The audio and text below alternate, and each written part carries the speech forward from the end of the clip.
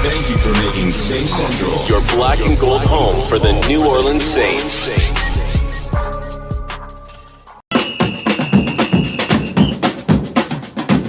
Who that say they gon' beat them Saints? Who that? Who that? Who that say they gon' beat them Saints? Who that? Who that? Who that say they gon' beat them Saints? Who that?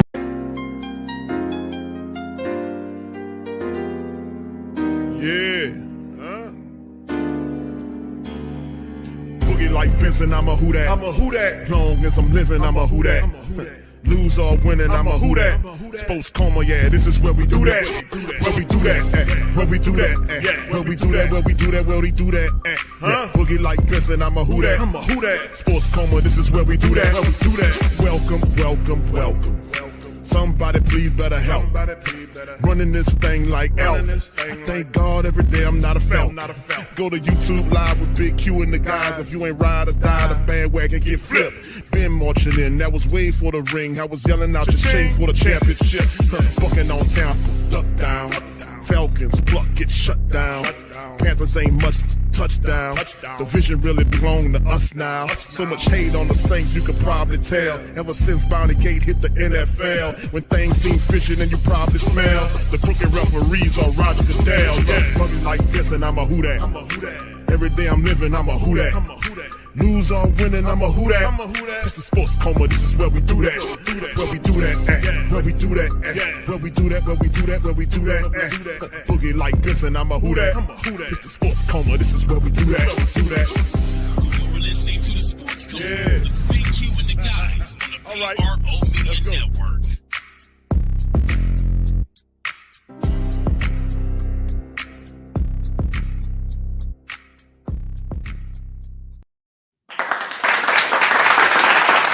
All right. Man, shout out to the fam, man. Big ups to the fam. Welcome. You're now rocking with the Sports Coma with Big Q and the guys, where we have intense, entertaining, educating, and enlightening sport talk from your favorite sports fam. Fam was popping. We had some technical issues starting off the broadcast, but let me get right into some of the transactions for the family members. Start the broadcast just to enlighten some of the family members to what's going on here.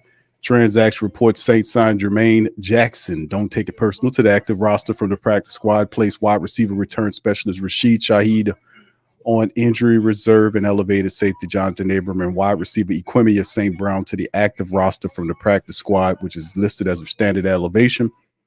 Also, the Saints inactive list versus the Broncos. Derek Carr, Taysom Hill is inactive. Chris Olave, Pete Werner, Jordan Mims is not active. Kalen Saunders, Cesar Ruiz. We're thinking Mims because Kendre Miller is available. Obviously, he's not deactivated here. For the Broncos, Patrick Surtain, Zach Wilson, Chris Abrams, Drain, Pachowski, Dulcich, Tillman, and I'm not going to even try to pronounce that last one. But these are guys that are listed as inactive for tonight's matchup against the Broncos. And, of course, you look at the news right here, the Saints wide receiver Rashid Shaheed. We talked about it on other last show that he was possibly could miss the season. It was significant. Well, it's official. Saints wide receiver Rashid Shaheed will miss the rest of the year, with that season and the knee surgery that he had. So unfortunate news. Is a 4 to 6 month recovery timetable, and he will be out of this game. So the Saints will have to do its best to do something involved with kind of bringing in something different, perhaps. The Saints will have to create some, Clint Kubiak has to get other guys involved in this offense. As you can see, here's a list of some of the players here that we'll have to deal with here. Derek Carr, obviously, Spencer Rattler, Elvin Kamara, Jamal Williams, Kendre Miller is there because Jordan Mims is not. So you see Olave's out.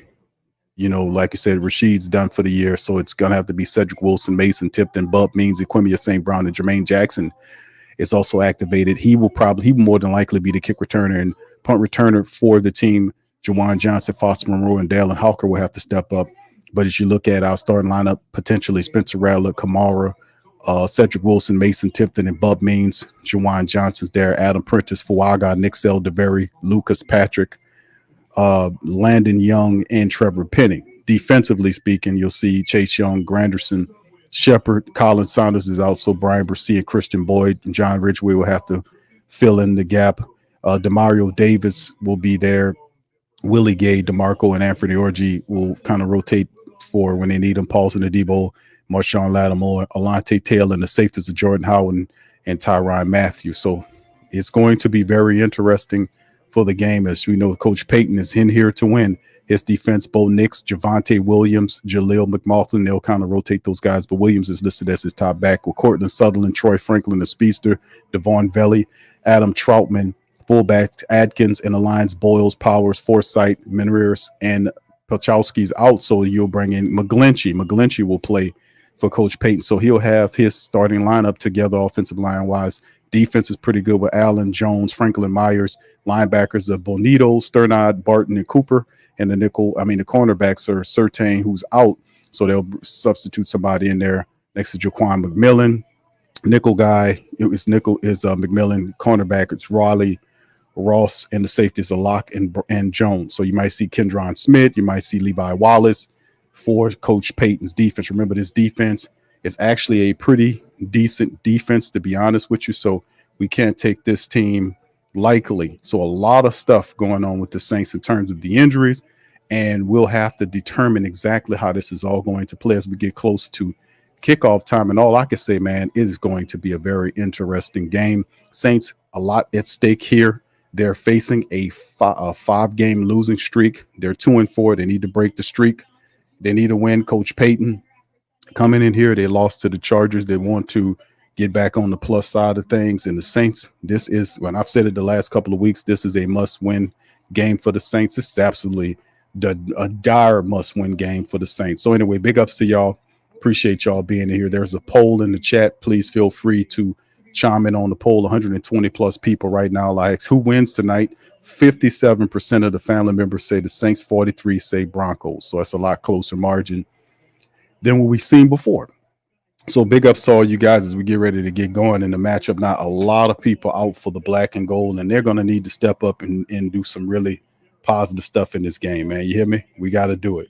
So we'll see Kendre Miller tonight because Jordan Mims is deactivated. So we'll use him. Let's see how if the offensive coordinator, Clint Kubiak, can make it work. So big ups to the fam. Appreciate y'all being in the stream. Please feel free to hit the like button as we about to get going in the matchup. All right. Big ups to everybody, man. Much love, man. Good to see y'all in the building as well, man. Pelicans, Nola, LW, M. Everybody, man.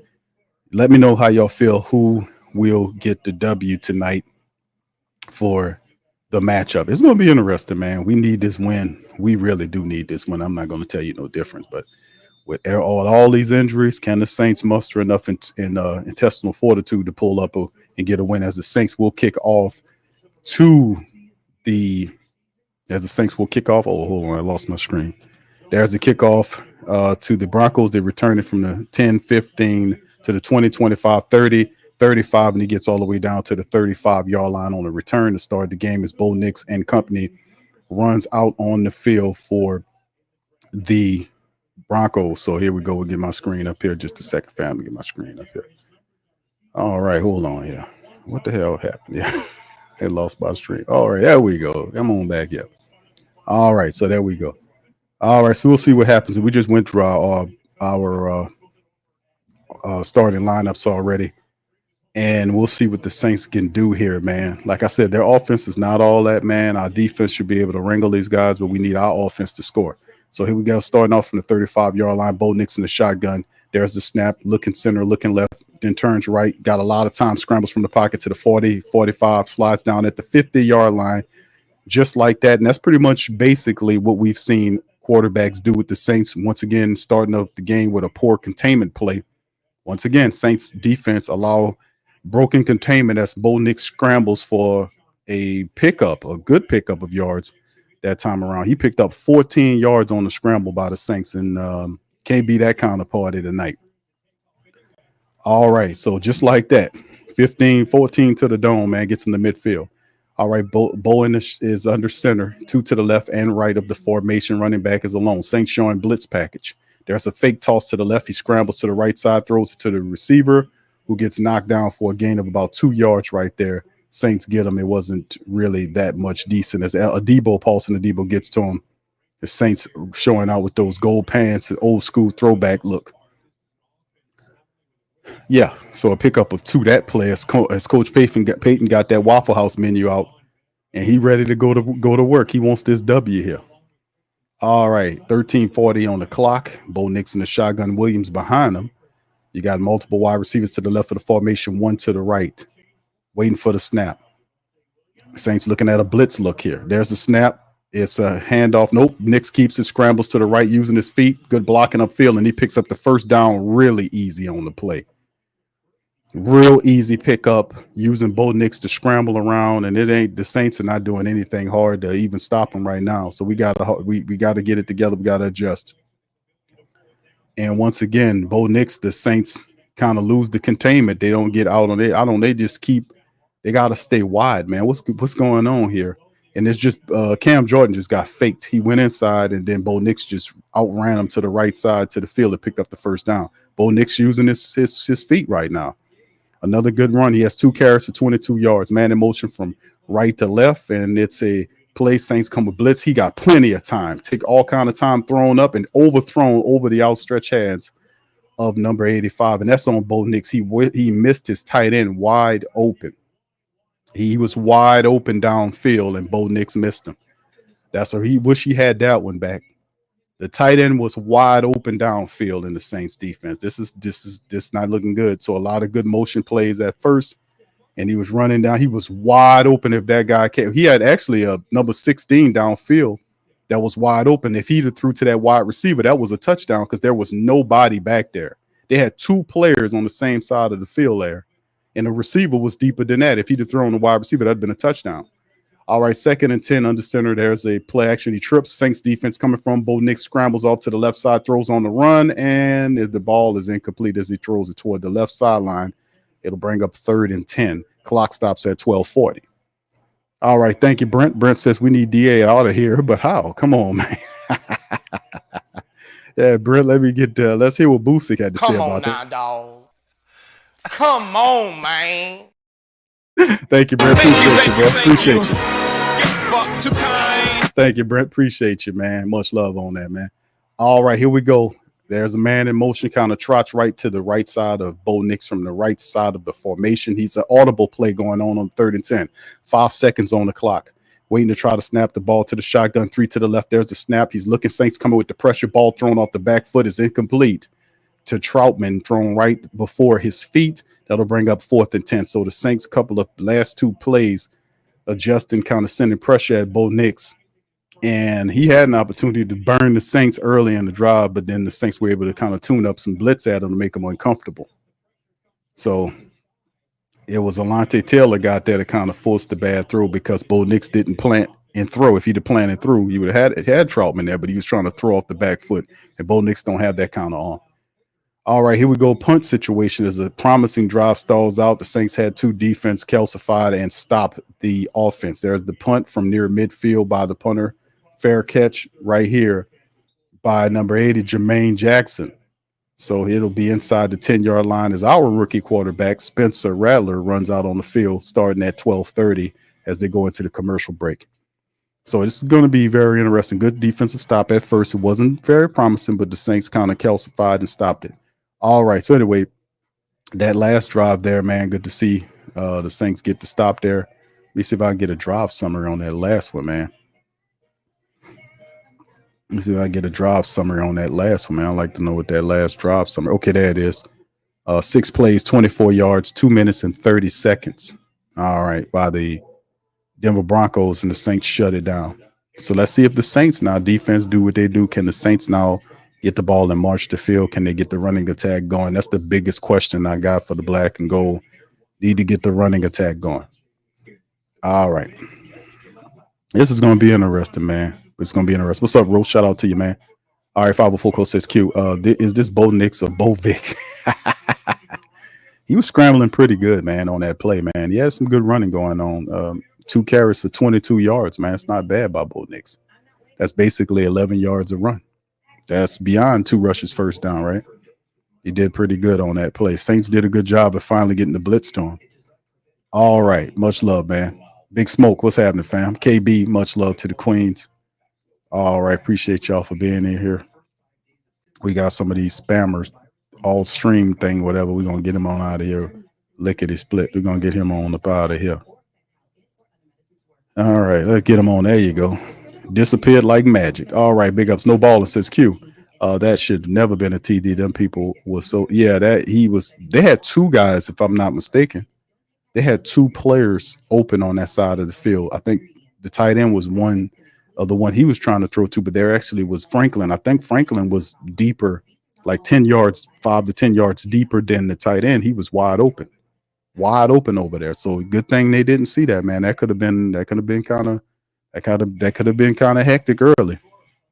All right, what's up, brother William? How you doing, sir? Appreciate you. Pepe Coma, what's happening, fam? Appreciate you for being here, brother Wallace. Much love. Good to see you, fam. All right, Jack says Bo Nix had two guys open at two different levels and still missed between them. That could have been a TD. Yeah, thank goodness he's a rookie. He does. Okay, yes. Ramon says, okay, two wides open. Yeah, that's crazy. You had two players wide open.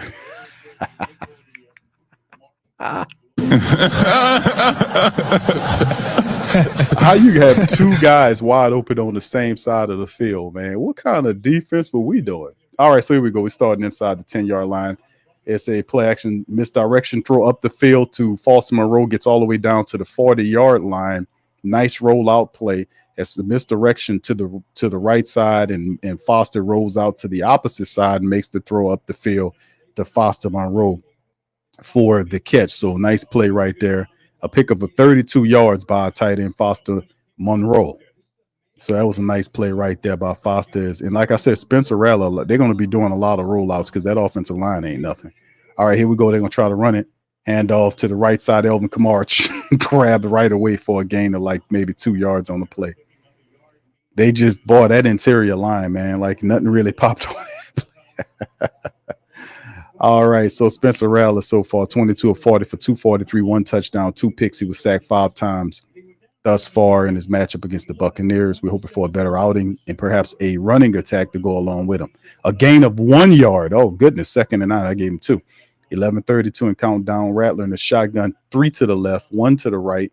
Rattler looking. He's going to scramble out of the pocket, shakes off a sacker, throws the ball upfield, and it's almost intercepted by the linebacker number 55. That was a pick. It went in and out of the hands of the linebacker. That was an interception.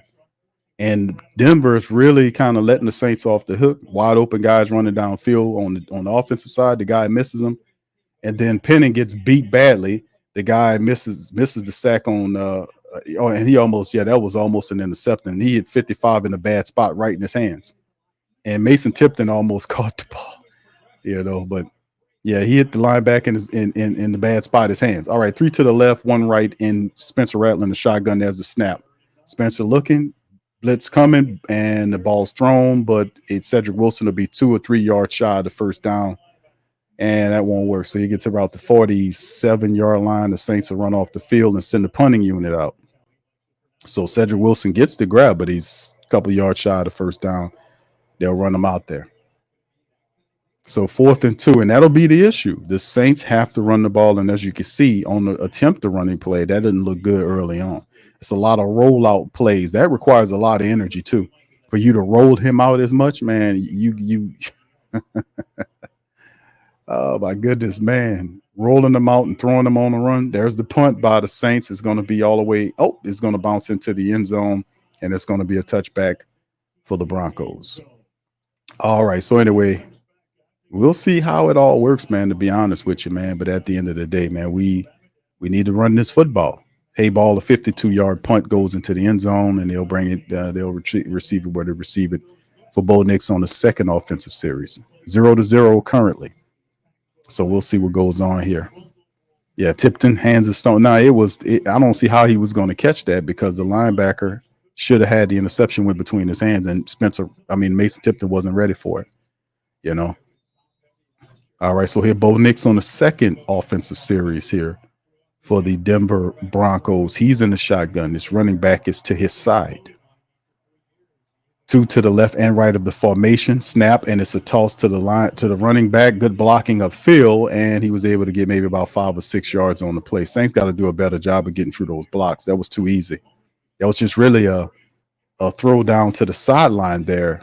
I mean, down the line of scrimmage, and then the blockers set it up, and it just the Saints allowed them to get 7 yards. It was a very easy play there for them to get 7 yards on that kind of play. I thought that would have been big, I don't know. All right. I don't know. Defense, I don't know. Let's see if they could change things. 3 wide receivers to the right, 1 left. There's Bowen, the center, handoff to the running back to the left side. Saints got him covered. Nope, he doesn't get him covered. He was able to find some new ground and pick up about another 4. It looked like about 7 yards, 6 or 7 yards on the play. 6 yards on the pickup by Estime on the play, and that keeps the drive moving. And it doesn't seem, like I said, man, the Saints defense, man, I don't know. Maybe it's a little early and they got, they're a little dry or dusty right now. I don't know what's going on, but it just don't look like they fighting through a damn thing. These plays is kind of going a little too easy right now. Shotgun Knicks, 3 to the right, 1 left, running back next to him. There's a snap, play action, and throw easily to the line. The wide receiver gets all the way down into Saints territory near the left hash mark. On their side of it is Valley. All right, so that it's they just moving the Saints down the field very easily, man. No resistance at all. They just marching the Saints down the field. Lante Taylor on the stop to Valley. And Bo Nix, man, he got all kind of pocket, man. He could have barbecued, he could have boiled a Cornish hen back there all that time he had. And yeah, they get down to the Saints inside the Saints 46-7 yard line. There's a play action by Nix. He got time and he's going to throw it to the running back, and he catches the ball. The Saints are there to wrap him up for about a gain of 2 yards on the play. All right, so there you go. So the Saints do a much better job that time, kind of crowding to the ball. Jordan Howden and the others are there to stop him for a 2-yard pickup, 2nd and 8. So Franklin, the wide receiver, runs off the field. Coach Payton doing what he does. Dennis Allen trying to call plays to counteract him. Let's see what he got here. All right, he needs to win this game, man. Bo Nix on the center, Williams behind him. Let's see what they got going on here. Look like it's a running play here. And it is a running play, and the running back, Williams, is there. He picks up the first down plus 4 yards very easily, hitting the Saints right up the soft center of that soft-ass defense, and he gets a good gain on the play there by Williams, picks up about, 10 yards. He picked up 10 yards on that run. Soft as hell up, Sharman soft up the middle. Shotgun by Bo Nix looking, no pressure, goes through, and then of course the throw to Williams and Demario Davis is on the stop for a pickup there. There's zero pressure on Bo Nix right now. I don't know. I don't like the body language. I don't like the what I'm seeing from the Saints defense right now in terms of the body language and none of that. I really don't like it, to be honest with you. They got all kind of time to him in the pocket to throw the ball, and let's just hope that these guys wake up here. Look like they're doing a little bit of sleepwalking. That was a pickup of 6 yards on that play. 2nd and 4 now. Javonte Williams on the run. There's the handoff, toss to the left side. Saints get there, and that's a play by Anthony Orji. Finally wakes up. Good play by Anthony Orji. Shoots the gap, makes the stop behind the line of scrimmage, and that stops it by McLaughlin, who's the backup running back, was trying to go. So good play by Anthony Orji, make the tackle. So that bring up 3rd and 6, 6:36 and counting down. So Anthony Orji did a wonderful job. He shook through the blocker and got there and made a play in the backfield. Good play by Anthony Orji. We need more of those. Come on. All right, Bo Nix here, kind of pointing out something, pointing out the blitzer. 3rd and 6. They got 4 wide receivers to the right side, 1 to the left. Bo Nix is real comfortable, and he'll stay on his feet right here, scrambles to the left side of the field and keeps the ball and just runs right out of bounds there. And this will bring up a 4th down. Saints had him for a sack and let him get away. They put their hands on him. Chase Young had him back there, and that happened to Chase last week. I want to say he had his hands on the quarterback, and the guy got away from him. He had both hands on him, and some kind of way Bo Nix was able to spin his way out of it. And Will Lutz, our former kicker, Will Lutz, who was 208 out of 243, 86%. 86% for Bo Nix on the 4th and 3 to kick the field goal from 46 yards out. Lutz kicks it. It's good. There you go. So the Broncos on the board first 3-0 from Will Lutz, our former kicker. We gave away for a 7th-round draft pick. All right. So anyway, with that being said, the Saints trail 3-0 right now. Will Lutz with so many different Saint people, man. Seeing all these different guys, man. With Coach Payton, our old players. All right. The True Hurt says Saints. Saints is pathetic. I'm glad I'm not watching the game, but I'm listening to Big Q announcing it. Thank you, bro. Appreciate you. Yeah, now they did stop a man on the play. They did do a pretty decent job there. But, like I said, man, I don't know, that just looking at how I know how they play, they look a little tired. Maybe that was a tough loss, and that took a lot out of them in that last game. And, I don't know if they tank is full for this one. They look kind of melancholy out there. But they give them credit. They did stop the Broncos from advancing it the first time around, and then they forced them into a field goal this time around with 5:28 on the clock. Now we need to see how our defense responds. All right. No slave mentality says Sean Payton took the field goal kicker with him. Yeah, he took him. No, he ain't take him with him. They traded him out there. Dennis Allen traded him to him for a 7th-round pick. He traded Will Lutz to Sean Payton. People are like, why are you doing that? Well, they wanted to get, they found Blake Grupe. So that's what happens. So it's all gravy.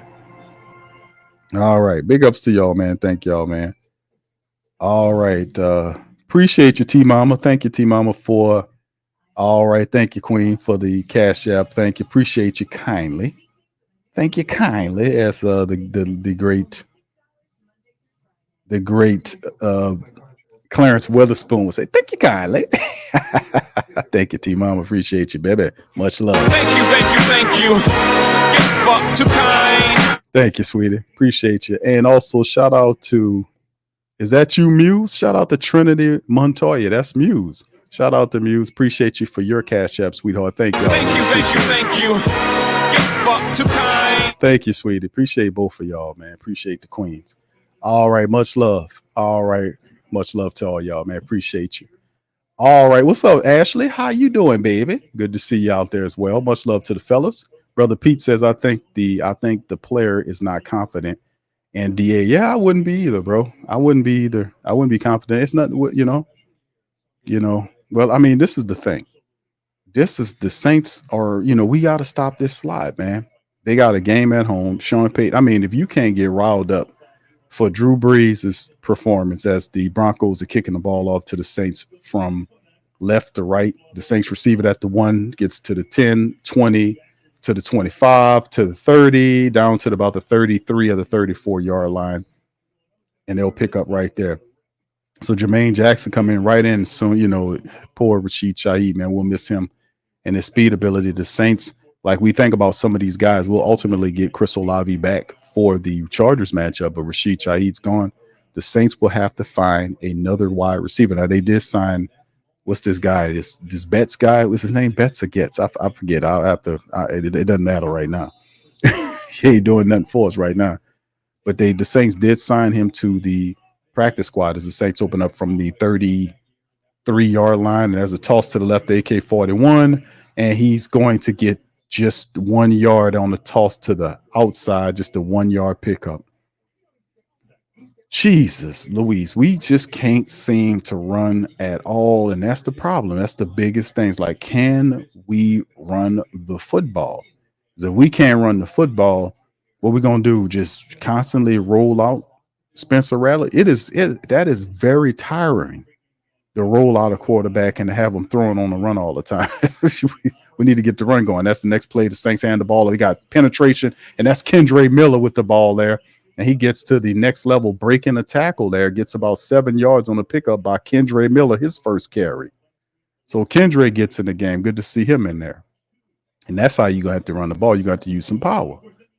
So they had, matter of fact, a defender blitz got through the backfield and missed the tackle, and Kendre was able to power forward to the second level of the defense. Looked like a game of, they say 8 yards, a pickup of 8. So it's 3-2 now, 3rd and 2.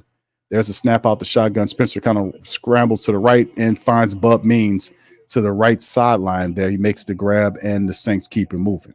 So Bub Means, like I said, all these guys, Bub Means, Kendre Miller, Cedric Wilson Jr., Mason Tipton, all Jermaine Jackson, all these guys have to get going in this game for the Saints to have an opportunity. And that was a really good catch by Bub because the ball wasn't the best thrown ball, but he made an adjustment. Kendre Miller is back there behind Spencer in the shotgun. The Saints send a man in motion from right to left. Fitz Foster. Look out. And the ball is thrown, and it should be incomplete on the play, and it should be an incomplete throw as the blitz come from the blind side. Just as Spencer was delivering the ball, he got the ball forward. Should be an incomplete play, and the referees are ruling it a fumble. They're saying it's a fumble. They're saying it's a fumble, and we have to challenge this. The referees are saying that the ball is fumbled. So we have the Dennis Allen with the flag. Come on. The referee's saying it was a fumble. I mean, he came through clear and was able to hit Spencer Rattler from the blind side. I mean, there was nobody there, and the ball looked like his hand was hit. Barton hit the ball, his hand, just as the ball came forward and his hand went forward. The ball went forward with his hand, and they're saying it's a fumble. So the Broncos get the first turnover of the game just like that. It was a blindside blitz. The guy got through clean as a cucumber. Man, it don't look good, fam. The defense already looking kind of stale and monotone, fam. They're back out there to try to stop the Broncos on a short field. Oh, it's a fumble. Yeah, it's a fumble. Yeah, I see it. I say it's forward. Look like it's forward to me, but maybe I'm a black and gold man. I guess I thought it was a forward to me, but hey, man, regardless or not, they're going to probably end up keeping it. Sucker free. That's a fumble. Damn it. Yeah. Well, now we got to cut. Yeah, this is something that this is not keys to victory. This is actually these are anti-keys to victory. You cannot turn the ball over. You can't allow free blitzers. You got to make them pay something. You got to make them pay a toll. You can't have free blitzers from the blind side of your rookie quarterback to take a shot at him. A good thing the guy just went for to hit his hand to try to force the fumble as opposed to destroy the quarterback. So I'm happy for that. We just gonna have to rely on the defense to stop these guys. But once again, fam, like I said in the preview stream, I picked the Saints to lose this game. And the main reason I picked the Saints to lose is because I don't think they'll manufacture a running attack. You need to have a running attack to win. You can't put it all on the rookie quarterback. You've got to run the ball. So perhaps we've seen a few things. We've seen Kendre Miller get going with that carry. Could that be something that Clint Kubiak could say, now that I got a power runner there and Kendre's in there, can I get Kendre going? Can I get Jamal Williams going? Can I get these guys going? Should you put a goddamn fullback in there to help your running backs? Spread out Alvin Kamara as a wide receiver, do something different? I don't know. We'll see what your boy could do. But right now, we need Dennis Allen's defense to get the ball back or make them kick another field goal. Yes, it's not going to be good. All right. What's up? JLJ says, and you're right, Q. Yeah, thank you, sir. Swagged Out says this happens everywhere. It's stale. Yeah, it's stale chowder. Yeah. Oh, yeah.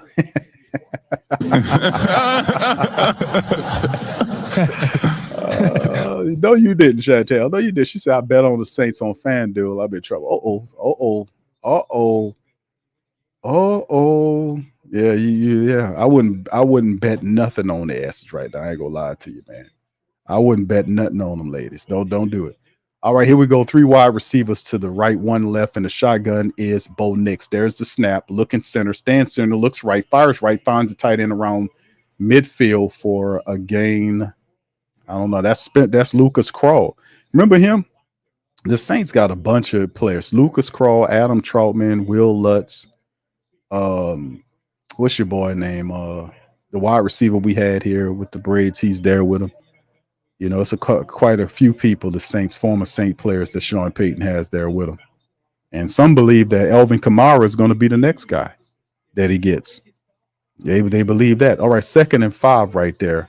With Lucas Crawler pick up a 5. Bo Nix under center, and there's the handoff to the running back, dances around and carries the defender. What is that? The Debo, he drags a Debo near the first down. The Debo had him for like a 2, stopping him at 2 yards, and then the guy just drags a Debo close to the first down line. So I think he's just shy. It'll bring up 3rd and 1.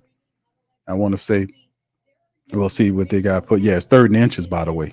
All right. So 2:36 and counting down.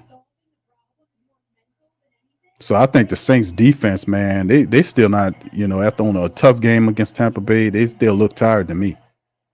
All right, Bo Nix under center. Got Williams. Look like they're gonna try to run it. They see their man motion the man from right to left, and Bo Nix goes and get it. He calls his own number and gets the first down and a new set of down for the Broncos.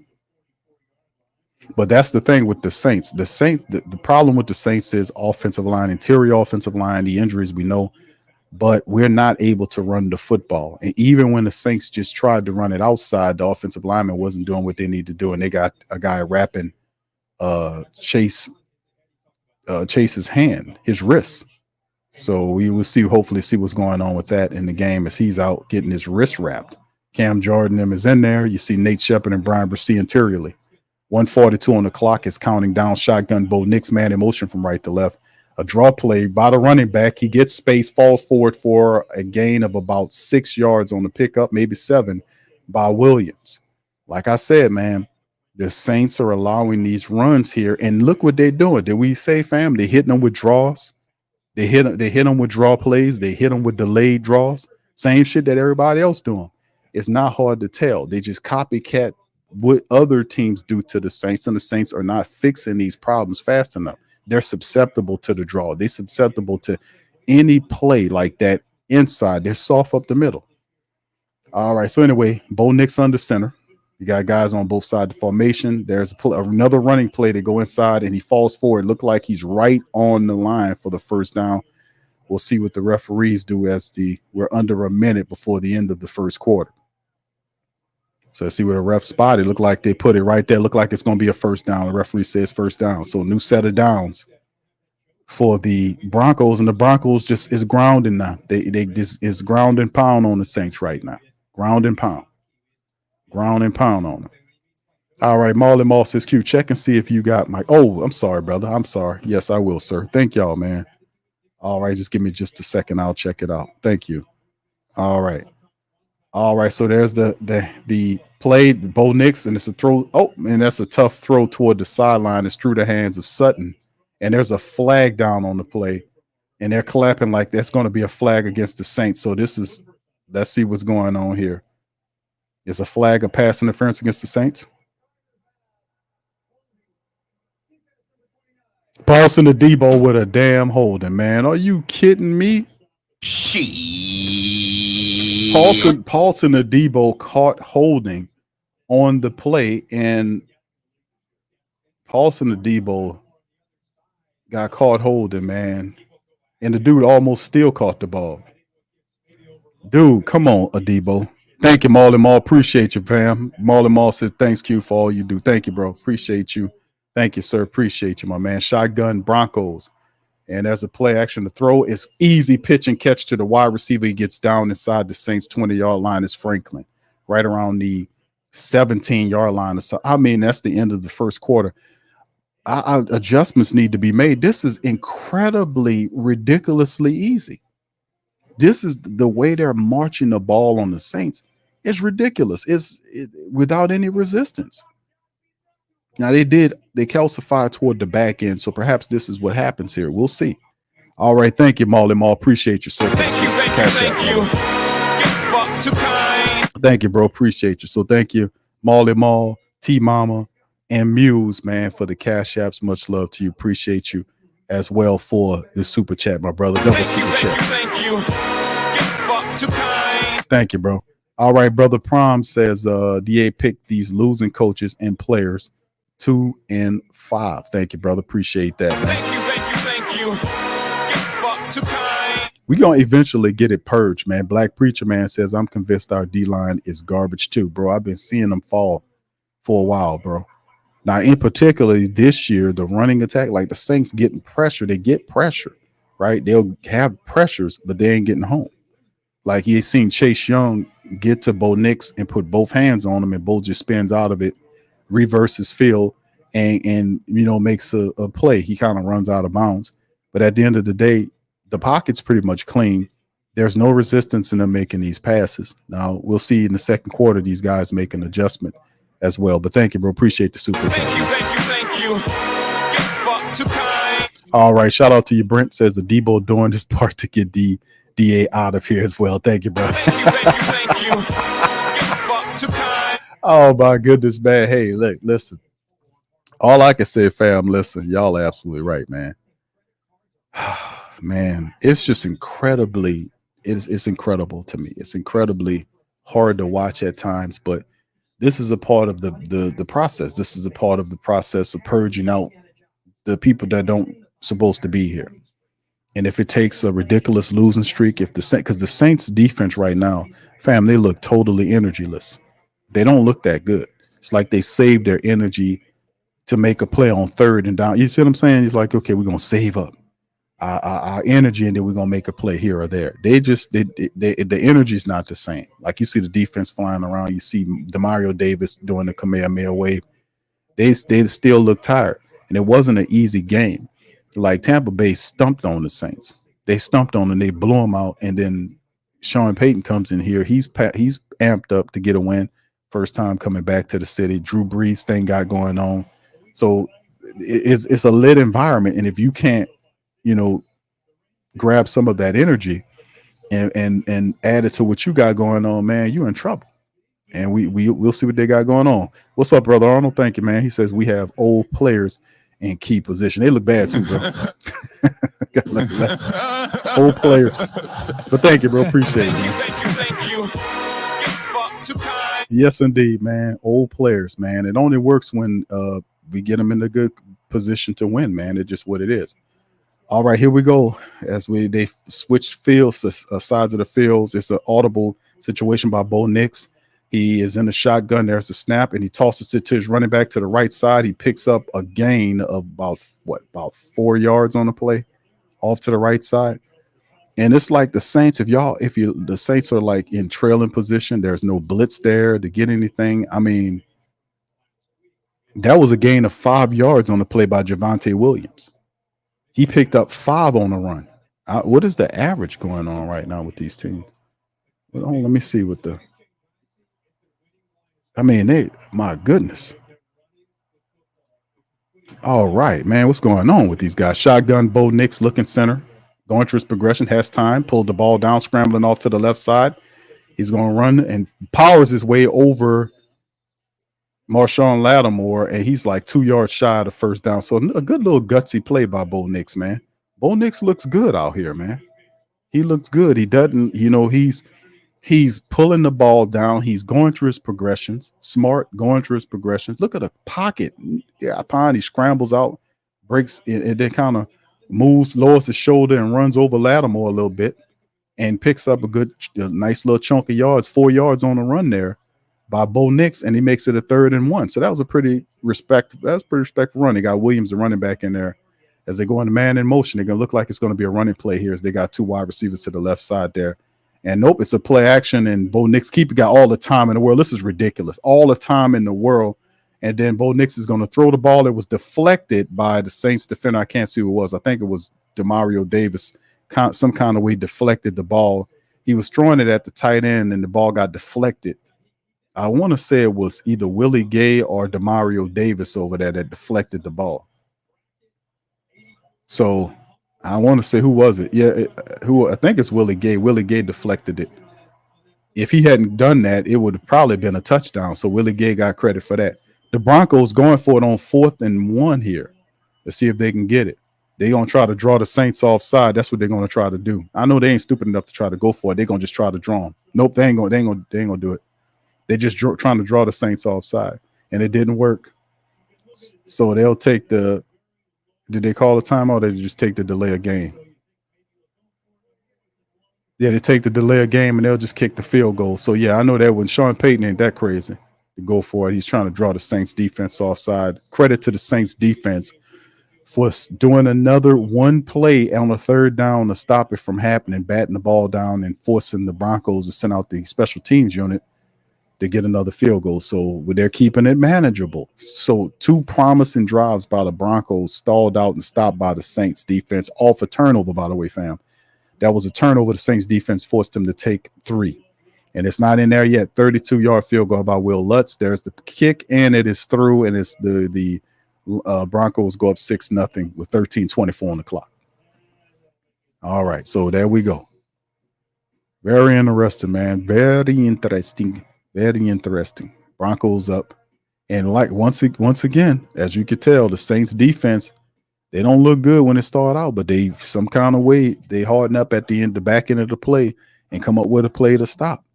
So the turnover, the fumble play turns into just 3, and the Broncos up 6-0 right now. And I can't stand this chicken commercial with the guy can't pay attention to putting the Jenga in there. You wave a chicken sandwich in his damn face, everything fall apart.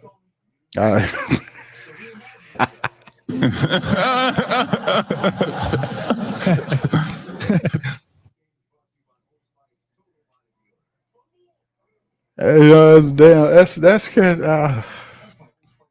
trying to play Jenga and do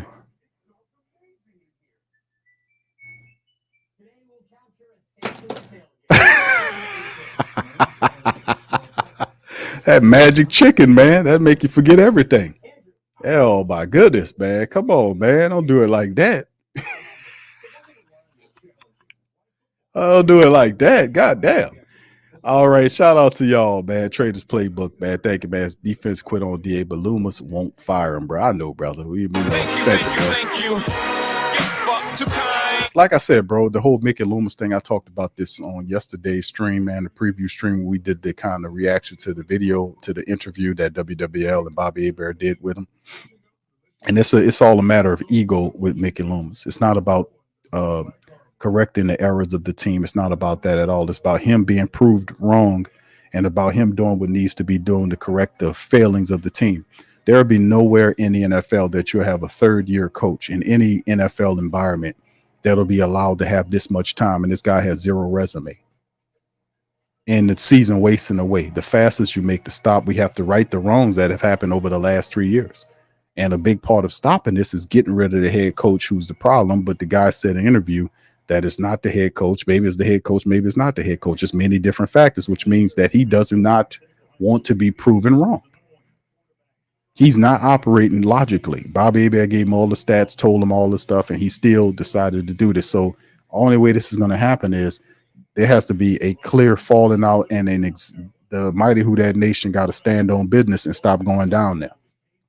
As long as you're doing that, then people don't have no reason to respect you because we're not showing enough intelligence to understand what we're being played with, when they're being disrespected. Until that happens, man, I keep saying my message until we get there. But a lot of people are riding with that message, man. This is not good, man. This is not good. And if he loses tonight, I still say Mickey Loomis ain't gonna fire him because Loomis is out of his mind. He's a dinosaur behind his time. There's the kick right to left, return from the inside end zone, and Jackson gets all the way down to the 30-yard line, runs right into the parlay at center field. I mean, in the middle of the field, getting to the 30. So we need Spencer, man. We need to give him a running attack, man. We need to get a running attack involved here. We need these offensive linemen to get up off their ass and start run blocking, man. Y'all got to do something here, man. Seldaveri, McGovern, and Young, they got to do a better job here, man. This ain't going to cut it. All right, 13-19, Spencer in the shotgun, man. Man in motion from right to left is Foster Monroe. Look like somebody moved before the snap, and there it is, and they got a free play, and it's just crap, and then boom, bam, beam, ball down, picked up by number 55. It's going to stop anyway for a touchdown, but it's coming back because the Broncos jumped off sides or encroachment or whatever the call is. So it's not you might as well scratch that because it's against the Broncos. The guy jumped. He jumped into it's a neutral zone infraction. It'll be against the Broncos. And yeah, it's going to be against the Broncos. Yeah.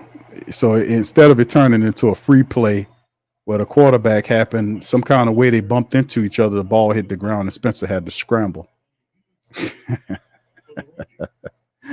1st and 5 is a gain of 5 there. Oh, hey, come on, we got to be smarter than this, peoples. Come on, young QB.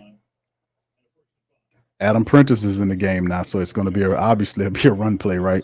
1st and 5, Saints looking to kind of get the setup, but yeah, this is all right. Spencer on the center, man in motion from left to right is Mason tempted. There's another jump offside by encroachment by the Broncos again, and that'll draw them offside there, and boom, bam, beam. There you go. So the Broncos a little antsy right now. So it's a neutral zone infraction against Browning that'll give them another first down. Give them a first down on the play. So let's see what they got going on as they're staring to the sideline to see what the play is. Foster's looking at his wristband, calling the play.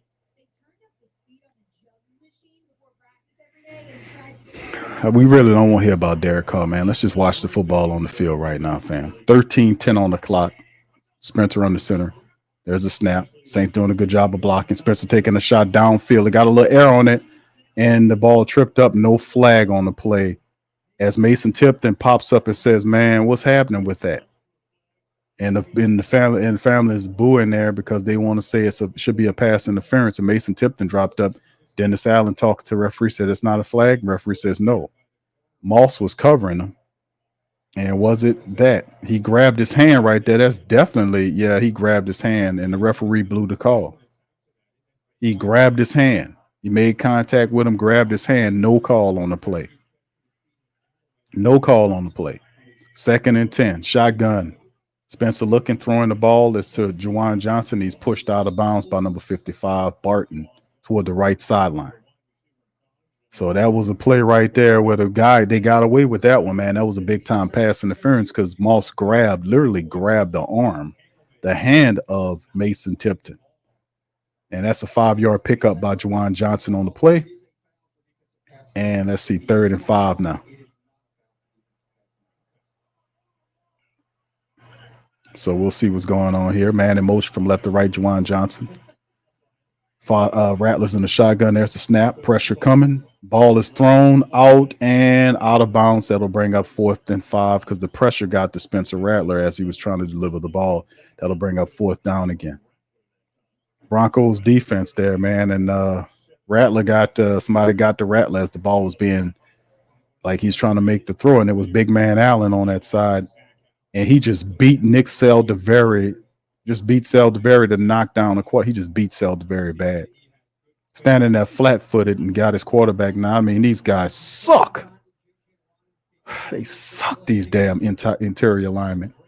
Matt Hayball out there to try to punt the ball on the 4th and 5, man. We these line guys, man, they suck. There's the punt right there. Number 46 could have got caught with a hole. There's the return, number 19. He's wrapped up by the Saints on the play. It's Rico Payton. Back deep into their own territory with 12-14. Bo Nix will come out and try to orchestrate the Broncos drive once again.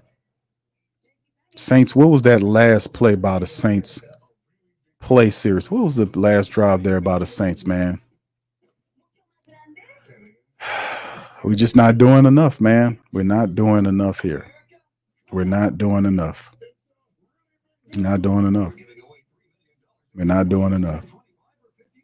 All right. So anyway, Bo Nix and then will get the ball and we'll have to kind of start. It's just that last series, 3 plays, 15 yards, $110 as Bo Nix trots out onto the field. We're not doing enough, family.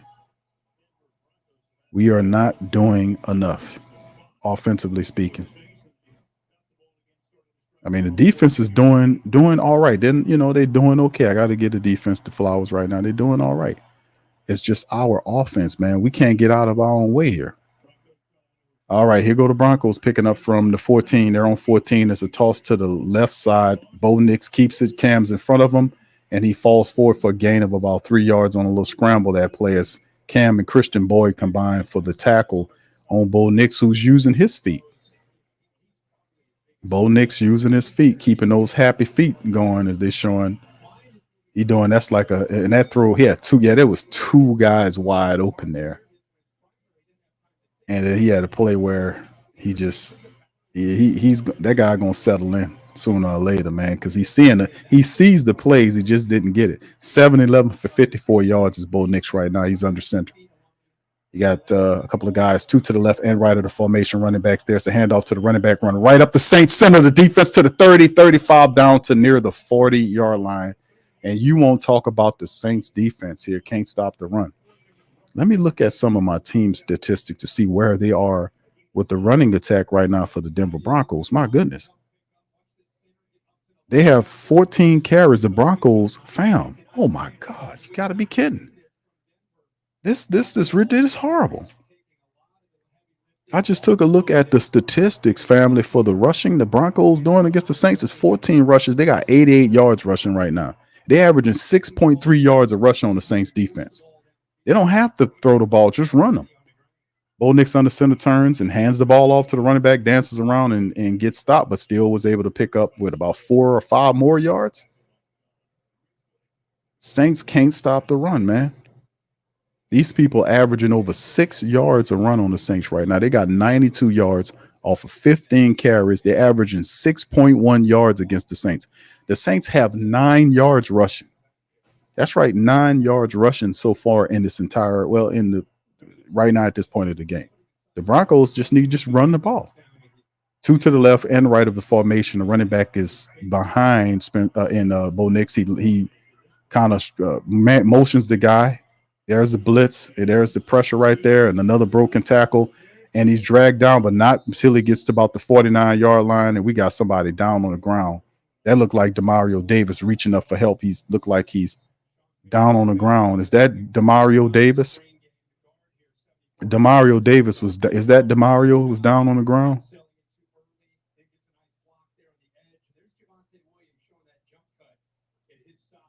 Somebody was hurt.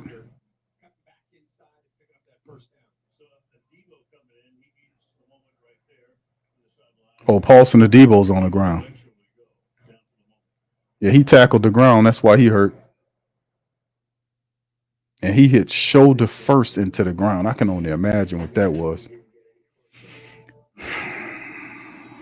Wow. Dr. Gray, you said it. Wow. Wow. Sean Payton doesn't need to do any passing. He could just run the ball. They're punishing the Saints. Saints can't stop the run. Fam, the Saints are tired, man. Did y'all see look in Demario Davis's face? Them guys are tired, man.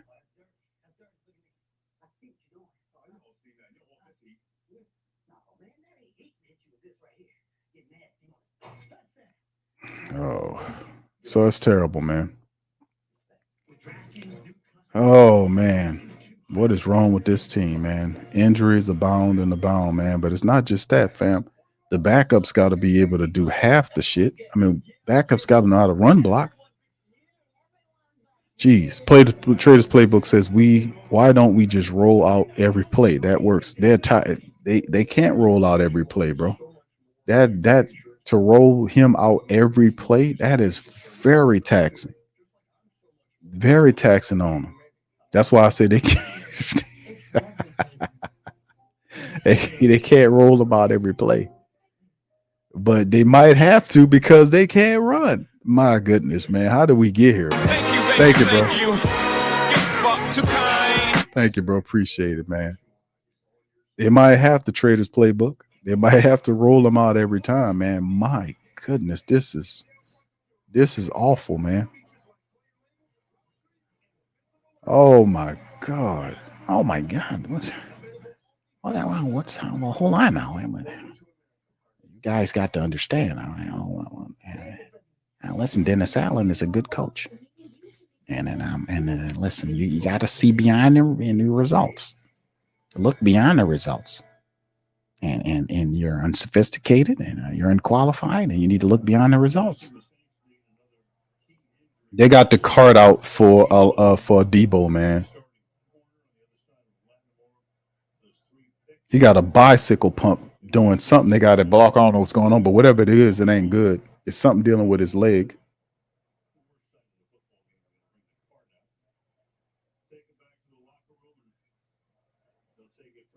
We lose Rashid Shaheed for the season. Paulson Adebo, who had his, who was like number 4, I think, in NFL in interceptions.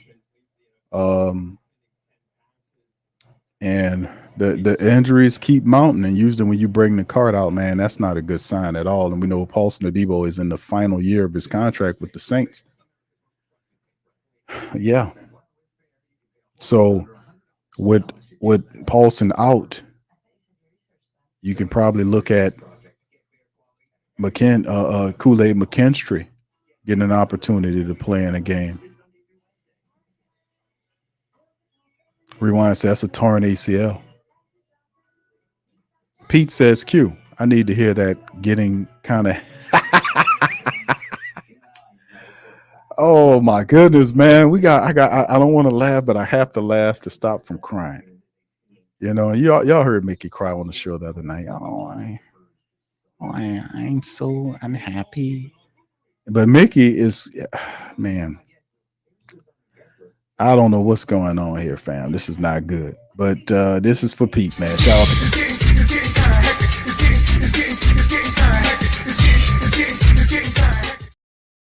Yes, indeed. It is definitely getting kind of hectic. Oh my goodness. Who karmatically did the Saints kick in the nuts to get this type of stuff back at them? What's going on here? Oh my God, what did I do? Mickey, it's all your fault. We're getting all this negative karma. Oh, what did we do? Oh, hold on now. You can't, don't tell me that. No. It's your damn fault, Mickey. Oh, I didn't do a damn thing. That's the problem. You didn't do nothing. Oh, hold on now. Brother Rich, shout out to says Q. Why isn't Carr schooling Rattler on protection? Because he doesn't know.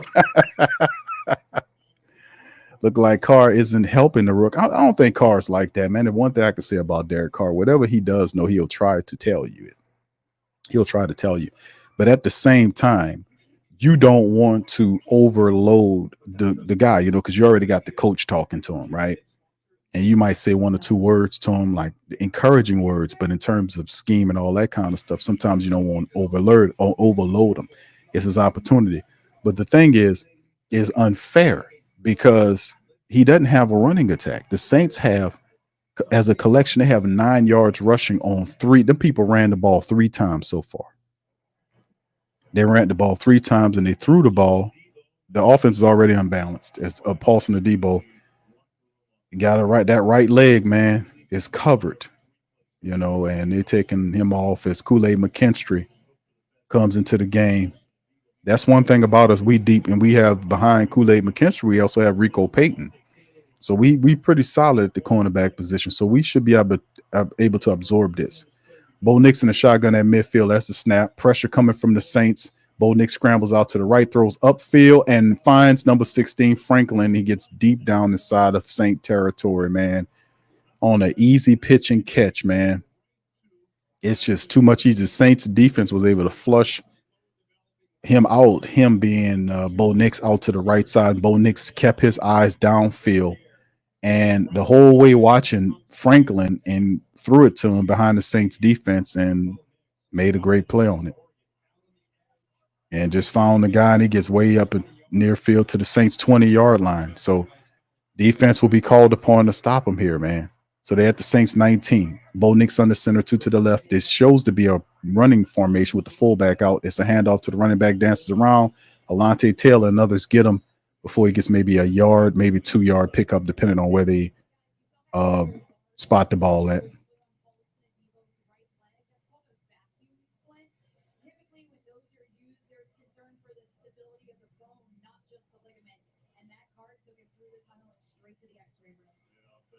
It might be, yeah.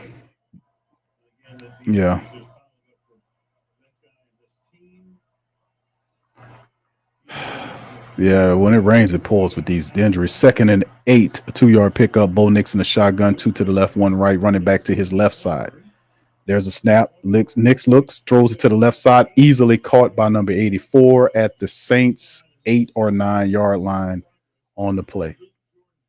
So LeJordan Humphreys, another former Saint player, is there with the catch. Big physical wide receiver. Another Payton player followed him out there. We got a lot of those guys. Also got Pete the Rat Carmichael there with him too. So, and then when we get rid of Dennis Allen, he'll go run over there to Sean Payton too. All right, 7 plays, 78 yards over 4 minutes and 30 plus seconds right now for the Saints. First and goal, 7:35. Shotgun. Bo Nix snap. It's a draw play, and it's an easy touchdown up the middle on the draw play to Williams. Touchdown Broncos. They're on the board now. I told you that, boy. I tell you, the draw play. It's the draw play. The draw play or the delayed draw play. The Saints don't have an answer for it. 8 plays, 86 yards, 4 minutes and 44 seconds. Right now, the Broncos are averaging 6 yards a run. They have 94 yards right now in the game, and we still got 2 full quarters and 7:30 left in the second. Oh my goodness. Oh my God, what's going on here? Oh my God, what's happening here? We're gonna win. You guys keep your faith. Dennis Allen is a good coach. We're gonna win. We're gonna win. Thank you, Rich. Appreciate you, bro, for this, man. Thank you. Too kind. Oh my goodness, man. What's going on here? M. Dot says somebody put a root on this team, Q. Yeah, man. Thank you. Too kind. Bro, the draw. How many times y'all heard me talk about the draw play and the Saints don't have an answer for it? Did y'all see how open the middle of the field was? Nobody was even within a yard or two vicinity of catching this guy. And then you seen Dennis Allen fussing at Willie Gay. I mean, it was just the line.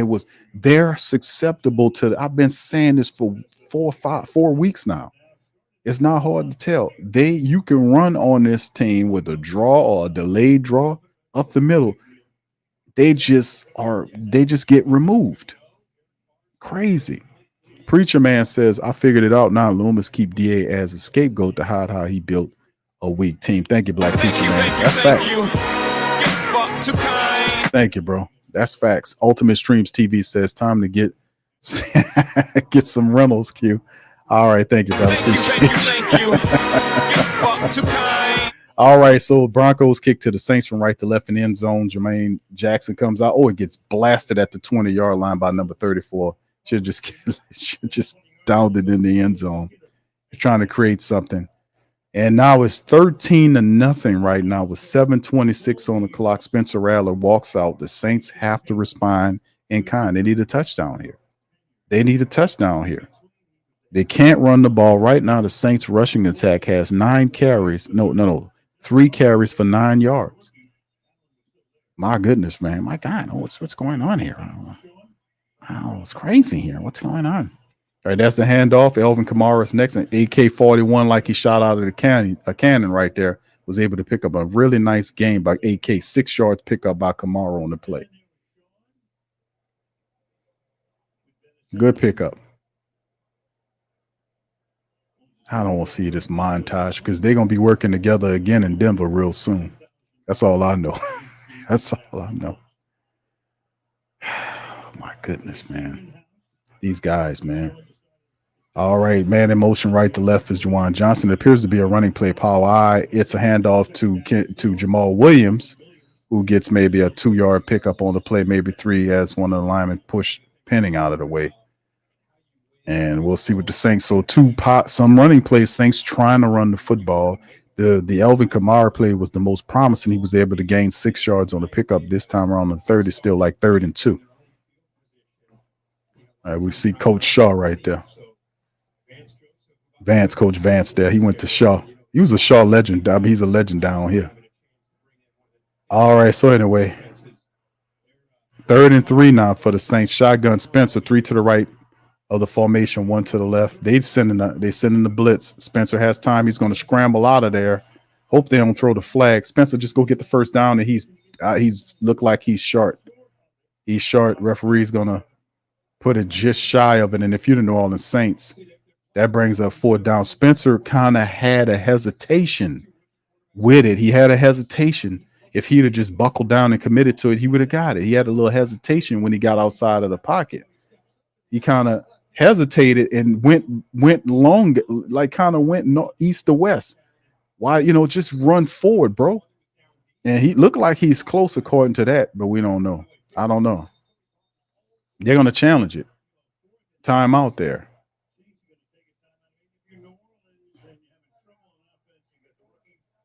They're going to think about going for it. Looked like he had it. When you look at that pylon camera, it appeared like he got enough of it. But see, instead of Spencer running toward, the line of scrimmage, he kind of went east to west on it. And, that kind of still stole some of his momentum there. If he'd have kind of ran, did his thing going forward, but stopped while looking downfield, he would have probably picked that up. But looked like he was close to it there. And Dennis Allen called the timeout so they can kind of regroup. And they got inches, man. You can't punt this ball back off to your defense. They're tired. It's 4th and inches. You got to go and get that. And if you can't get that, man, this team, you got to get rid of them interior offensive linemen. Get their asses out of here. It's going to be a sneak. 4th and inches now. We're going to see. No, it's going to hand it off to AK-41. Nope. It's a throw to Juwan Johnson. Catches it. Gets the first down to the 35 to the 40 and gets pushed out of bounds. So good play by Spencer Rattler, who was able to throw a little rainbow ball over the defender to Juwan Johnson, and he picks up the first down on the play. A little play action look right there. Saints was a little nervous at first as Big Allen, the big big defensive line was there, and Juwan Johnson, credit to him catching that. His Prentice made a good job blocking upfield as well as Juwan Johnson was able to get it. Good throw by Spencer over that big offensive lineman, man. And credit to Juwan Johnson for catching it. All right, so that gets all the way to the Saints, 43-yard line. And then there's Spencer with the throw roll out to AK-41, steps out of bounds right around the 48-yard line. To bring up 2nd and what? It's a pick up of 6 with Spencer Rattler to Elvin Kamara on the toss. Full 40 and counting down. Saints need to score on this drive, please. We need to score on this drive, man. All right, thank you, Brother Booker. Thank you, sir. Appreciate that. Thank you. Fuck too kind. Appreciate you, bro, for the super sticker. And he also says we have to look beyond. Yes, indeed. Hold on, bro. Man, they moves from left to right. And it looked like a running play. It's a toss to the right side to AK-41. And nothing happening on it as the Saints couldn't get the blocks off. Good Lord, these guys can't block. Man, come on, bro. Push the blockers out of the way. There was nowhere for him to run. I keep telling these people, your interior blockers are trash. They can't block inside to run up the center. They can't go outside to set it. These guys don't need to be on this team. 3rd and 2 now. 3:40 and counting down with Spencer Rattler doing some checks here. He's under center on 3rd and 2. He almost falls down. Pressure coming, steps into the pocket. He's going to scramble to the left side for the first down, 45-40 to the 35 to the 30 to the 25, out of bounds at the 23-yard line. Spencer Rattler using his legs on the play to pick up the first down. Very smart. Very smart. Spencer taking it on to himself and picked up a nice chunk of yards, a 28-yard scramble all the way down to the Broncos' 22-yard line by Spencer Rattler. Fought through some hand grabs and everything else and was able to run up the field and pick up the first down. Credit to him doing that, man. Credit to Spencer, man. He ain't the fastest dude in the world, but at least he's trying, man. Shout out to Spencer. All right. Thank you, Booker. Appreciate it, man. Thank you. Fuck too kind. Thank you, bro. Good run by the Saints, up 7 plays, almost 60 yards right now, 423 right now for the black and gold. We got to keep it going on right now. 7 plays positive here. And Broncos, they kind of get their guys some rest right here. Is that Big Roach on their side? No. Yeah, that's Roach. Roach is over there with them. Malcolm Roach is with, he is with Sean Payton. Payton got he got Malcolm Roach over there with him. All right. So anyway, man, what can I tell you, man?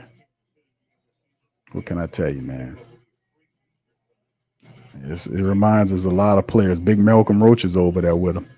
I wish we had Malcolm Roach back here, man. We wouldn't be getting ran on in the middle like that if we had Malcolm Roach and them like that. Them guys didn't play that.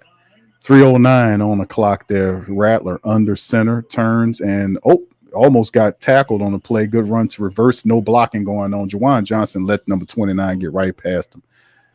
Come on, Juwan Johnson. You can see the coach fussing at Juwan Johnson saying, man, come on, what are you doing? How did Juwan Johnson miss? I guess it wouldn't matter anyway because he had two guys to block. That guy, he just let him get behind him. Juwan reverses field, and the guy he needs to block, he just goes he goes wide as opposed to cut back to catch the guy that catches Kamara. So 2nd and 17, that was a funky one right there. That cost a lot. There's a shotgun. Next play, ball out quickly to Mason Tipton, and a good shot by number 21 Moss gives Mason Tipton a good shot there off to the right side there. Not much shaking on the play. A gain of 6 yards by Tipton. It'll bring up 3rd and long, maybe 3rd and 11, maybe 10, something like that. And they got a timeout by the Broncos. So the Broncos called a timeout.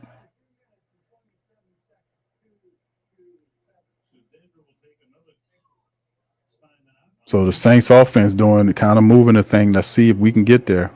There go. You see A.T. Perry standing on the sideline chewing gum. Y'all see him? A.T. Perry's over there. Standing up there chewing gum. Man, I tell you, man, look at them take them damn standings down there, man. Take them standings off the screen, man. Take that shit off of there, man. This is Dennis Allen, man. This is what you get when you stick with a losing guy. Dennis Allen, look at them rotten standings up there. Oh, my God. Oh, my God. All right, here we go, man. In motion from left to right. They got 2 to the left and right in formation in the shotgun. Rattler stands there. And gets hit and throws the ball, though, and it's caught. Oh, Foster Moreau fighting. Good play, Foster fighting forward. Come on, Foster. Foster, that's what I'm talking about. It's still 4th down, but he was fighting his ass off on the play. I got to give Foster Moreau. That was some hard-fought catching right there. That's what we need. That was kind of gumption we need, man. You can see Malcolm Roach kind of talking crap. Old Malcolm talking at him. It's a 2-minute warning right here for the Saints. They're anticipating trying to go for it here. You see, y'all seen that? Shout out to Foster Monroe. Let me get a round of applause to Foster, man. Shout out to Foster Monroe, man. Foster Monroe was fighting his ass off for that little bit of old yardage, man. Shout out to Foster, man. Appreciate Foster Monroe laying it on the line, man. That brother had cancer last year and playing like a man possessed out there blocking, man. Man, got to give him. We clapping for hard running, man, and good, very good. Shout out to Foster. All right, Kendall said, "I respect that." Foster fire us up. Yeah, Foster, y'all seen that? That was good fighting right there. That's what you do. Foster refused to go down. Yeah, he says Foster. I conquered cancer.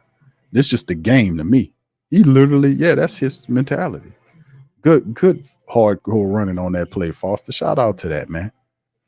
Shout out to that. Yeah, Christopher says Spencer had absolutely no time to throw. Yeah, and the guy actually grabbed. Y'all seen the play when Spencer was there. They got around there. The guy hit Spencer Rattler on the arm again. He still delivered the pass to Foster Monroe. That would made it even better. So yeah, the line, it's only a matter of time, man. The line is a major problem. Right now, we'll go over it in about 2 minutes, man. This game is actually flowing pretty well. Right now, it's Sean Payton, them teams up. And at halftime, we'll kind of go over the statistics, fam, but it ain't looking good. The Saints are the Broncos have 102 yards rushing at halftime. At half, so it might be another 200-yard performance or 200, 150, 160. Hell, it might be 200 yards away. The Saints can't seem to do anything. So we'll see what they do, man. We'll see, man. They need to get on the board with this one, bro. They got to get a score. They can't go and they can't not score anything. Field goal or something before half. They got to do something here. Don't y'all agree? Thank you, Chris. Appreciate you. What's up, Sadat? Shout out to you, bro. Floyd. Nah, bro. I don't think. No Floyd Turner, brother. Chantel says, Q, if the Saints lose and Carolina win, are the Saints at the bottom? Yeah, well, no, they're not, Chantel, because the Saints on the tiebreaker on Carolina. We beat them in week number 1. We stumped them out, them and the Cowboys in weeks 1 and 2. We own the tiebreaker on the Carolina Panthers, so that would be no. If they win and we lose, they'll be tied with us from a standing standpoint, but we'll still be over them because of the tiebreaker. Thank you for the question. What's up, Carla? Shout out to you. Appreciate you. What's up, Malika? Big ups to you. Says, I didn't know I know. I'm seeing all these different Saint people out here. 4th and 5 as the Saints kicking the field goal. Blake Grupe kicks it up, and it is good from 35 out. So the Saints get on the board 13-3. So it is now a 10-point game, and I guess we're going to field goal kick them, and hope we just get that. So there you go, Saints on the board right there. That's the question I asked, is like, where is points? Captain Cajun said points. We got 3 points. Man, this is not good. Duke says the Denver Saints. Yeah, you see all those guys. I didn't know. I forgot Roach was over there. They got A.T. Perry. They got they got Humphreys. They got Troutman. They got Lucas Krull. They have Will Lutz. And there's some other players they have that we're not mentioning that Sean Payton has over there. It's a bunch of former Saint players over there, and the majority of these guys are actually contributors. You got a boatload of coaches over there too, so it's a lot of Saints players there. Yeah, LaJordan Humphreys is over. I'm looking at their roster now. LaJordan Humphreys, Lucas Krull, Adam Troutman. Michael Burton, remember the fullback Michael Burton? He's over there as Blake Grupe kicks it off to the Broncos, and they'll return it from inside their end zone 5, 10, 15, 20, 25, and gets chopped down right around the 27-yard line toward the right hash mark. Bo Nix walks out on the field, and the Saints defense with $1:57 remaining before halftime cannot allow the Broncos to score. The Broncos have 1 timeout remaining. The Saints have 2. The Broncos cannot score here. If the Broncos go up 20-3, family, I don't think the Saints win this game. They might get a touchdown here or there, but Sean Payton knows that if they go up 20-3 at halftime, they're going to just run on the Saints in the second half, and we know they can't stop it. Shotgun. Receivers on both sides of the formation. That's the snap. And there's the check down throw right there. Broken tackle, another missed tackle as he gets to missed tackle, blah, blah, blah, missed tackle. It's just one of them things, man. You look at the Saints like, man, what's going on here? That's an 8-yard pickup there, which should have been just a 2-yard, if anything. And he picked up 8 yards. The guy had him miss the tackle, 2nd and 2. All right, so here we go. Bo Nix in the shotgun. Everything looks just so easy with the Broncos offense on the Saints defense. In the shotgun is Nix. There's the snap, looking center, looking left, throws the ball left, and it's dropped. Is it caught or dropped? Look like it's dropped. So to bring up 3rd and 2 now after the drop pass. So Saints defense just need to hold up on this 3rd and 2 and get the offense back, and maybe we can get another field goal. Maybe we can get another damn field goal. All right, let's get a sack or a pick 6 or something. Let's get a pick 6 or something right here. Let's get a pick 6 or a turnover. 13-3. Shotgun. Bo Nix making an audible. He got 3 wide receivers to the left, 1 right, and his running back next to him in the shotgun. Saints look like they're sending 4. They are sending 4 there. Nix has time in a clean pocket, makes the first down throw just like that to Troutman, who gets down to the 49-yard line of Bronco. Oh, that's Lucas Krull. I'm sorry. Lucas Krull makes the catch. Picks up the first down as trying to operate their 2-minute offense. That was as easy as it gets. He was wide open in the center of the field. All right, snap out the shotgun. Saints come with the pressure. Bo Nix has time, scrambles, and throws the ball down, and he'll live with the decision. Now, that should be an intentional grounding right there, right? He said they had a player within the area, so there was no penalty for intentional grounding. So 2nd and 10 now. Was there a player in the vicinity? I ain't see nobody there. Oh, I see him right there. Yeah, the running back's there. Number 33, Williams. 2nd 10 with 55 seconds on the clock. Smart play by Bo Nix. Very smart play. All right, shotgun. 3 to the right side, 1 to the left. There's snap, looking, pressure coming. Missed the sack, throws the ball out, and he dropped the ball. The interception was to Tyrann Mathieu, and he dropped the interception. So the Saints had a sack on the play. They missed the sack, and then Tyrann Mathieu drops an easy interception that could have took the ball away from the Broncos. These people they're not present. He threw him an easy pick, and Tyrann Mathieu drops it. He drops it. I mean, he was wide, threw it right to him, and he dropped the interception. What was you looking at? He trying to run before the ball. So the Broncos get it. There's a snap. They're in the shotgun. He got all kind of time, makes the throw. Another missed tackle in the first down by Mims. A missed tackle by Demario Davis off to the right side of the field. And Mims gets the first down and saves the Broncos drive. The Saints had a sack they blew on that play. They had an interception they blew on that play. And now the Broncos are on their side of the field marching. Leaving plays on the field.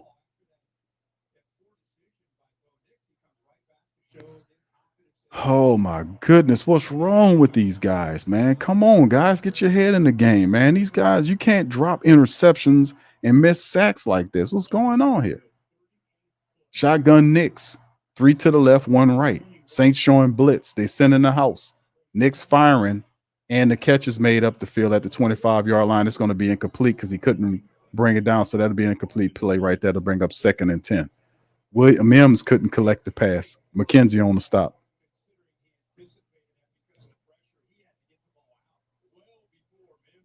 It's amazing, man.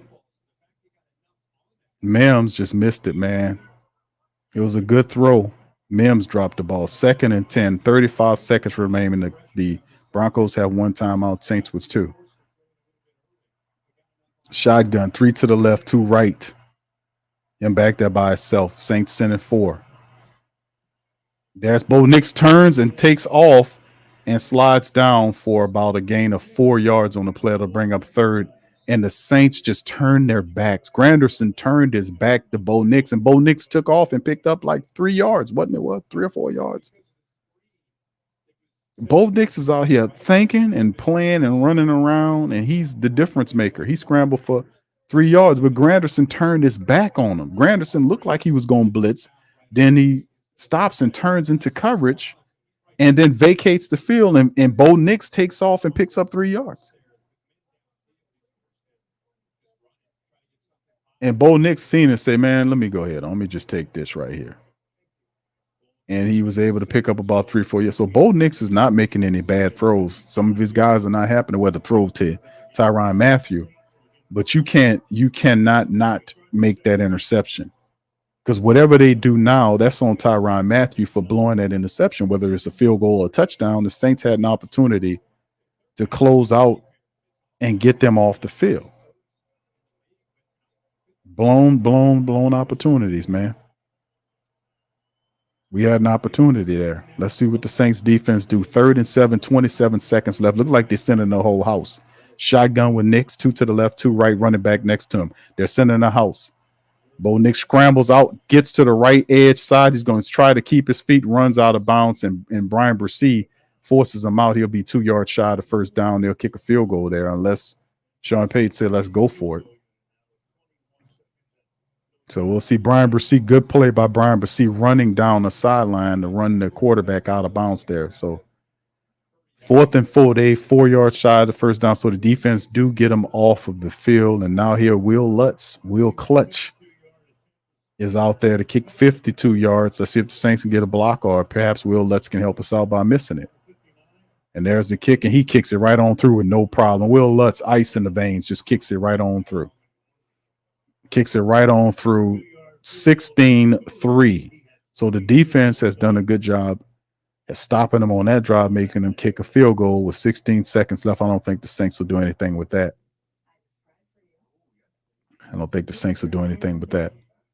All right. Thank you, Brother Sadat, for this. He said defense is playing like they are looking forward to the offseason. Wow. Thank you. You're far too kind. It's amazing, man. It's amazing. The defense, it's crazy because the defense will allow plays. They allow them to move the ball, and then like one or two plays toward the back of the drive, they'll come alive, make a deflection or a play like Tyrann Mathieu. This field goal should not exist in reality if Tyrann Mathieu picks the ball off. So they'll be trailing 13-3, or perhaps at that point in time, they might even have enough time to make a march. The Saints do have 2 timeouts. The question is, do the Saints go out there and attempt to get a field goal, or do they just kneel on the ball?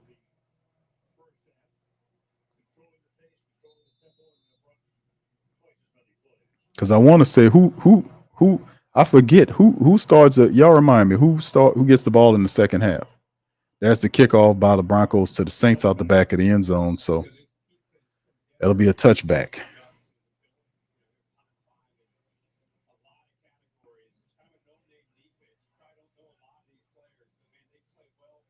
Yeah, but showing Payton's defense, these guys are ferocious.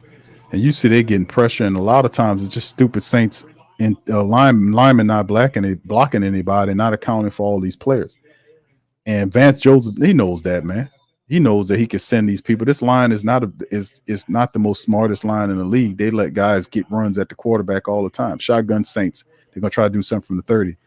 There it is. The ball is some check down AK-41, knocked down by number 23 at the 30-yard line. And Elvin Kamara kind of mad at the play right there as McMillan makes the stop with 11 seconds there on the check down. Only a yard pickup here.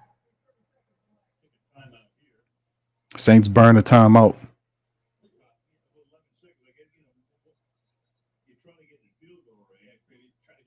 Saints trying to do something with this 11 seconds, man. I don't know what they're going to do, man. Yeah, AK mad. Yeah, you right. Foul, you seen him get up? AK mad, man. And look at Drew. Drew off help. He got to go out there and celebrate with the Saints looking like this. And they did Drew wrong. We got to march at halftime, march Drew out there to watch this pathetic-ass version of the Saints. All right, Spencer in the shotgun, man. 3 to the left, 2 right. There's a snap. Pressure coming. Spencer on the throw to Elvin Kamara. He gets about 4 or 5 yards on the play, and it's just she shakes his head on the play. Elvin's fed up, man. Saints burn the timeout. I mean, we just checked down Charlie, man. What we doing? We're not even testing. We going to check down. I don't know what's the purpose here. What are we going to take a shot, a final shot?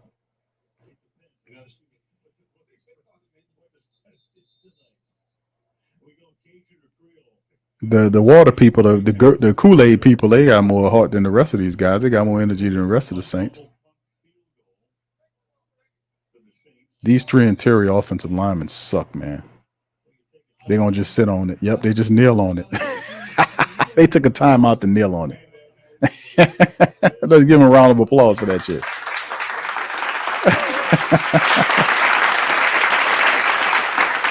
Let's burn the time out to kneel on it. Oh, my goodness, man. It's all right, Q. We're going to get some more timeouts at half. Oh, my God. Oh, my God. What's happening here? What's wrong with these guys? These guys suck. I mean, they're good. Dennis Allen's good. Sean Payton beating the Saints 16-3 at halftime, family. And listen, in the wise words of an old school R&B group, it's getting kind of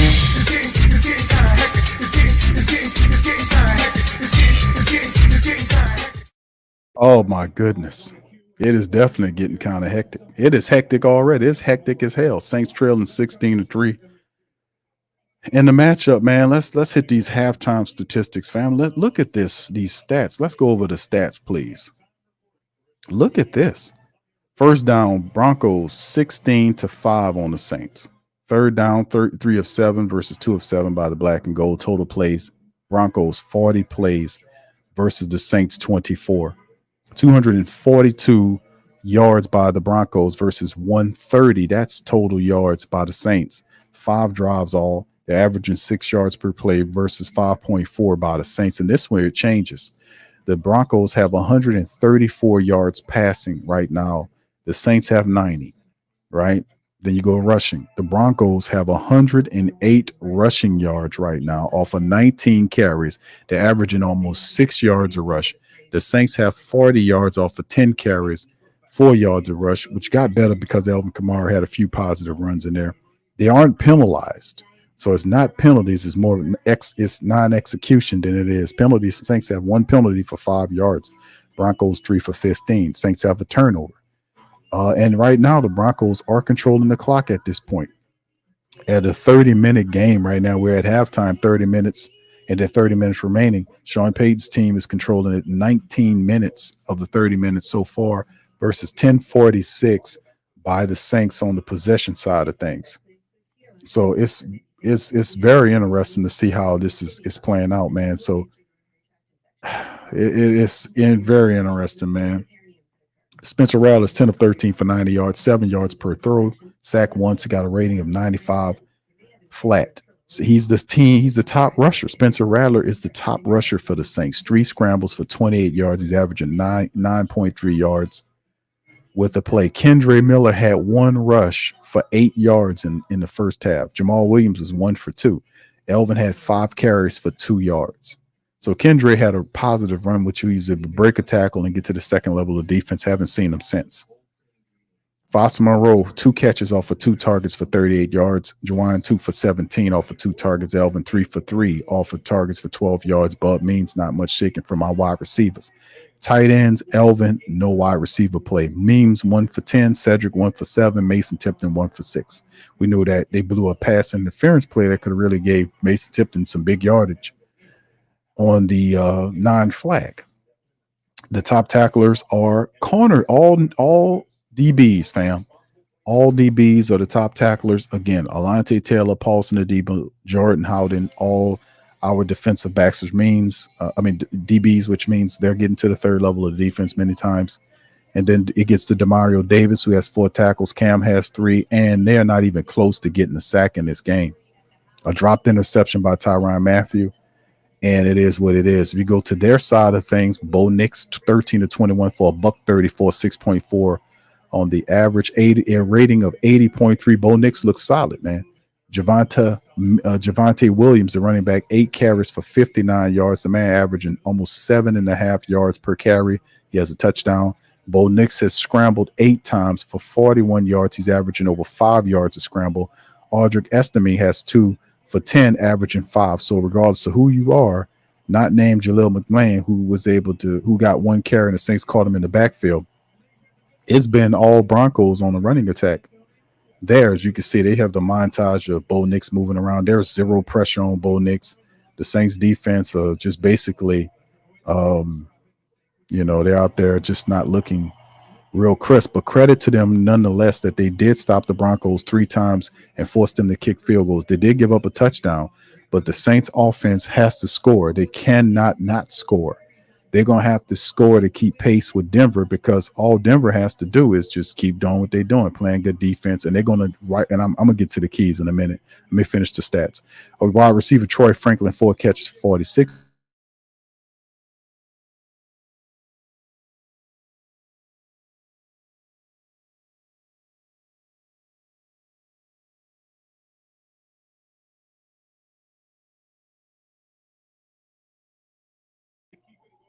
All right, hold on, fam. All right, where we go? All right, sorry about that, fam. All right, Cody Barton is the top guy for them as well. Cody Barton has 6 tackles for 5 yards right now. He has a sack as well. And Jaquan McMillan, the DB, 3, and Starnide has 3 as well, tied for 3 of them tied for 3. 1 sack there given to Cody Barton. And of course, like I said, they're just doing enough. And Will Lutz is 3 for 3. And they're going to continue to do that. And listen, as we get into the second half of this game, fam, let's just be candid. The Saints haven't showed the exhibited ability to be able to stop the run. And the reality is, when you look at these statistics, you look at these run stats, that the Broncos have, man, listen, they're averaging 6 yards, almost 6 yards a run against the Saints. They have over 100 yards, 108 yards rushing as a collective. I don't anticipate them not do that anymore. You get what I'm saying? I expect Sean Payton them to go back to the run and finish the Saints off with the running attack and just grind out the clock. And like I said, the defense is playing well enough. This defense for the Broncos is a defense, as we've seen, they can get after you. They're going to dial up the blitz. They're going to increase the blitz. They're going to really increase the blitz. And I don't expect to see a 27-0 beat down like the Tampa Bay Buccaneers did. But now the pressure is on Spencer Rattler to do something, but the offense can't. They're having issues running 40 yards rushing in the first half. An ineffective 40 yards. It doesn't make any sense, man. So that's the keys to victory for the Saints. They got to get the running game involved to be able to balance what Spencer Rattler got going on. Because the Broncos, they're going to up the blitz. They're going to give some different looks once again to Spencer Rattler while blitzing them from different angles. The Saints, and then on top of that, they're going to run at the Saints and test that interior running attack. And I mean, literally run to try to get the play action going. And once they get that, Sean Payton going to eat them up. So 16-3 right now for the Broncos is very positive because all they can do now is just walk down the Saints. The Saints are now, they have to be able to score touchdowns. They got to keep pace. They got to score. They got to score to get back into this game. So the keys to victory, once again, for the black and gold, moving forward, they have to develop a running attack. Some kind of way they're going to have to do it. They got to be able to run the ball. Take the pressure off Spencer Rattler. That's a big key right there. They're going to have the offensive line. It just is, it don't look good. I mean, we've seen Spencer get hit while he's trying to deliver the ball. We've seen that 3 times. And one thing the shabby offensive line has done a decent job of doing is keeping them upright. But this game, Sean Payton them really getting after him, man. They're getting after him. So the defense is better than their offense. And it's crazy, man. So very interesting, man. As Drew Brees is on the field, man. Let's see what old Drew Brees, what he got going on, man, as Drew's on the field. So hopefully Drew can get him pumped up, man. Hopefully we can see Drew get some pumped up, man. And Drew trying to get him pumped up. Drew trying to get him pumped up, man. He trying to get him pumped up, man. Oh, man. Why, oh, why, oh, why? Why, oh, why? Why, oh, why, oh, why? For Drew Brees, man. Why, oh, why? And this is some of the footage right here, fam, of Drew Brees coming out on the field. And we'll go back to the halftime, but that's Drew Brees, fam. Let me see if y'all.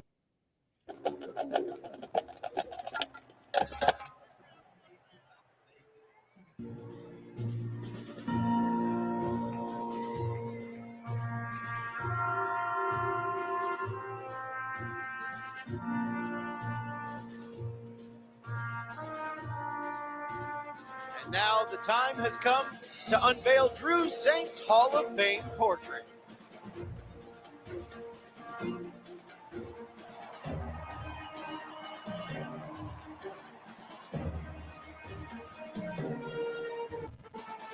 In addition to his portrait, Saints owner Mrs. Gail Benson will now present Drew with his commemorative Saints Hall of Fame jacket.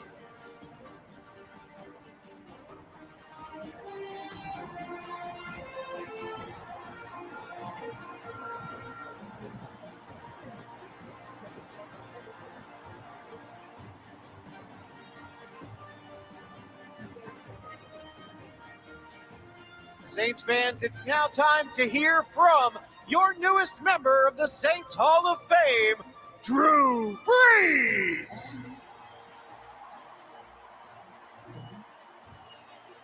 To the greatest city, to the greatest organization, to the greatest owner, to the greatest team and fan base in all of professional sports, I love you all.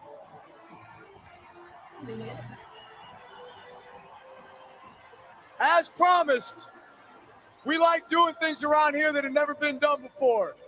So we're going to blow the top off of this roof with a chant that meant so much to our team in our Super Bowl run.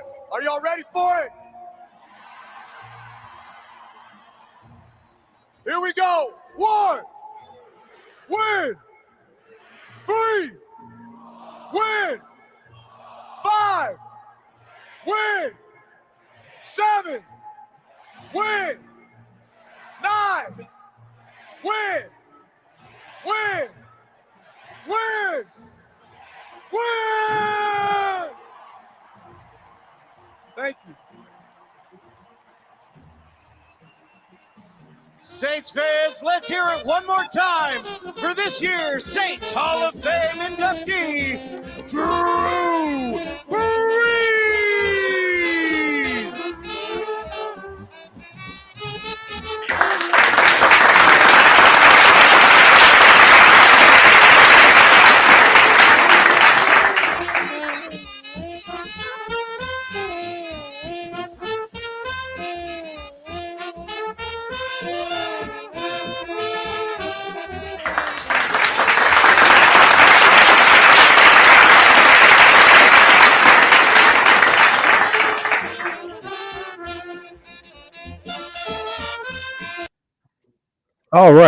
All right, man. That's shout out to Drew Brees, man, for what he did, man. Much love to the fam. Had to put that little information in there, man, and watch Drew Brees get his jacket and enter into Saints lore. And eventually, I think Drew Brees will end up getting a statue in front of the Superdome at some point, which is pretty cool. All right, he's earned it, man. Shout out to Drew. All right, Bullard Family Travel Vlog says, I hear those boos in the dome. Cute shout out. Thank you. Yeah. Fuck too kind. Oh yeah. You can't get around that. Sadat says Saints have a sizable fan base here in Brooklyn. They may change after this show. Yeah, thank you, bro. Appreciate you, man. Shout out to Brooklyn.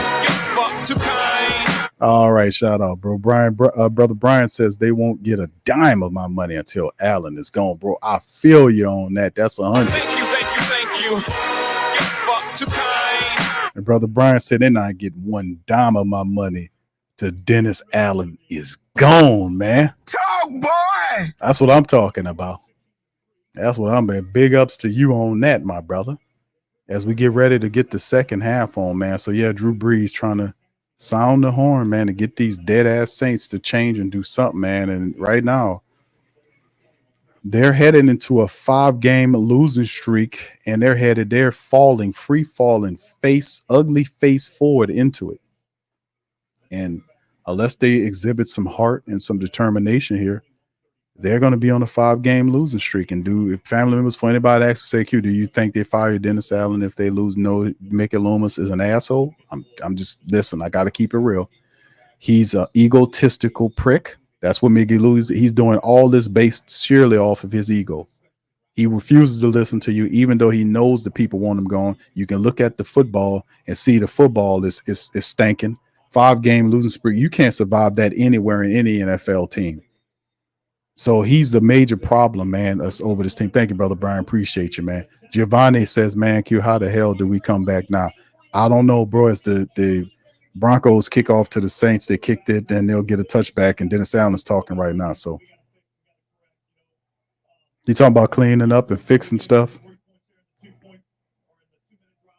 Ain't no way in the world this guy should be able to survive any tenure in any situation in any NFL except for the Saints.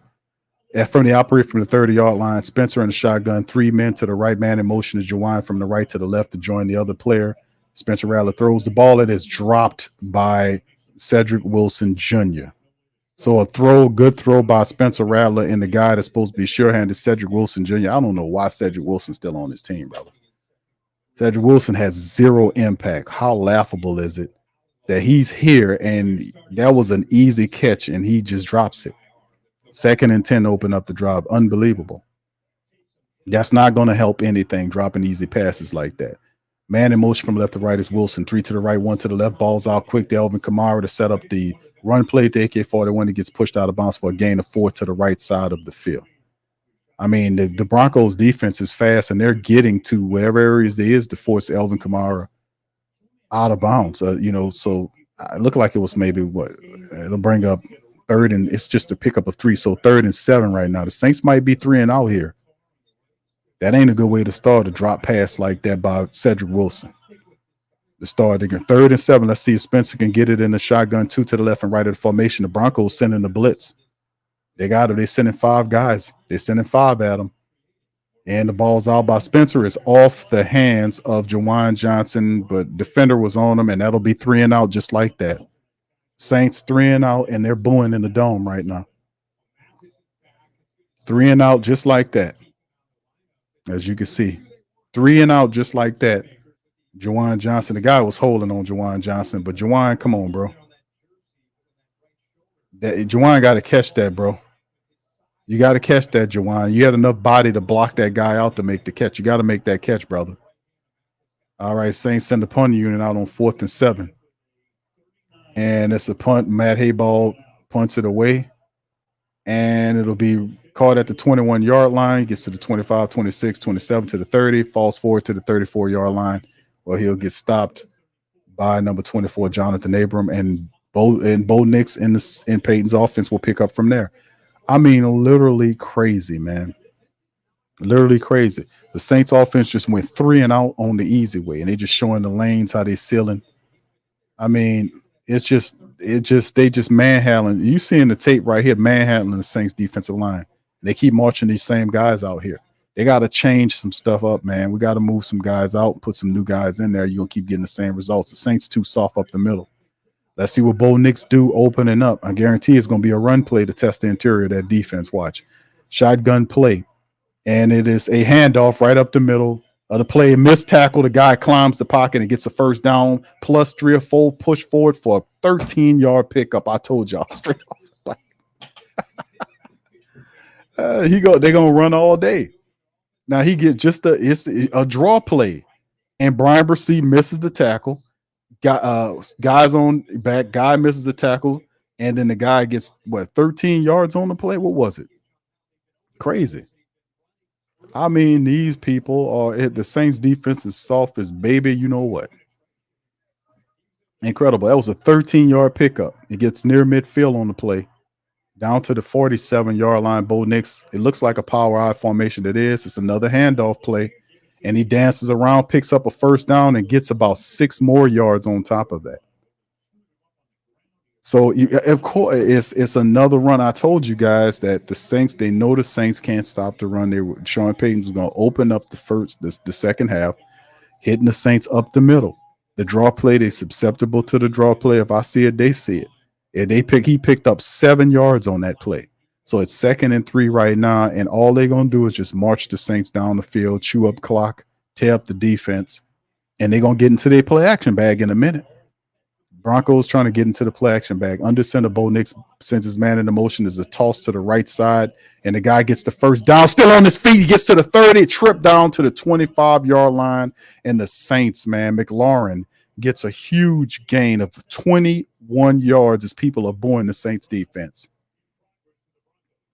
It don't matter. I told you. It don't matter. The Saints are getting manhandled up front. And Granderson over pursued. The guy cuts in there, and Tyrann Mathieu makes a touchdown save and tackle. Had he not got that, the guy would still be running. So credit to Tyrann Mathieu making that tackle. I mean, look at the body language of these people. Sean Payton, Dennis Allen should be fired after this game, man.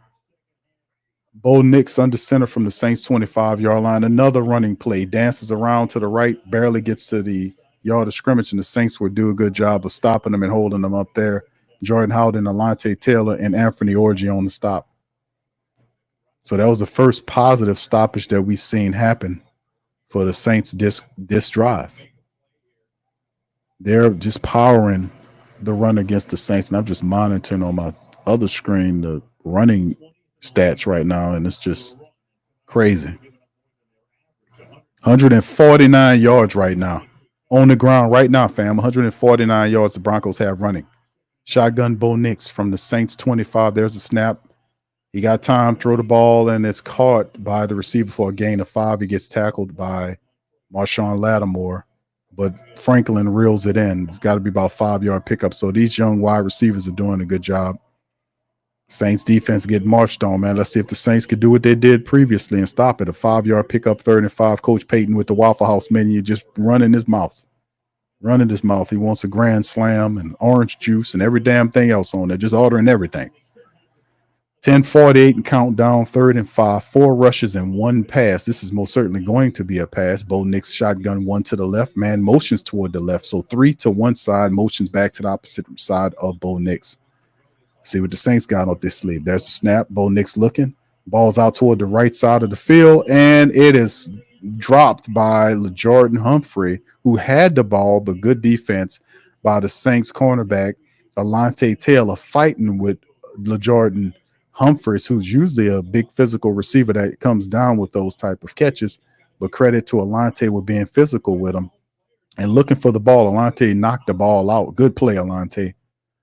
Alante did a wonderful job and just got his hand in there and forced it through. And the defense hold up again to force another kick, which will be from 38 yards out. Let's see if Will Lutz can get it. And an easy chip shot for Will Lutz, man. And it goes up. It's 19-3 Broncos. So the Saints defense are stopping the Broncos from scoring touchdowns, but the offense went 3 and out. So you know what that means? The offense has to come back and get a touchdown or at least eat up enough yards or time to give the defense rest. Or we about to have hell in the handbasket right now. Time of possession, fam, just for y'all. It's 23 minutes for the Broncos at this point. The rushing attack, the Broncos have 150 yards rushing on the Saints at this current juncture of time. All for 23 carries. They're averaging 6.5 yards rushing on the Saints at this current juncture of time. Just to let you know. All right, man. Big ups to y'all, man. Appreciate y'all, man, being in the stream, man. I have to apologize for Dennis Allen because we know Dennis Allen ain't going to apologize to the Who Dat Nation for what the hell is going on here, baby. It's fantastically awful, man. Absolutely awful. We need the offense. Let's see if the offense can conjure up something, man. We need a touchdown, fam. We can't go in there and kick no field goals. We need to go and get a touchdown. Because let me tell you something. The Broncos could do this all night. They can run the ball, and the Saints defense stop them. They can just kick field goals from now on in. You know, they could just settle for field goals for the rest of the night. The Saints have to be able to put something on the board here. That's not a touchdown. So the Broncos are doing what they're supposed to do here. The Broncos are actually doing something here. They trying to stop them. They forcing them to kick field goals. Saints have to score touchdowns. Crazy. All right. Shout out to you guys, man. What are your thoughts on the team so far? KB says Q. They're not going to do you know what. And you and I.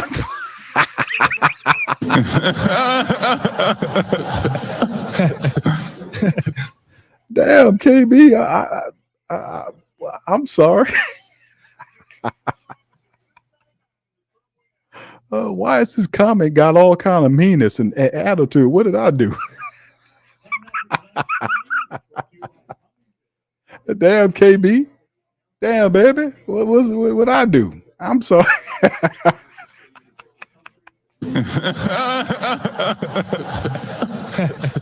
Boy, that comment got all kind of KB mad at me. She got all kind. She put some smoke up in there. Man, I'm sorry, KB. Oh my goodness. Oh my God, hold on now. See, that's why. Hold on. That's what. Hold on now. See, KB, hold on now. Hold on. I think that's meant for me. Hold on. That's a lot of stuff going on there. Hold on now. All right, so the kick, the Broncos kick it off to the Saints from left to right. It's in the end zone. Saints going to kneel on it. It's a touchback, and we'll see what the Saints offense can do. Thank you, KB. Yeah, KB she went off. She went off on that. Damn, KB. Damn, baby.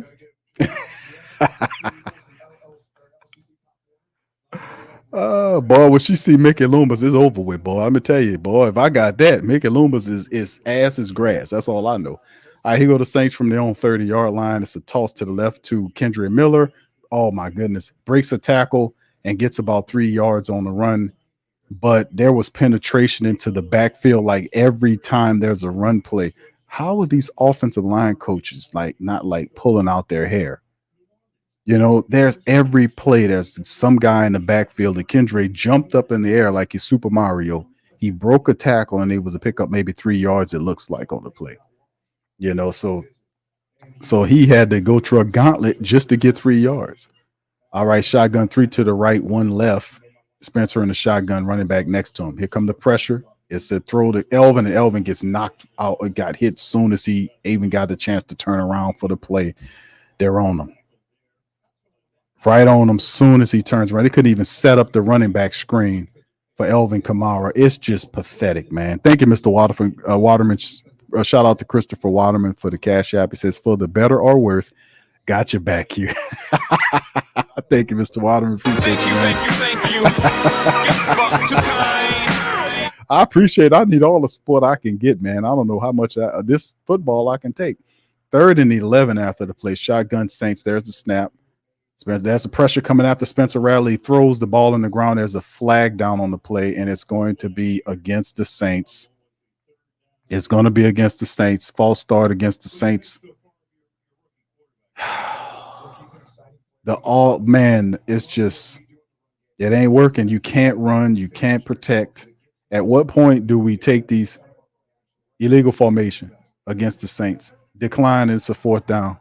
So just like that, the decline penalty puts the defense back on the field again. You put the tired defense that just forced the Broncos to kick a field goal. So the offense goes out again. Once again, they go out again. 4th and 11. The punting unit is back on the field, and it's about to snowball, fam.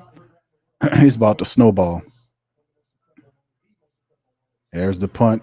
It's away by Matt Hayball, and it'll be not a good punt. It takes a Broncos bounce back inside the 30. They down it at the 31-yard line. And it's about the snowball, man. The Saints can't move the ball. That's 2 straight offensive drives where the Saints fall out. They fall out in the flow. Good grief, man.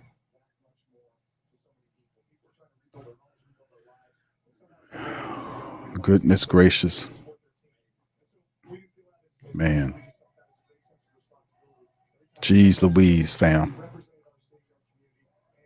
And it's the way they lose this game. So if the Saints don't score a touchdown, and Sean Payton's going to put 30 on them at least. They got 150 yards rushing right now, so they'll pick up at the 31-yard line. It's about to be easy money for them. Shotgun, Bo Nix, running back to his left. Saints showing blitz.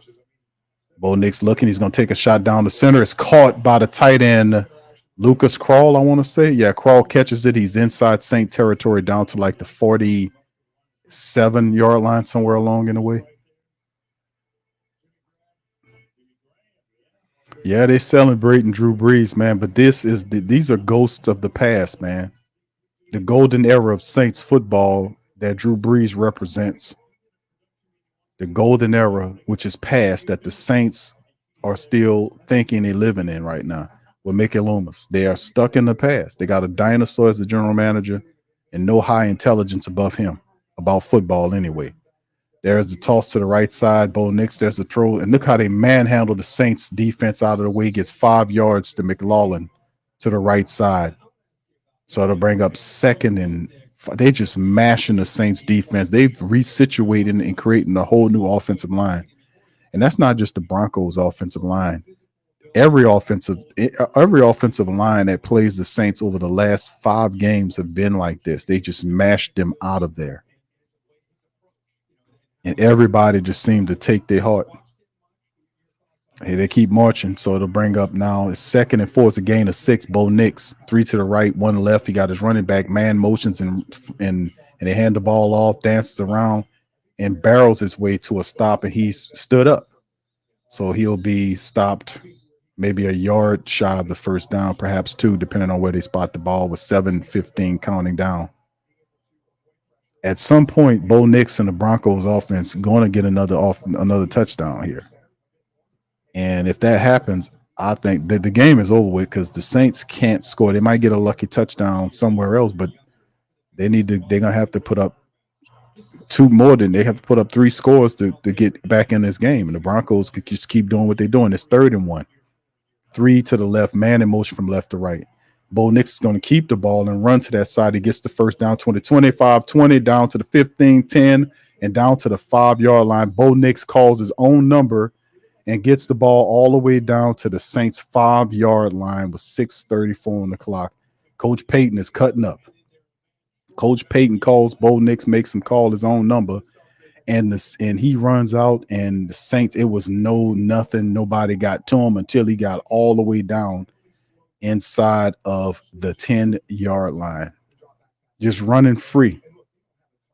And I don't know what Kool-Aid McKinstry trying to do. He's trying to poke the ball out from behind, but Bo Nix is smart. He had it tucked firmly underneath his arm. So that right there made 192 yards rushing right now. Man in motion from right to left. There's the handoff to the running back. He dances around, powers forward, and into the end zone for a score. And the Broncos put another offensive touchdown on the board. They go up on the New Orleans Saints. Javonte Williams battle ramming the Saints to death, 25-3. We have to fire this guy today. By tomorrow, he should be fired. We should have an interim coach named. He needs to be fired. This team is literally, look at this team. They're getting manhandled. Manhandled. Look at that. Just standing up at the point of attack, and they just getting mushed out of there. And the guy just go right in between them for the score. 25-3 right now on the Saints. 26-3 Broncos destroying the Saints right now. Running over them. They got 196 yards rushing. These people averaging over 7 yards of rush on the Saints defense. Keys to victory, anybody? But we got a dinosaur sitting up here telling us to look beyond the results. Hard to look beyond the results when the results are massive losing streaks that are taking you out of contention rapidly. Massive losing streaks. Where in the NFL, where in the hell in the NFL will you have an environment where it allows a guy like Dennis Allen in his 3rd year that's failing and not winning to keep his job, and you afford him this? And Gail smile, lost you, man. That Dennis lost your kid. The kid, man can stand up there and talk all that mess, but at the end of the day, y'all got to start talking like Brother Brian. Like what Brother Brian said, the Saints ain't getting one dime on my money until Dennis Allen is gone. That's the sentiment we got overall. You got to have. Look at the score. Look at what happened last Sunday, and look at the score right now. This is about to snowball. These people about to 40. They about to mortalize. What how Mo said, mortalize. They about to pulverize. He says they about to not murderlize, but mortalize. They about to mortalize the Saints. They beat them by 23 points right now. They got almost 200 yards rushing right now. We still got a quarter and 5:53 left on the clock. Them people about to put up well over 2. They might put almost close to 300 yards rushing up on the Saints. Are we going to do something about it? Absolutely amazing. Absolutely amazing, man. What do we do? I'm done with suggestions. Y'all help me out, please. Let me do a wellness check, man. Is everybody all right? Shout out to the fam, man. I'm doing a wellness check. Wellness check out to the family members. Is everybody okay out there? Let me get some wellness check out here. What's going on with y'all? Wellness check. This is a universal wellness check for the Who Dat Nation. Wellness check for the Who Dat Nation. Wellness check for the Who Dat Nation. Wellness check. Y'all put thumbs up or give me a thumbs up or something. Let me know y'all all right. Put we number 1 or something up in there. Fireball or something. Let me know y'all all right out there. Oh, I'm doing a wellness check right now on the entire Who Dat Nation, man. How y'all doing out there? Let me get thumbs up, thumbs down, something. All right, KD, what's happening, brother? How you doing, man? T.O., okay, thank you, T.O. All right, what's up, Kathleen? Shout out to Kathleen as they kick the ball off to the Saints. Saints pick up the ball here. Let's see what they can do here. All right, what's up, Ashley? Ashley says, no, fire DA, everybody, okay. All right. Oh, Rosin says Q is Moita. Yeah,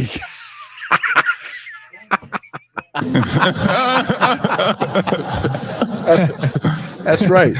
That's right, Moita. All right. Julius says, Q, I'm not doing good. I'm not doing good. All right, brother. All right, here we go.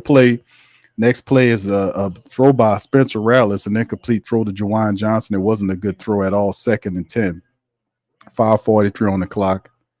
No energy right now for the Saints because the offense is imbalanced. You can't count Spencer Rattler to be everything. You know, he'll run with his feet, but at some point, the Broncos are just going to spy him and put a man on him so he don't scramble and try to force him to stay in the pocket to make throws while pressuring him. And, you know, you need somebody else to do something. The Saints really don't have any offensive weapons, and they're not really running the ball. Juwan Johnson in motion, 2 to the left and right of the formation. Here come the blitz from the right side for Spencer. Ball's out toward the left. It's caught by Juwan Johnson. No, that's Cedric Wilson. He kind of bobbled it a little bit. So to put it close, 3rd and perhaps 2. He's close. All right, so so let's see how that goes. 5:30 and counting down. All right, Pops T says, okay. All right, thumbs down. All right, Gwen, you all right? All right. No, bro. All right. Marco says, I'm not all right, man. Power eye look tossed to the left side. It's going to Juwan Johnson, though. Is that Juwan Johnson? I mean, sorry, Jamal Williams, who gets the first down with the little toss to the left side. So the Saints get the first down running offside. So that's 26 running off the left tackle there. So new set of downs. Let's see if the Saints to keep this going, man. So they get a new set of downs. They need to score a touchdown, man. They got to get a score. They don't get a score here. This is done for, man. All right, Saints looking like a power eye look. It's a misdirect to the left side run, throws to Mason Tipton, who gets about 8 yards on the rollout to the right by Spencer. So Spencer trying to direct that offense, trying to get him in the end zone. This is a promising drive so far. Spencer trying to get everybody in lined up correctly. 2nd and 2 now. Under center is Spencer. There's the handoff to the running back, and that's Jamal Williams powering his way down to the Broncos 49-yard line. And like I said, this is when you get Jamal Williams and Kendre Miller the ball now, fam. Like right now in this portion of the game, I often talk about the north-south downhill runners like Kendre Miller and Jamal Williams. You get them involved in the second half of the game. Like now, you put AK-41 out there as a receiver. There's a play action to the left, another rollout to the right side, and Spencer slides down, and it's a flag down. It's going to get against Foster Monroe because he got too grabby. He got grabby. All right, I see y'all. Shout out to the fan, brother Marco. Man, yeah, it's awful, man. What's up, Brian? Brian says, when is enough? I know, Brian. I don't know, brother. I don't have an answer for that one, bro. I said I was asking that, and that's against they just had a issue right there. So Nick Saldiveri is hurt. They put Kyle Hergel out there now. So Nick Saldiveri is hurt. So Nick Saldiveri is out of the game. Saints got to keep loading up, man. Look at the face of Lattimore there. Kamara motions out to the right side. Spencer's in the shotgun. Kyle Hergel, a new offensive lineman, is in there. And there's a flag down just like that. It's another flag. Saints falling apart fast. Thank you, Brian. Appreciate you, bro. Thank you. Terrible. Too kind. Terrible, man. Okay, Yoshi, shout out, says win number 1 at most yards allowed. I know you 32nd in deep, yeah, and number 3 moves.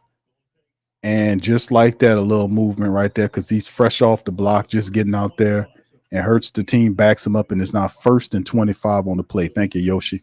KB says, I won't be okay if the DA is gone, just throwing the towel already. This is complete BS. Thank you, KB. Man in motion is Mason Tipton from right to left. There's the snap and the shotgun. Broncos coming. The ball is to Mason Tipton. He goes down, And he picks up it looked like about 8 yards on the play toward the left sideline to Mason Tipton. All right, so yeah. No, they're saying it's 7 yards. So 3 catches for 21 yards right now for Mason Tipton. 2nd and 18. Snap. Shotgun ball quickly thrown right here by who's that? The Bub Means? Nope. It's Cedric Wilson Jr. There's another flag down on the play, and it's going to be against the Saints again. So that's going to be against Big Malcolm Roach. Number 60, that's Kyle Hergel, who just got in there. Wasn't that just him? So Hergel just got hit with a false start, and then he gets hands to the face. So 2 back-to-back penalties for Hergel. He just got in there, and he hurting the Saints.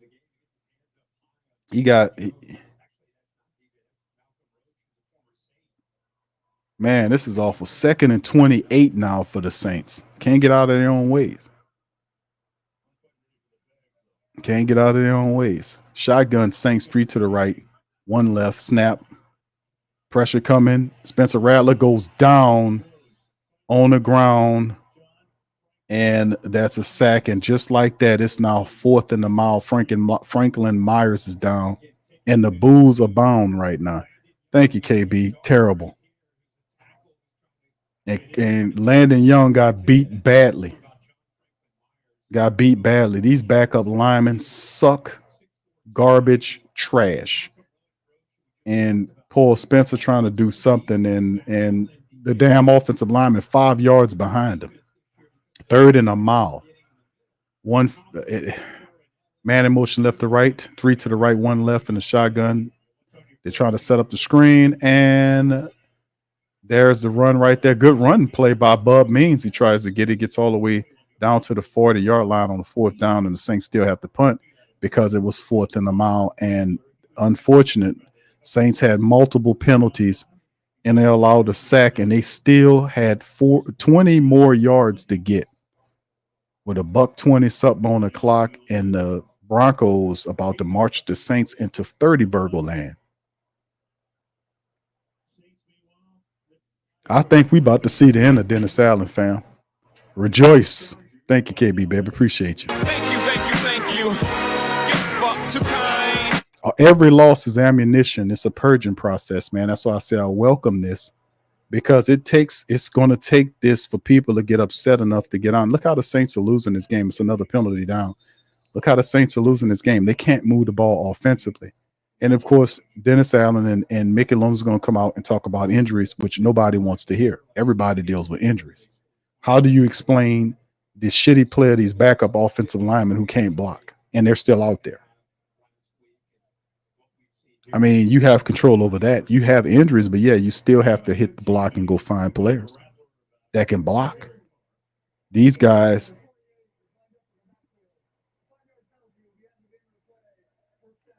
it's constantly against the Saints. That's like 4 penalties on the Saints in that drive. They're literally deteriorating. Brian says, man, I'm about to watch Grace. Thank you. Get fucked too kind. All right, thank you, brother. Brother S. Wilson says, I'm booing like Casper right now, bro. I know, bro. It's terrible, man. Thank you. Get fucked too kind. We have to go through this, unfortunately, so we get rid of the purge the people that's not supposed to be here. We all know who that is. We have to go through this, unfortunately. This is a part of the purging process. These guys don't belong here, so they have to leave. This is awful. You see, this is not Saints football. This is awful. This is terrible. Nobody's going to play the guitar, the violin for you because you have injuries. Nobody wants to hear that. They're not going to spot you a win because you're hurt. It doesn't work like that. It don't work like that at all. It's just pathetic, man. Jeez Louise, y'all. We have to go through it, fam. Because I don't think the Saints, and they're not going to be able to score for the rest of this game. Probably a field goal if they're lucky, maybe a late garbage time touchdown. But the Broncos already have 200 yards rushing. They got 196 right now on the Saints. And they're averaging over 7 yards a run. That's absolute. They're about to do the Saints work. Matter of fact, What was it last week? It's like about to run the Saints off the field. I mean, I don't know. It's just the defense is falling apart. Injuries. We lost Paulson and Debo probably for the rest of the year. So Debo's gone. Nick Saldiveri wasn't doing that well anyway.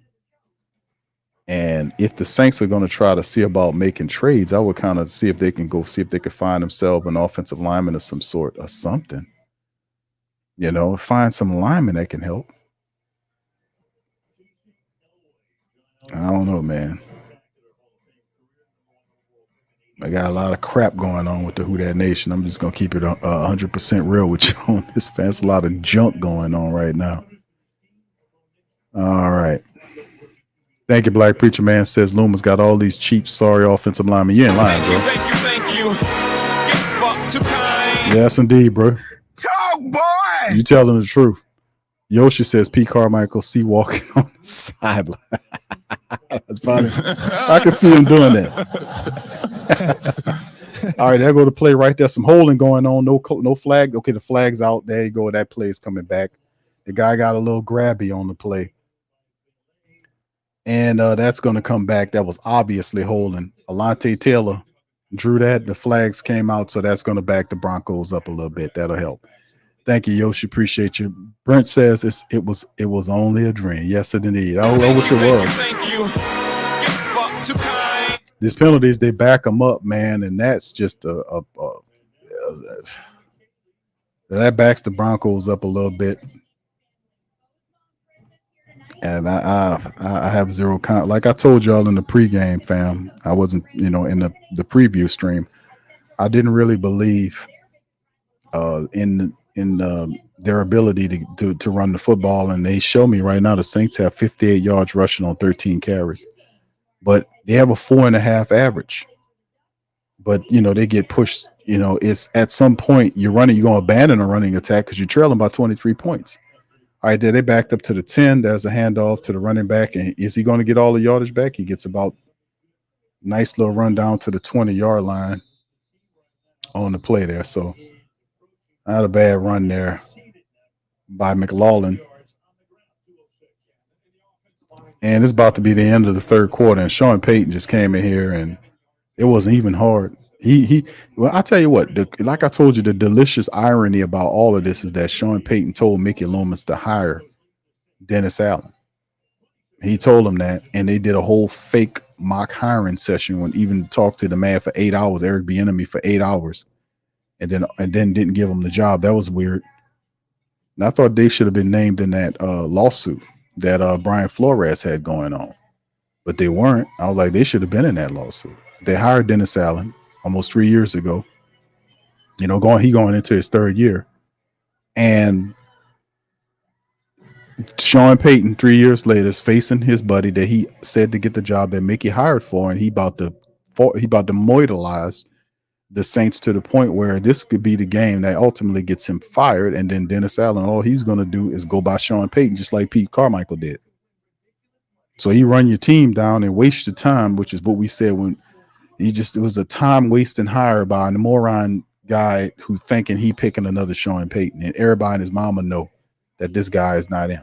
So instead of pulling the cord on him after this loss, he's going to continue to spin and tell you beyond the results, which is problematic. I'm talking about Mickey Loomis now, because then it would have to be somebody who has some intestinal fortitude above Mickey Allen to pull the general manager job away from him, which is two people in the organization have the power to do that. Number one is Gail Benson, which she won't do it. And number two is Dennis Lauscher, which he doesn't know. I don't think he has the football IQ to do that. Just take the job, give it to somebody else, and bring another person in, he wouldn't do that because that'll jeopardize his power. It's all about them retaining and being comfortable next to the throne. Just because Loomis is in her will, that makes him think that he's some type of elitist, and he talk crazy to the Who Dat Nation, which I've constantly berate Mickey Loomis because he deserves it. And I also make fun of him because he deserves it. He's out of his league. He's over his head. His time has expired in terms of him being a general manager. He has two jobs. He does a VP job. He does a general manager job. It's time for Mickey Loomis to surrender the general manager position to somebody else that's younger, that's more in tune with today's NFL. The Saints also need to hire a football president that's not Dennis Lauscher and give him a title befitting of his business duties and not somebody that's over the team in terms of knowing about football when he don't know. He defers everything to Mickey Loomis, which has one centralized dementia-ridden brain, and then the rest of it's all through some, whatever he does. So if you don't like what he says, he doesn't want to hear it. Well, why would I take it? Why would I take advice from you? I don't know who you are. It's not about knowing who we are, stupid. It's all about knowing what we're saying, if it's correct or not. It's crazy. So the Broncos pick up from the 21-yard line, under center, Bo Nix, little play action play. He got time on the rollout, makes the throw to LeJardan Humphrey, and he gets about 3 yards on the play. Teflon died. Damod father says, I bet MT will be in Denver next. Fire this clown before he even makes it to the locker room. This is a utter disappointment. Just embarrassing. Thank you, bro. Thank you. Too kind. It's two back-to-back demoralizing losses here. It's unfathomable. And you're going to sit here and blame it on injuries and say injuries, that's why we're losing the games. That doesn't matter. You still have to, and that's what I was saying about Dennis Allen adjusting to when injuries started piling, because everybody got to deal with them. You got to find players to come in and fill the void until your other guys get back. You still got to win games. You got to win games. All right, here's snap, pressure coming. Bo Nix steps up. The pressure misses him, and he stays there, falls forward. And instead of getting a loss, he gets maybe a yard pickup. The Saints had an opportunity at Bo Nix, and he just slides right beyond it. They can't buy it, but at least they forced the fourth down, so they didn't get the sack, but they forced him off the field. So better performance by the Saints defense that time. And the offense gets another opportunity to take a stab at trying to get a touchdown. Brother Williams says Loomis is Denver, Philly, and ATL's GM. He's good players leave and didn't feel the team need. Mickey Loomis Mickey Loomis is not, and I've said this before, Sean Payton is the reason Mickey Loomis looked like that. Sean Payton knew what he wanted and told Mickey Loomis to get it, and Mickey Loomis's gift was getting the players that Sean Payton wanted. He would finagle and do these weird cap management tricks to get expensive players, and he would punish the future for the present by kicking the can.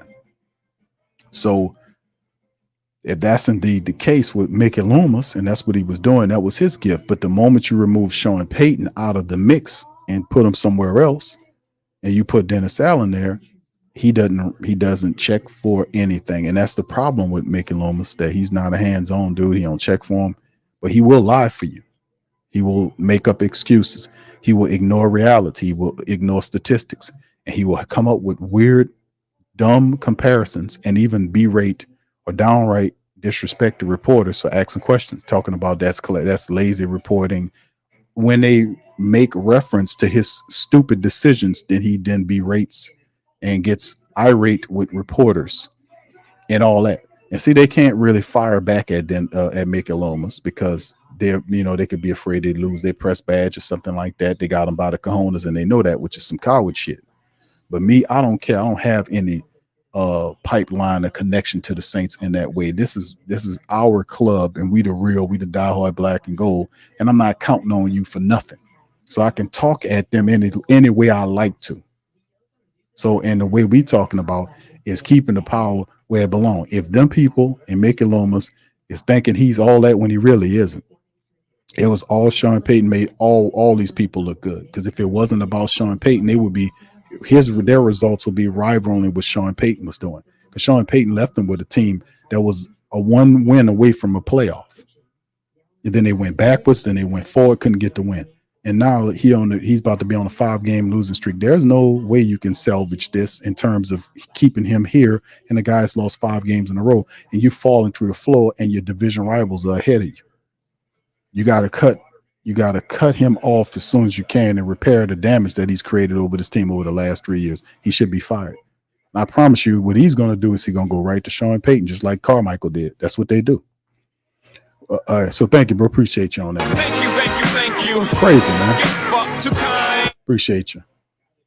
But it's they about to absolutely open up on the Saints in the major capacity, man, and run all over the Saints. They currently have right now, fam, 208 rushing yards on the Saints right now. They got 208 rushing yards on the Saints right now. The offense has to score every time they got the ball now. They celebrating like the game is over with. Shotgun, man in motion, Foster Moreau from right to left. There's a snap. Spencer throws the ball to Mason Tipton to get to about the 34-yard line, right around the first down to the right sideline. 13-23 there. Saints trail 23 points, 26-3. They not even close. Outscored 53-3 in the last 6 quarters. Shotgun, Saints, they in the 2-minute offense now. There's a snap. Spencer looking right, staying right, firing right, and the ball is thrown to Mason Tipton and is down on the ground. You can see Coach Keith Williams yelling at his wide receivers. Coach Keith Williams, the wide receiver coach, is just yelling from the sideline at his receivers. This is not the effort. 3rd and 1 now for the Saints. There's a draw play to Elvin Kamara. Elvin gets the first down and a gain of maybe 4 yards on the play.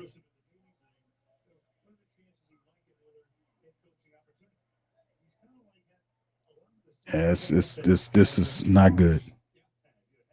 Now let's see what we can do here, man. This game is over with, as far as I'm concerned. Shotgun, there's a throw to the left side by Spencer Rattler to Bub Means, and he makes the catch, gets the first down, +4. 12:43 on the clock, and they basically going to live the rest of this game in a 2-minute offense because they got to.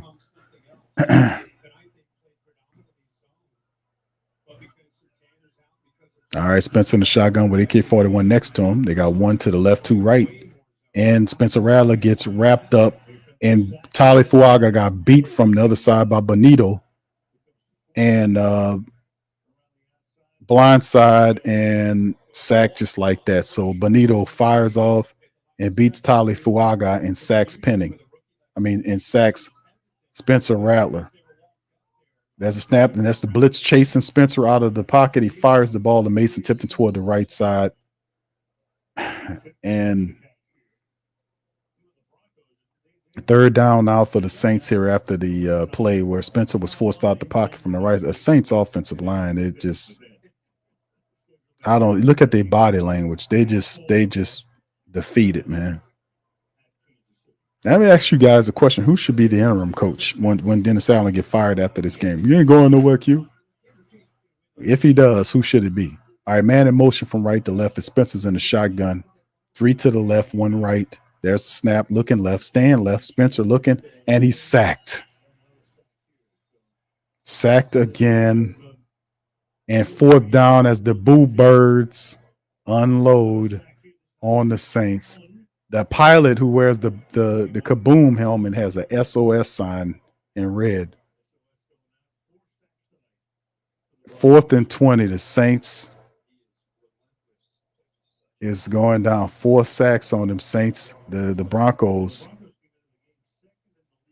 The Saints offense can't score, and the Broncos about to do us a service and march this dude Allen out of here. You can't protect him after this one. You cannot protect him. There's the punt by Hayball, who is 6 punts tonight. There's the fair catch at the 15-yard line, the opposite way by Mims. At 10:34 on the clock, as the family members in the dome, I told y'all keep y'all asses out of there, so don't be mad at me. I told you don't go down there. You wasted your damn gas and your money. You should have kept it and buy rations for whatever the hell gonna happen. Buy some heirloom seeds. Hell. Yeah. Invest in a vertical garden. Do something else with your damn money. Don't go down there. Keep getting disappointed. Keep your ass out of there. Take your money and give it to your children. Build a pool in your backyard. God damn it. Buy some new tires. Yeah, do something that's going to actually get a return on your investment. Invest it in something, a stock or something. Do something that's beneficial. Keep your ass out of there. Kevin says, let's see how Haas and Loomis spins this. Oh, you already know. Thank you, bro. Appreciate it. Thank you. Fuck too kind. Shout out to you, Jim Kev. Brother Prom says, dumbass got everything he wanted. Same results, bro. They can't hide from the truth, bro. They can't hide. Thank you, bro. Thank you. Fuck too kind. Thank you, bro. Appreciate you. Brother Brian said the quitter Payton gave us the loser. Allen, yes. Thank you. Fuck too kind. Oh, man. That's a good one there. All right, Brother Williams says it's contagious. Poor Fuaga is been trying. Yes, indeed. Thank you. You seen that? Fuck too kind. 2 sacks there, man. Yeah, it's going down in it ain't the good way. And I don't mean going down in the good way, fam. It's difficult to watch this kind of stuff because they've regressed to the point you had it was like weeks 1 and weeks 2. It's like being in the middle of the city of Atlantis. You got flying cars and you got flying cars and beauty, all this high technology and in harmony with nature. People are highly intelligent. There's no disease. Everybody, is intelligent, all this kind of stuff. And then you go from that to you back in the Stone Age or somewhere. You rounding out rocks and shit. You just got, You back in the Stone Age, man. You don't went from high society to the Stone Age, all within 7 weeks. Boy, did that fall fast. You went from 2-0 blowing out the league to a 5-game losing streak, fam. There's the handoff by the Broncos. Number 33 dances around. He bends the corner and gets the first down plus 5. That's 15-yard run by the Broncos, and they just piling it up on the Saints. They're averaging over 7 yards a run. Okay, that's a flag down. So Adkins, the fullback, that'll be coming back. So there you go. Yeah, the Saints allowed 51 points last week, 26 tonight, 277 yards rushing. They're already 225 tonight. Most in the NFL total yards allowed during that span of time. Of course, this defense is falling out, man. This defense is not only the injuries amounted, but the defensive mentality is falling through the floor. Big time. And you don't even see Chase Young. Something might be wrong with Chase Young because they got Payton Turner in there now. And there is nice play right here by Anthony Orji. Breaks through on the blitz and makes a play on the play. Anthony Orji makes a play. He's a bright spot, man, for the Saints defense, man. Bright spot there. Second down, 9:47 on the clock. He breaks through on the blitz and gets Williams down there. That's how he's supposed to do it. So they backed him up to right around the 6-yard line, between a 6 and a 5, deep off in Denver territory after the penalty. 2nd and 19. 2nd and 19. Shotgun by Bo Nix. You got 2 wide receivers to the left, his running backs next to him in the right. He looks and ball batted down at the line of scrimmage. That'll bring up 3rd and 19 on the play. So the Saints defense actually did a pretty good job on this drive with the penalty helping as Payton Turner deflected the ball, batted it down in the end zone. So there you go there. And Coach Payton working that Waffle House menu, trying to figure out a way to get it done. It's in the Saints.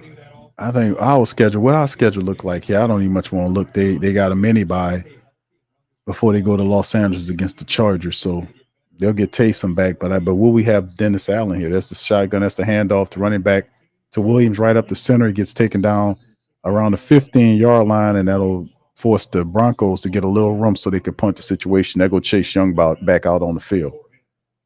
So Broncos are just trying to run out the clock. They're not trying to punish Dennis Allen. But their damage has already been done. The Saints offense could not do anything. Like I said, they can't run the ball. That was the biggest question I had in the preview stream was, can the Saints manufacture a running attack? They couldn't, and they answered the question tonight.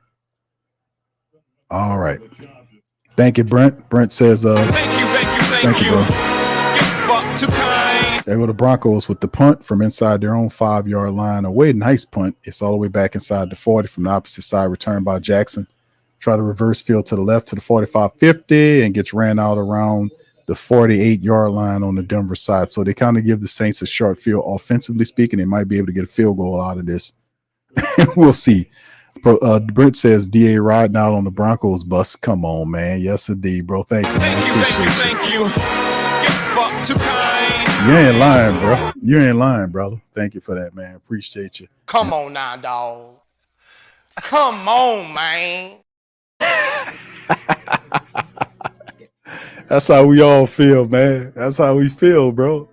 We feel like Boosie feel, man. We feel like. Come on now, dog. Come on, man.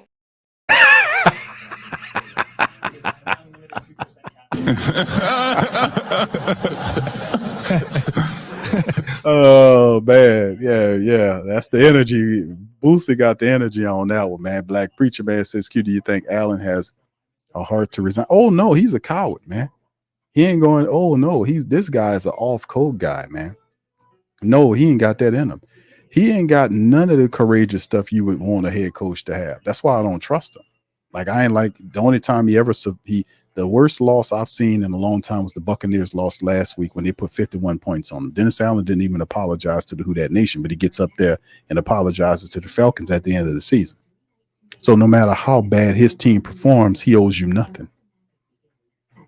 He owes you a damn thing. That's why I said how it's like some people live their whole lives just taking all this disrespect. I don't get it, man. I don't understand. That's why the world in the state of what it is. We let people just do all this, just do whatever they want to you, just lie to you about shit, just steal from you, just do all this weird ass shit to you, and we don't kick these people in their ass. We don't. I mean, come on now. We just give them everything. You're already paying for all this stuff. You made them rich. They're already talking elitist to you, making loomis, disrespecting. Don't care if the team, how bad the team perform. I don't care what they say. I'm gonna still do what I want to do. All of that, and we just sit up here and take it and think that's being smart and a diehard by taking disrespect. That is terrible thinking. I've been batting against that town, trying to tell people that's not how you do this. You don't let these teams disrespect you. You use the power of your dollar to get these teams to act right, because the main thing they want from you is the money. So if they want the money, then you make them behave for it. You have that power and people don't want to use it. I don't get it. Some people scared of power. I'm not scared of the shit. All right, so here we go. They go to handoff to AK-41 on the draw play, and Elvin gets about 4 or 5 yards, maybe about 4 yards on the run up the middle. On the play at 4-yard pickup for AK-41, 7 carries for 10 yards right now for Elvin Kamara, right? That can't be right. Shotgun Spencer Rattler. The ball is thrown out to Juwan Johnson to the opposite side, a pickup of maybe 2 or 3 yards. And they just led Rare back in the zone. And Spencer just taking whatever they give him. 3rd and 5. This could be a different looking team. We got a long bye, man, for the Saints to sit up on here. With 5 straight losses, if you don't fire the coach, you need to move on. They about to send all this pack. They sending 4 at Spencer. He's taking a shot toward the right side. Ball is thrown and it's incomplete. And that'll bring up 4th and 5 for the Saints. They might as well go for it. Here, 7:31 on the clock. Saints have no chemistry or synergy, offensively speaking. The guy saying help, be 2 and 5. You don't call for me to help. Shit, you shouldn't have went down there. Nobody told you to go to that hurricane party, and now when everything you all trapped. No, don't call for help and SOS. Now stay your ass out of there. I'm talking to the people on there with the signs.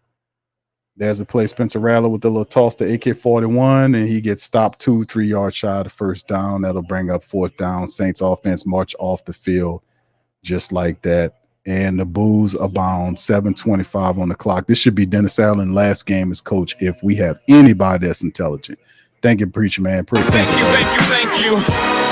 Fuck too kind. I was telling them people, don't go down there, man.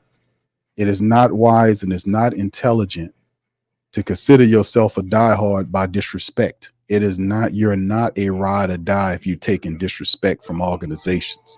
There's a line.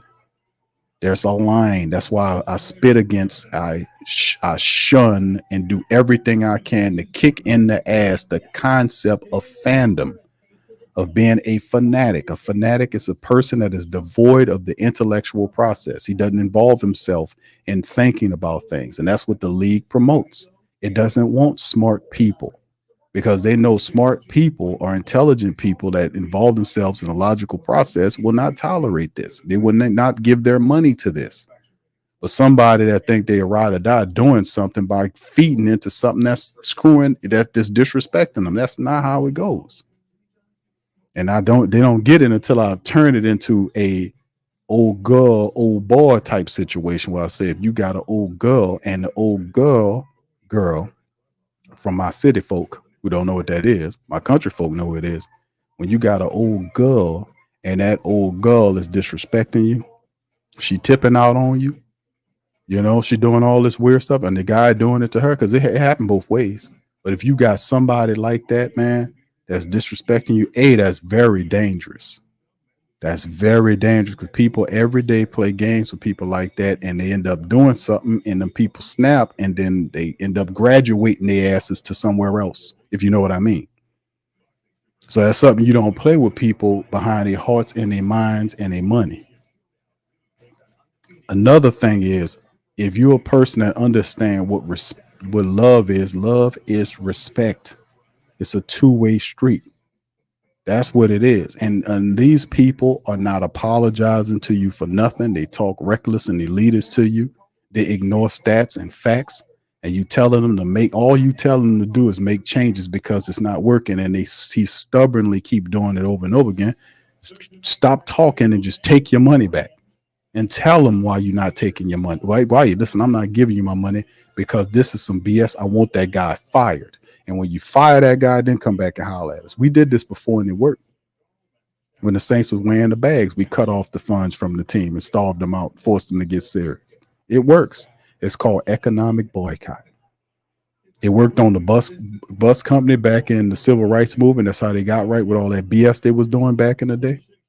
Hell, they wanted to sell the company to the people, and they told them no, they wasn't buying. We ain't want to buy the company. We just want you to sit where we want. They offered to sell it to them.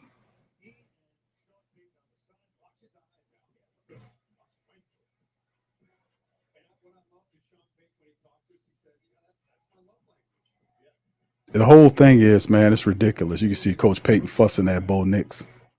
But Bo Nix gave him that work back, and that's why he's quarterback. Coach Payton wanted him to talk back to him. You think Dennis Allen fired up like that? Dennis Allen ain't doing. He's a coward. All right, here go the Broncos with the quick outright to the receiver. Just a quick little screen pass, and the guy gets the first down +2 as they keep it going. It's a flag down on the play now. It's Cam Jordan's over there. It's another flag down with 6:35 on the clock. Please get this game over. Brian says, you notice how much better the Pels got once Loomis was taken out of the equation. They bought in Griff. Yeah, they did, bro. I'm not really a big fan of Griff, brother Brian, because he got some BS with him, but he's better than Dennis Allen. I'll tell you that much. Thank you, bro. So they got a penalty against him, ineligible man downfield against the Broncos, so that'll back them up. 6:35 remaining on the clock. Appreciate you, fam. It's just one of them things, man. Economic boycotts work. Don't go down there, man. Don't go. Don't take your ass down there. Economic boycotts work. If they got crooked companies that's doing dirty shit, don't go to the store. I don't shop at Walmart. I don't like Walmart. I'm gonna be honest with you. I don't like what they put their money. I don't like what they do. I don't give them my damn money. All right, there go the Saints on the play right there. Defensively stopped. Looked like they might have gotten a turnover on the play. And the referee said the Saints received a turnover. It's the linebacker, Willie Gay Jr., strips the ball away from the running back, and the Saints get a turnover. And I think that's the first of the night. So the Saints defense, I think, Willie Gay stripped the ball away and then recovered the fumbles. Shout out to Willie Gay on the play, man. Willie Gay trying to do something.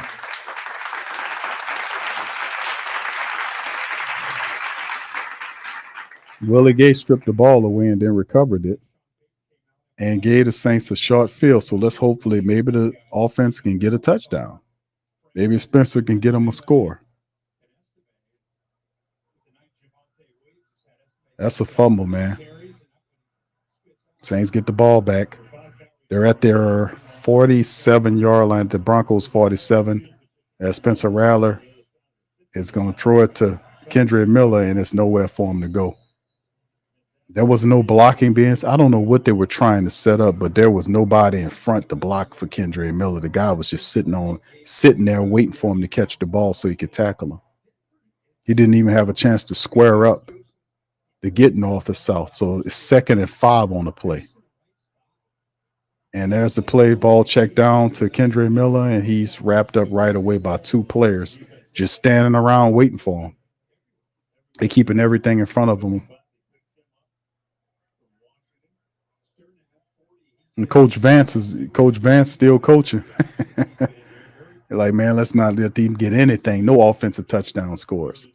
There's Spencer Rattler, fires it to the right side to Cedric Wilson Jr., and he picks up about maybe, I can't tell what it is, but at the end of the day, they look like they're 2 yards shy, about 8-yard pickup by him with Moss on the tackle, but they're still 4th and 2 as the Saints are going to try to go for actually 4th and 1. Shotgun, there's the snap. Spencer looks right, stage right, fires the ball, first down to Cedric Wilson, gets the first down. So the Saints having a positive drive to trying to get a score in here.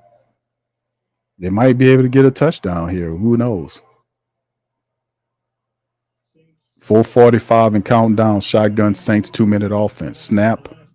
Spencer looking. He's going to run and breaks a tackle. Slides down and picks up 1 yard to avoid the sack. And Stenad, the linebacker, is there to stop him, but he gets a 1 yard pickup. So it'll be 2nd and 9.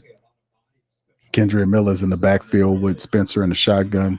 2 to the left, 1 right, 2 to right, actually.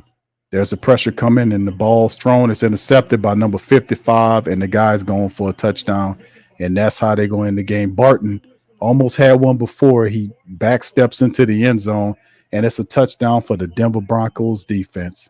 As Spencer Rattler was trying to make a play, and as he was throwing the ball, a guy hit him, and the ball went up in the air, and Barton was right there. And Barton must have been destined to score because he had a penalty that was called back, a play that was a touchdown run that was called back.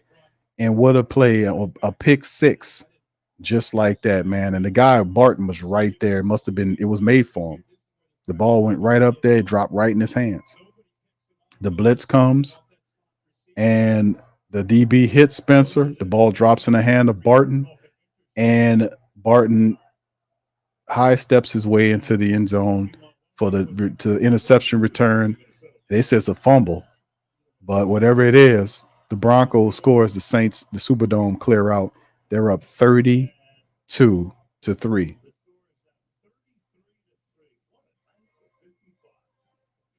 I would definitely say it's fire time.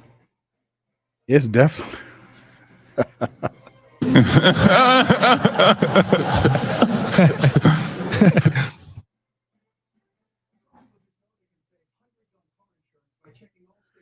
Oh my goodness. Lord. What's wrong with them, fam? What is wrong with them, fam? Yes. All right, Bullet Family Travel Log says these people don't care about losses, just about making money, and the dome was packed. Why would they change? They change because you make them change, bro. That's what. Thank you. You're fuck too kind. Thank you, bro.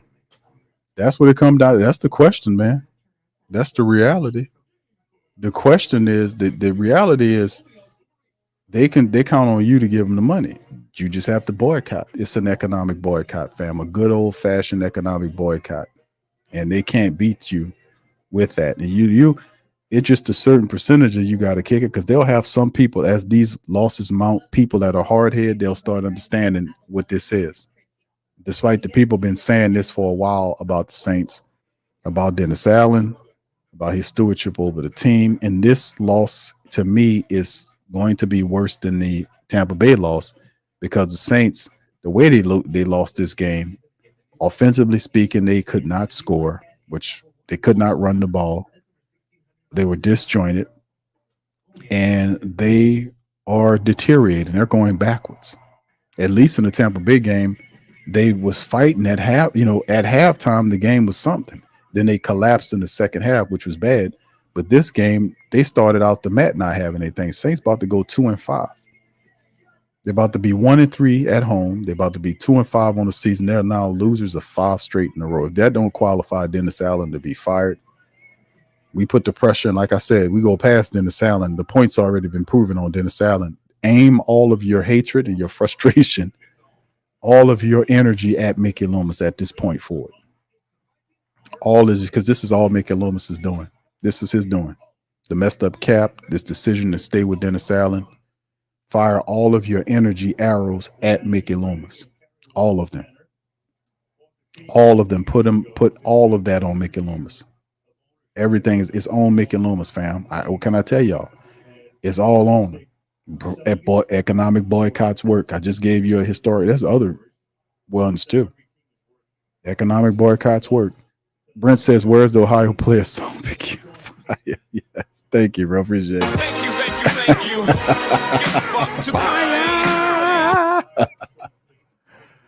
Oh my goodness, Morgan, thank you, man. He says, "Who that Big Q? I'm done. I'm not buying nothing else." Thank you, brother. Appreciate you, man. Thank you, man. Appreciate you for being a member, man.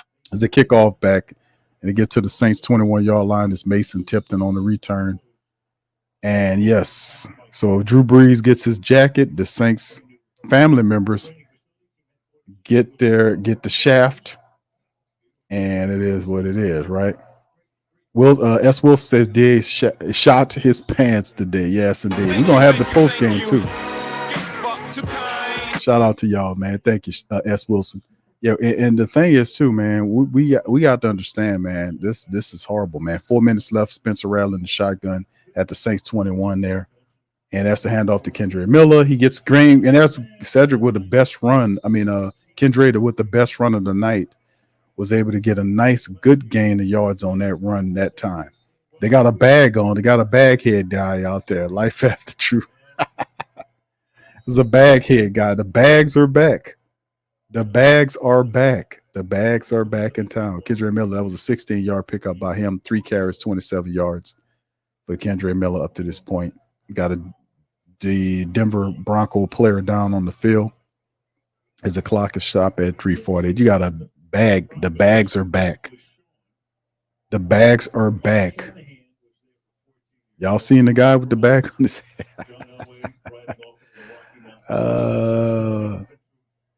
Yeah, the bags are back. You seen that, Skull? The bags are out. I would say it's official now, right? We ain't see bags in the Tampa Bay game, did we? I didn't see any bags. But you seen them in there. The bags are back. They got the bag on. Yeah, oh no. The bags are back. You know what that means for the Who Dat Nation, man. When the bags are back. Yeah. There you go. Bags are out. The bag man was out there with the frown. When the bags come out, man, that bring out ugly.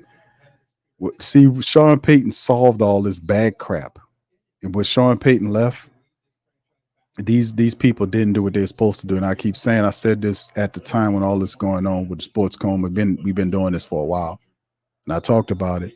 But Mickey Loomis taking all that time to replace Drew Brees and all this kind of stuff, not having a plan. There go Kendra Miller with another really good, nice run for 10 yards off to the left side. Kendra Miller, man, is putting that work in there. That angry running style is helping out. 4 carries for 36 yards. You can see the Saints back where they started. Same looks as they had in the Tampa Bay game. Spencer Rattler with the throw, and it's too high, a little high. And incomplete brings up 3rd and 1 on the play. Juwan Johnson a little high for him. Spencer still trying to operate the offense right now. Spencer Rattler's 25 or 35 for 172 in the pick. Shotgun, 3rd and 1. There's the draw to Kendra Miller dancing around there. And Kendra trying to get that first down. And he's looked like he's going to be just shy of it. Yeah, he's going to be shy of it. Good try by Kendra Miller, though. The running backs coach sent him back out there. Says, man, you running good. Go back out there. They don't know how to use these guys. They don't know how to use the Jamal Williams and Kendra Miller. And there's Spencer Rattler calls his own number. He gets the first down. New set of downs is we got 3:08 and counting down. Broncos came in and kicked the Saints in their teeth, man. Sean Payton came in here and kicked the Saints in their teeth, man.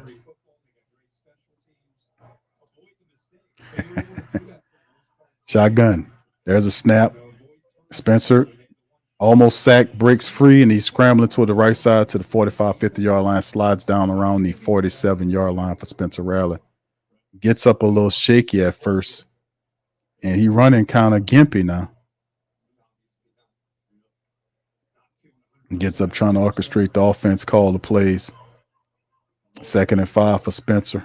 2:23 on the clock. Back in the shotgun. There's the handoff to Kendra Miller. Kendra Miller dancing around and ain't nothing popping, man. He ran right into a pile. And that's no gain at all. But credit to the Denver Broncos, man. I got to give credit what credit due. The Broncos came here and kicked the Saints, like my boy Lowe said, kicked them between the wash machine and the dryer. That's what they did. He ain't lying, too. They kicked the Saints' ass right between the wash machine and dryer. Shout out to my boy Lowe, man. Brent says, like at the stores, you got to pay extra for the bags. Thank you, bro. Appreciate you, man. Thank you. And by the way, fam, for the family members, we'll be having the Saints post-game stream, the post-game report. Dennis Allen at the presser or whatever you want to call it. We'll have that, going post-game as the Saints will lose 5 games in a row, and we knew it. They had 3 games in 10 days, and they lost every last one of them. Thank you, Brent. Appreciate you, brother. Thank all of the cash appers and super chatters, man. Appreciate you, man. As we kind of suffering through this whole damn thing, man. This is this some tough work here, man. 3rd and 5 now. 3rd and 5 for the Saints at the 2-minute warning there. As the shotgun 2 to each side of the formation, the quick throw out, and it's off the hands of Mason Tipton, and it's incomplete. There's a flag out on the play, and it's going to be against the Broncos. Mason Tipton been calling for a flag all game long. Looks like he'll finally get it. So a pass interference against the Broncos. They give him the first down. Jake Hayner's in the game on the throw there, so they take Spencer out, put Jake Hayner in. And they're checking out Spencer Rattler. He got a little gimpy. He's checking out his side there. There's the blitz coming for Hayner. The ball's out quick. It's caught by Mason Tipton across the middle for a gain of 8 yards. It'll be too short. He fell out on his helmet is what he did. That's not good, man. He fell out on the guy's helmet. Spencer Rattler did. You can see it on the replay. And the guy the doctor was checking him out on the sideline. Sean Payton came in here and whooped on the Saints, man. Came in here and whooped on them. Oh, my goodness. What's going on here? All right, man. I don't know what to say about this one. This is hard to watch. Brother Dev 84 John says, just became a new member. Thank you, brother. Appreciate you. Welcome to the scene, bro. Thank you. Too kind. My goodness, man. Brother, thank you, bro. Brother William Francis says, Sean Payton gets another gift from DA and Lomas yesterday, bro. Thank you, man. Thank you. Goodness. Too kind. Thank you, bro. Appreciate you, man. All right, and Black Preacher Man says, hold on here. That's Jake Hayner with the ball. He's quick toss to Kendra Miller, and Kendra Miller drops the ball. That'll bring up 3rd and 1, man. Come on, Kendra. He was worried. He was seeing footsteps in the dark like the Osley brothers. That's what the hell happened. Black Preacher Man says Karma got rid of Thomas, didn't give Kamara a contract, and Debo gave Warner, who injury prone, a contract, keeping Seldaveri in a young team. Loomis NDA is not right. Bro, that's a good breakdown because that's really what happened. That's all very fascinating. Hold on, we'll talk about this again. 3rd and 1. Jake Hayner in the shotgun. 3 to the right, 1 left. Running back next to him is Hayner's trying to call the play. You better watch out because you got 5 seconds left to go to set the play off. All right, there's a snap with 2 seconds left. Hayner fires the ball quickly to the left side to Marvin Wilson Jr., who's wrestled down inside the 10-yard line. Well, no, at the 12-yard line, rather, with a $1.22. Saints still have 3 timeouts remaining. You know, maybe they burn one of them. Look like they are going to burn a timeout here. I think the Saints are burning the timeout to kind of get it set up. Yes, they are. First timeout here, 1:22 on the clock as Jake Hayner gets in there and trying to get rid of the ball, fires the ball to Cedric Wilson Jr., who gets a gain, man, but not much on point as they trying to at least get a touchdown here. Well, let me go back to Black Preacher Man's commentary, man, because this is interesting. Karma got rid of Thomas. That's Mike Thomas. Gave Kamara didn't give Kamara a contract, which is very true. And Debo gave Warner, right? He didn't give Debo or Kamara a contract, gave Warner a contract, who's injured, prone, and the contract keeps Seldevera and Young on the team. Loomis and DA, not right. You're right on that, bro. That's facts. Jake Hayner shotgun 2 to the left and right. They're showing blitz. They send in the house against Hayner. Ball's out quick, and it's going to be a touchdown to Cedric Wilson Jr., the first touchdown of the game. And you know what, fam? I got to do it because I do it every show. Even though it don't have the same impact, man.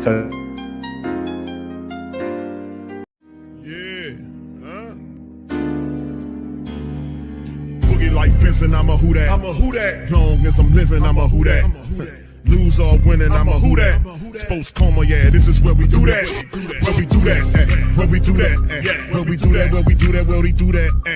Boogie like Benson, I'm a Who Dat. I'm a Who Dat. Sports Coma, this is where we do that. Where we do that. Welcome, welcome, welcome. Somebody please better help. Running this thing like elf. I thank God every day I'm not a felt. Go to YouTube live with Big Q and the guys. If you ain't ride or die, the bandwagon get flipped. Been marching in, that was way for the ring. I was yelling out your shame for the championship. Fucking on town, duck down. Falcons, pluck, get shut down. Panthers ain't much touchdown. The vision really belong to us now. So much hate on the Saints, you could probably tell. Ever since Bounty Gate hit the NFL, when things seem fishy and you probably smell the crooked referees or Roger Goodell. Yeah, probably like this and I'm a Who Dat. Every day I'm living, I'm a Who Dat. Lose or winning, I'm a Who Dat. It's the Sports Coma, this is where we do that. Where we do that, where we do that, where we do that, where we do that, where we do that. Boogie like this and I'm a Who Dat. It's the Sports Coma, this is where we do that. You're listening to the Sports Coma with Big Q and the guys on the PRO Media Network.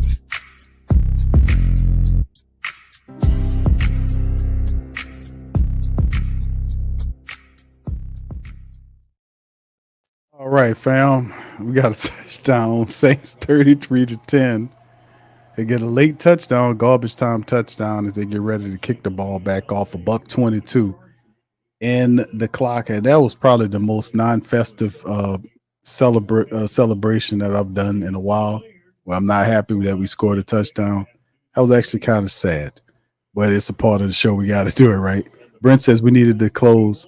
A close loss would have allowed excuses. Indeed, this is not it. That touchdown ain't gonna count. Thank you, Brent. Appreciate it, man, for that, bro. Thank you. Saints gonna try to they're gonna try to arm kick this thing. They try, you know what? They try to get at least score another touchdown here, and Sean Payton better not tell them let him get it. 33-10, Saints trying to get another quick score here to make the lead not so bad. Now let's pay attention to this because you know they friends. And Sean Payton, you better not go over there and tell them let him get it. You better not do that shit. Trying to help his buddy out.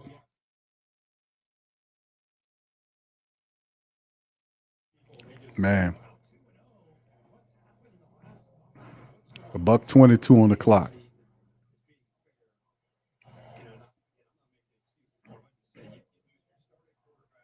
You making excuses, Herb Street. Shut up. Duke says, Q, we calling Loomis out. They did AK 41. He says they did AK-41 give contract Warner, who's not on the field. Ridiculous. Fire DA and Loomis. Boycott needs to. Yeah, I got you on that, bro.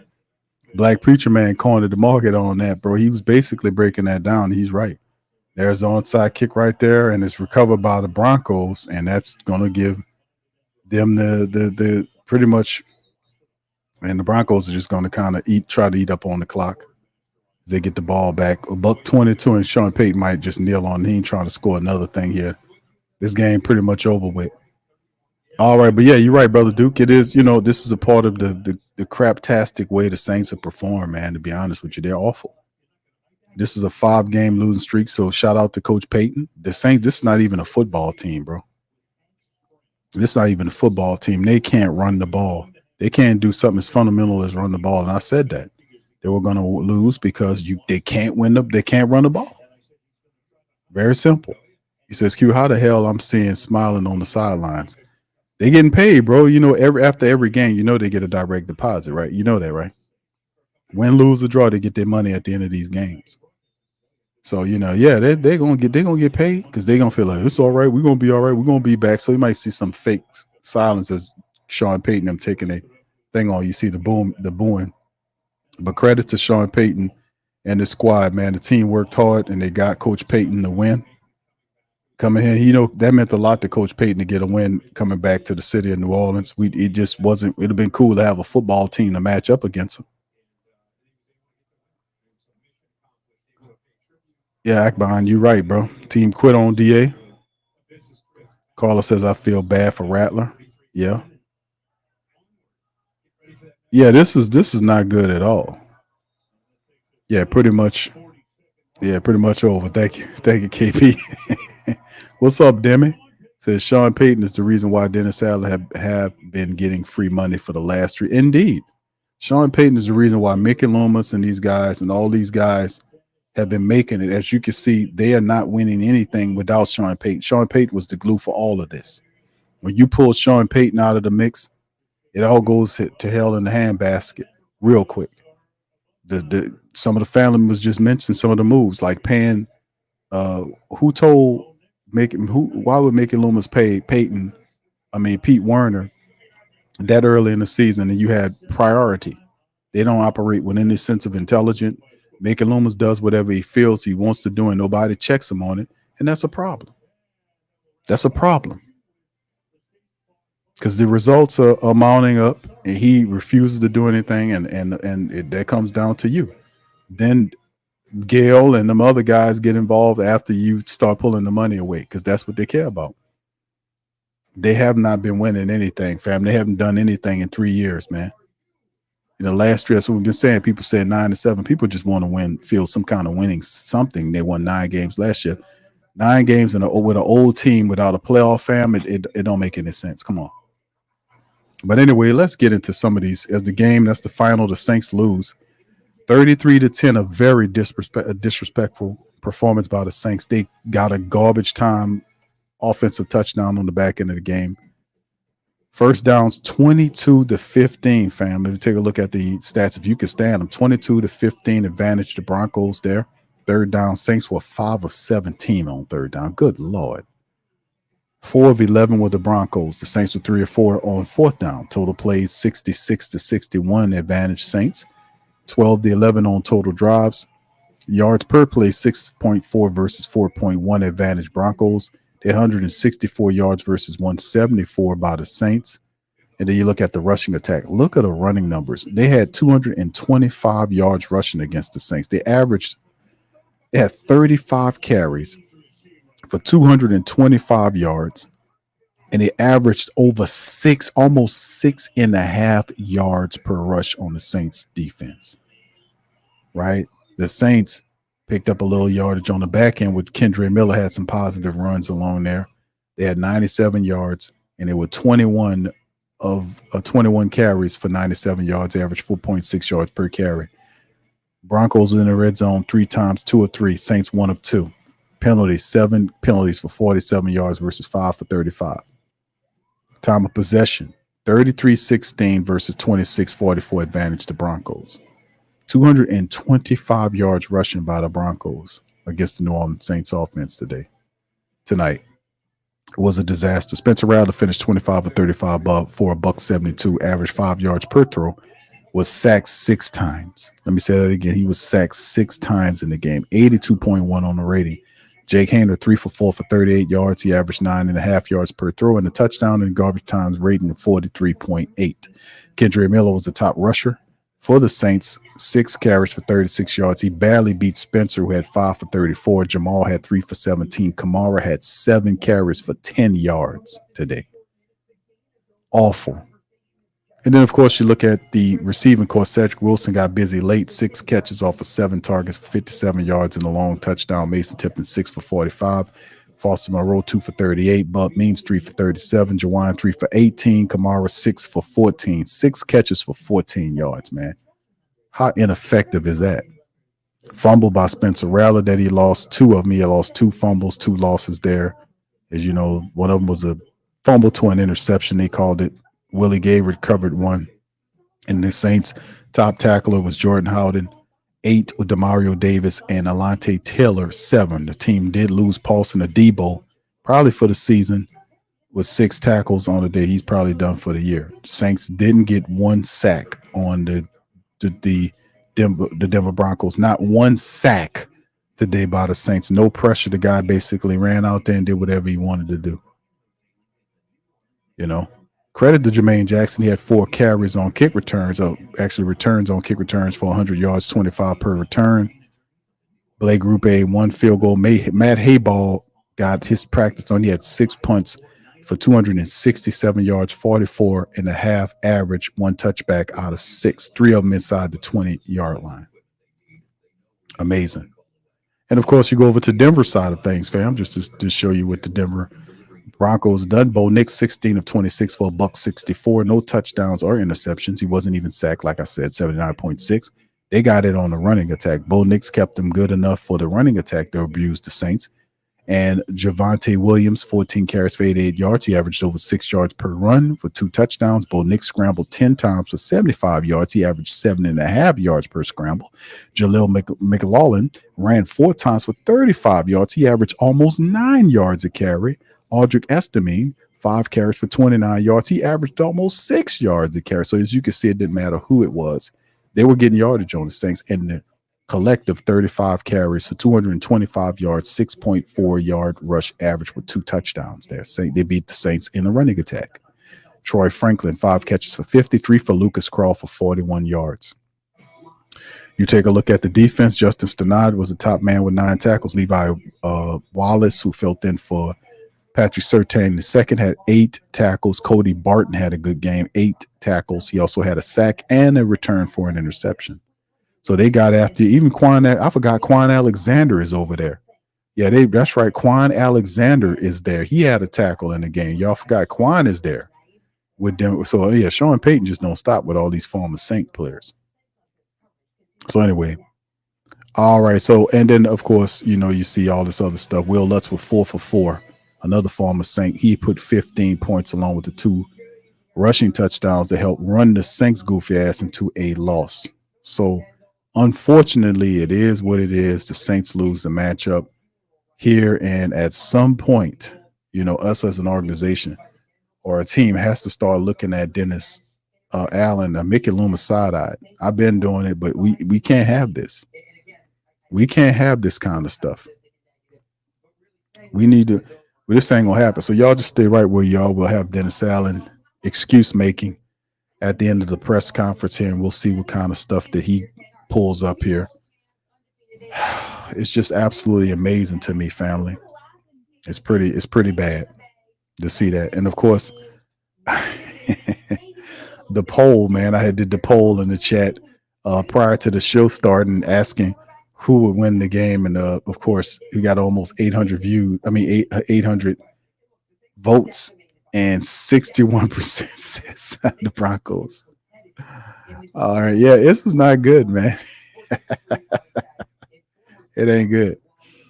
All right, so anyway, crazy. All right, Brent says we needed this one close. Would have allowed excuses. Thank you, bro. Appreciate you for that one, man. Thank y'all, man.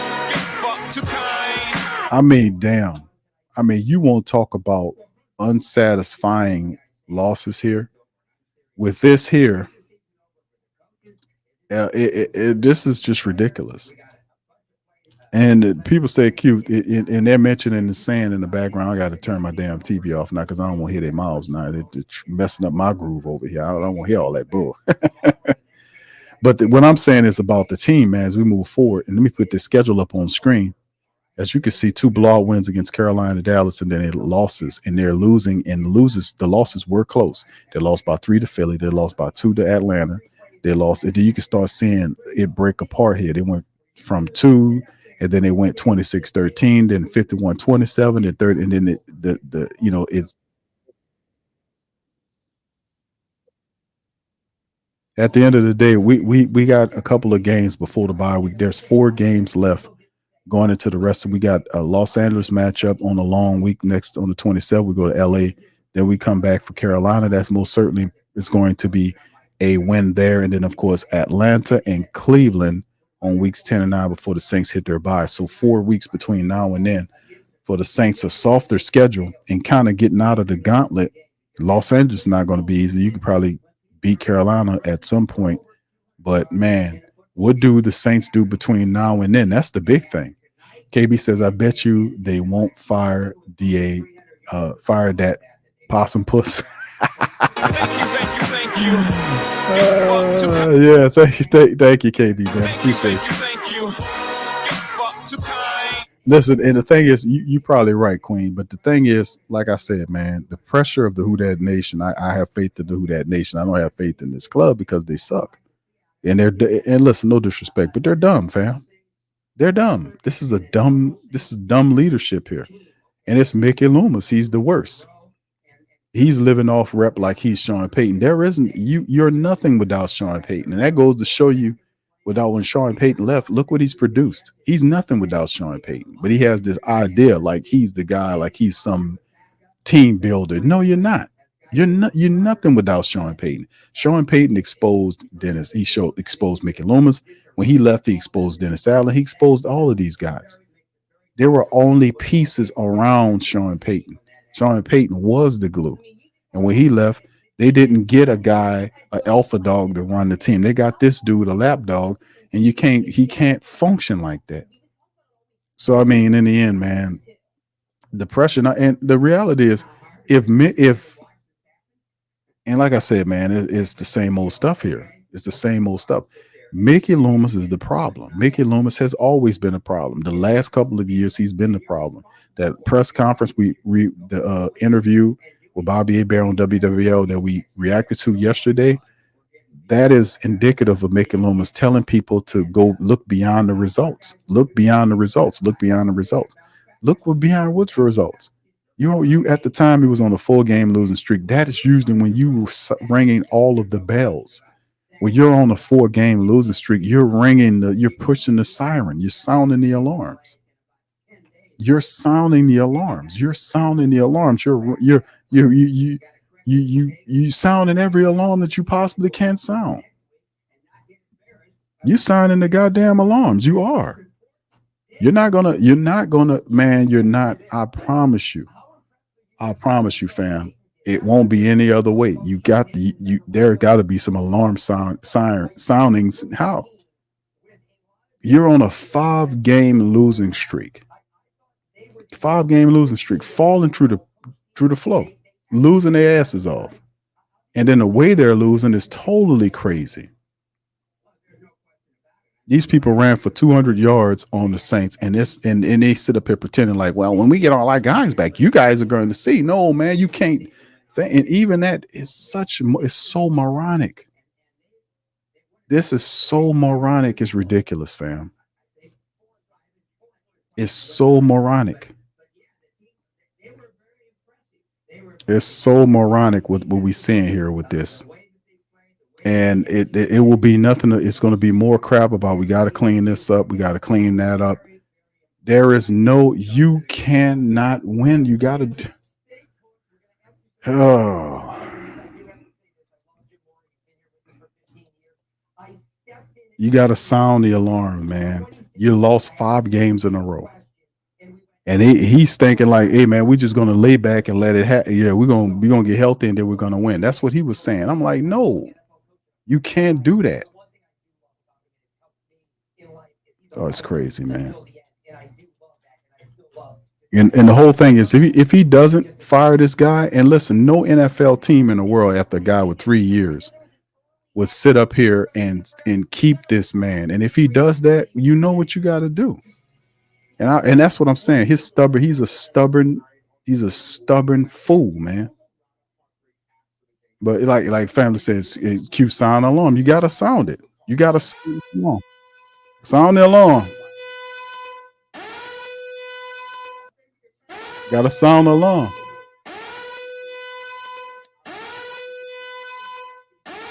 I'm sounding the alarm.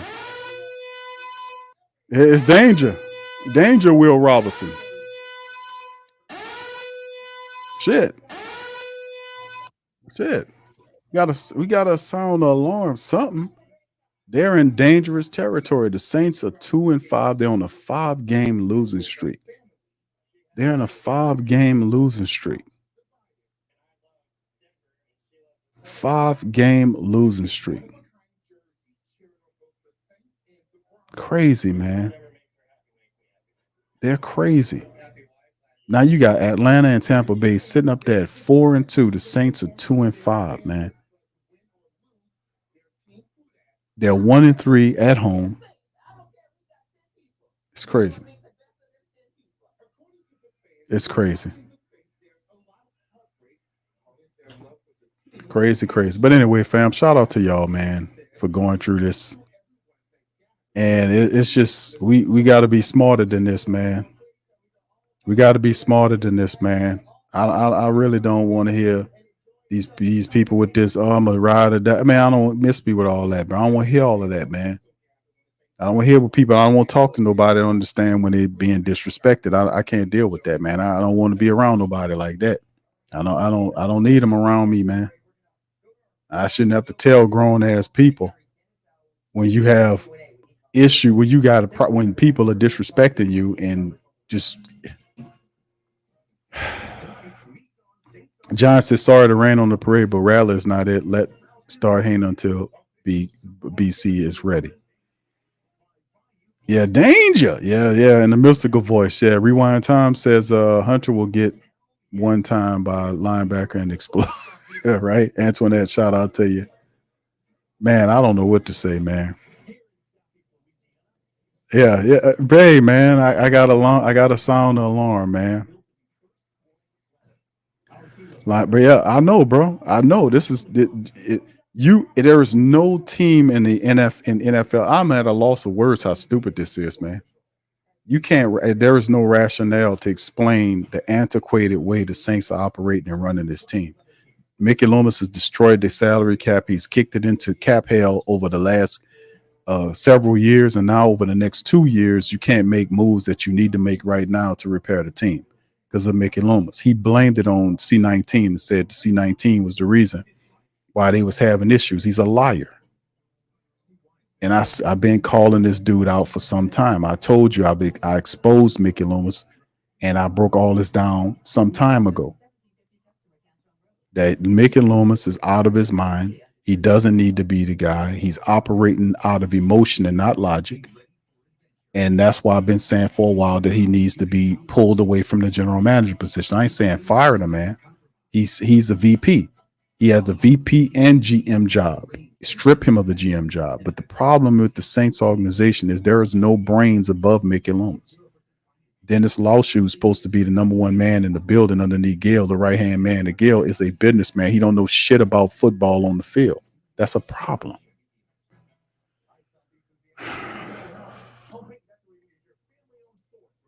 That's problematic. You can't have a guy. You need more intelligence. You need more intelligence in the highest level of the organization. You need more youth there. And this guy is not going to do. He told people in the end of season press conference that he might stay on for the next 10 years as the general manager. And none of them said, none of them batted the eye. They idiots, man. Can I tell you? Because sooner or later, frauds will be shown. Like I said, this year, It's unfortunate because we got to go through these lengths because these people are fat. They are blind. And the only thing changes that if you pulling the money back and depriving them of their riches. That's when they really start waking up. So boycotts and ball. I've been saying this for a while, fam. Boy, I've been saying this for a while about boycotting the Saints because this is not good football, man. This ain't a good product. I've been saying this for a while. People need to stop playing these games. Stop going down there and wasting your money and your time and complaining. Stop going down there. I keep saying the same dumb shit every time. Stop going down there to throw money at these people with the high ass nachos and the pay to park. Stop going down there. Stand on business, man. Thank you. All right. What's up, Rouse? Good to see you, man. Kamara won't stay with us anymore now. He's free agent after this. Thank you, brother. Appreciate you, man, for being a member. I've been saying this for a while, fam. None of this is new. I've been saying this for a while because we know what Dennis Allen is here for. It's just business as usual for the Saints. The only people that really give a rat's ass about what the team is doing is you. You don't want losing sleep and being upset about it. We the only one doing it. Here go Dennis Allen. Put this asshole up here. Here we go, man. Hold on, fam. Let me see get him up here. I don't know if that was announced during the game or not. So that was, and then Lattimore's got a hamstring. Those were the two injuries I think were guys. Nick Saldiveri, shoulder. Those were the three where guys weren't able to come back into the game and play. I think, you look at this game and there was nothing complimentary about the game. In particular, early on in the game, we weren't really able to get anything going offensively. Defensively, we allowed them to have too many long drives. And so therefore, in the first half, I think the time of possession was out of whack. It kind of got a little bit more balanced up as the game went along, but I think that's been a challenge for us. I think we're not winning the line of scrimmage on either side of the ball. I think that's a challenge for us right now. And so, look, we've got, obviously a few days here before we have to play again. We'll go out to L.A. Next week, and we've got to find a way to put our guys in the best position to have some success, and we got to find a way to play better football. And so it's been disappointing. Obviously, look, injuries play a part of it, but we've got to find a way to play better. Richard Sherman had some pretty harsh words for the team on the broadcast at halftime. He said it doesn't look like they want to tackle. It doesn't look like they're putting in any effort. You said last week you still believe in the effort of this team. Do you believe that after watching the last 6 quarters? Yeah. There's no quit at any point. No. He also went on to say that the defense was playing like a team that both wants its head coach fired. Is it something that you are concerned about at this time? No. Never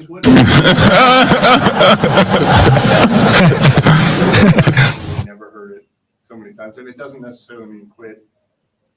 It could mean spirit broken, snowball. But I mean, we have not seen. You mentioned your track record earlier this week. We've never seen the defense have 2 performances like this in a row. What does lead to that? Yeah. Look, I think as coaches and as players, we have to do a better job. We got to do a better job throughout the week. Our preparation, we're making mistakes that we shouldn't be making, and allowing guys to get free. Again, the part of the run game is we have to do a better job of winning the line of scrimmage. That's where it all starts. We have to do a better job of getting off the blocks, and we have to do a better job of tackling. And so, I think us as coaches and players all alike, we've got to figure it out. Are there bigger concerns like belief, buy-in that you're worried about right now? No. Well, look, I mean, it's hard when you lose 5 in a row, and then when you look at all the injuries on top of it, and it makes it a lot more challenging. And so I think our guys are fighting, and yet the results aren't showing. Really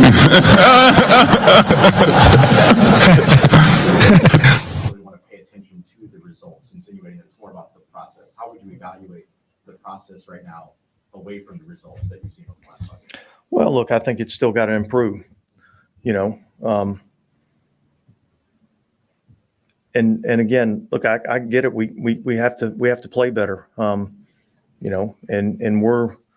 I think guys are trying. I think guys are working.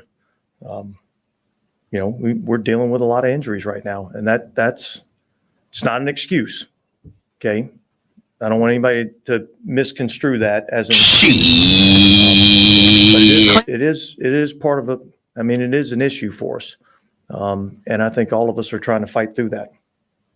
Have you ever experienced so many injuries? I know you had No, I think, I don't know what that number is in terms of amount of missed time, for guys and critical pieces to our team. But it's the nature of the game that we play. You mentioned a couple weeks back about gathering information about the injuries to see if there was anything that have you been. I don't think we've been able to put our, thumb on one individual, thing that's, that's caused these things. I think it's, it's kind of one of those years.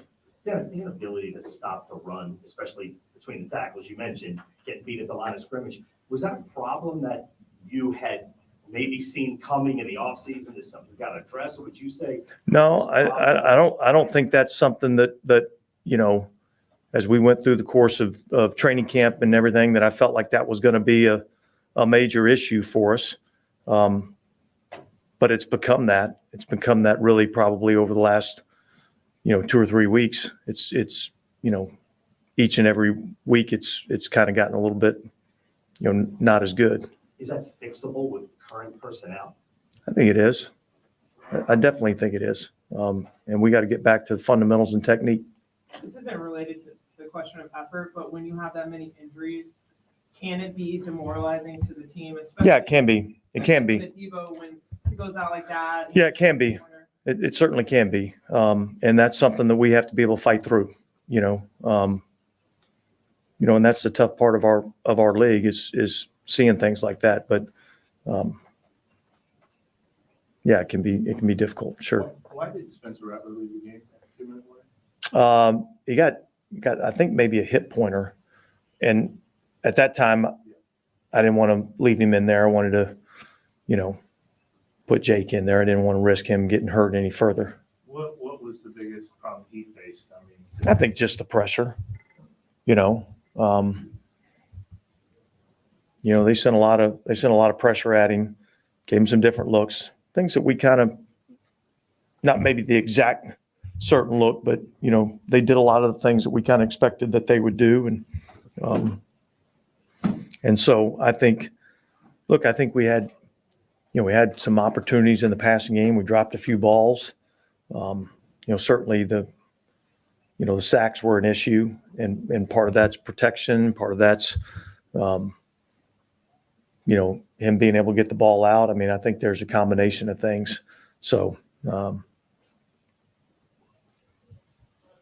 obviously you have 10 days to decide, but because of the way you dealt with Jake and Spencer, Jake doing that in the last 2 minutes? Yeah, look, that was good to see. I think I certainly wouldn't put all this on Spencer Rattler for sure. I think there's a supporting cast around him that has to play better. But look, I think we'll evaluate the tape.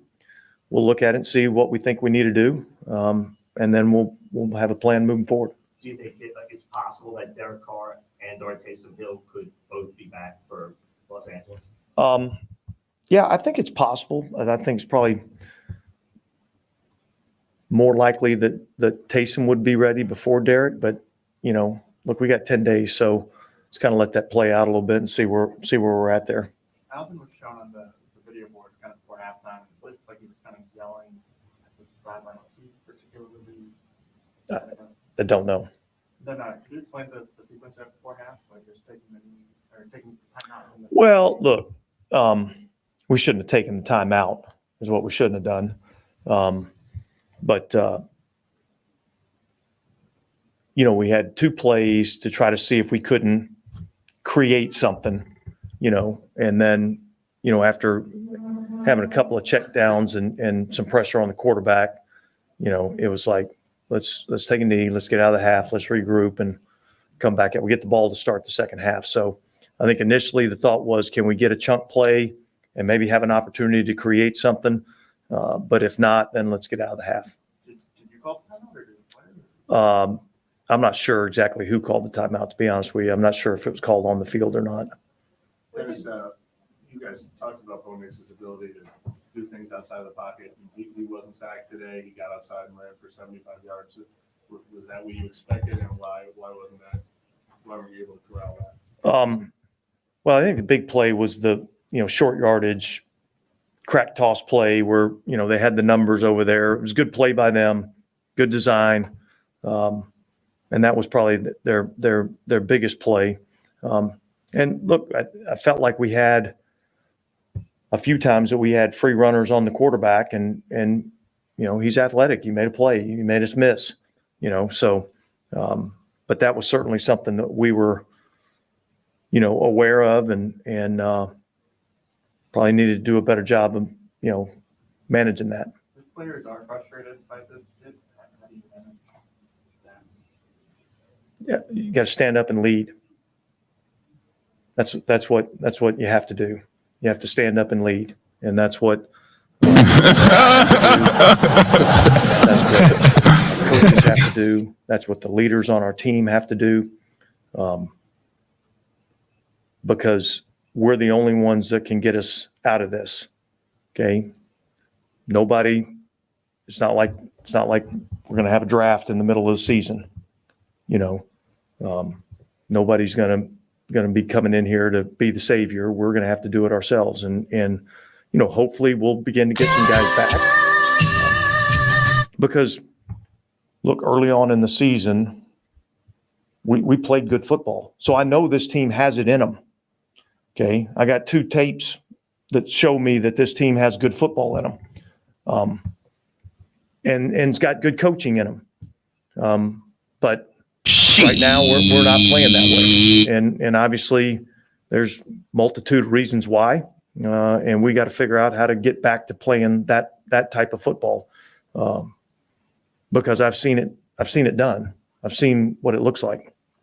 With a Devo, does that type of injury require like emergency surgery? I think he's going to have surgery tonight. Yeah. And then Rashid Shaheed is done for the season, but just what is his loss to?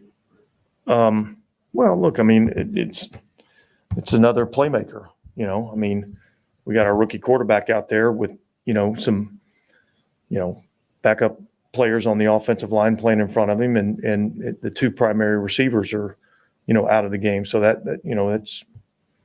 it's another challenge that you have to overcome, as a young player. And so he's an explosive element to our offense. He's an explosive element to our team, the special teams, so that's a big loss. Dennis, the approach the next few days, do you turn the screws on the team? No, here's the approach. The approach is that we're gonna come back in on Monday, which would be a Thursday night kind of schedule. All right. Monday's going to be like a normal day after the game Monday. I want guys to get some rest. I want guys to get some recovery. I want them to get their bodies back. The guys that are injured are going to be spending the weekend in here getting themselves healthy. And then we'll start planning for, the Chargers. But I think over the next few days, for me and for the coaches, I think we just got to look at, everything that we're doing and where we're at and how we can help our guys be better. That's what we got to do as coaches. Do you want a normal Thursday schedule? No, but we're going to be working. It's easy to work remote now. I'm gonna go see my son in Savannah. Kendrick Miller on a snap count in this game, and what did you think? I thought he played well. I thought the plays, when we handed in the ball, I thought he did some good things. I wish we would have caught the one ball over the middle. But I was impressed with what I saw out of Kendra. I think that's a guy that can help us. Okay, guys, thanks. The problem is you trying to talk with your shit, you don't know nothing, instead of listening. Huh? I'm listening. Okay? No. I get $40,000, man, and I dare motherfucker to pop. She might call me Santa friend, but I'm the cleanup man. The cleanup man. He'll sweep your girlfriend off her feet. The reason I know so much about him is because he's moved up an old girl of mine. Swept her right off her feet and into the jag.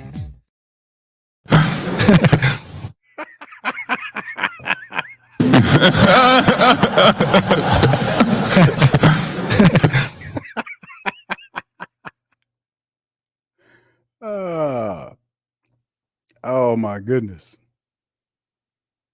This is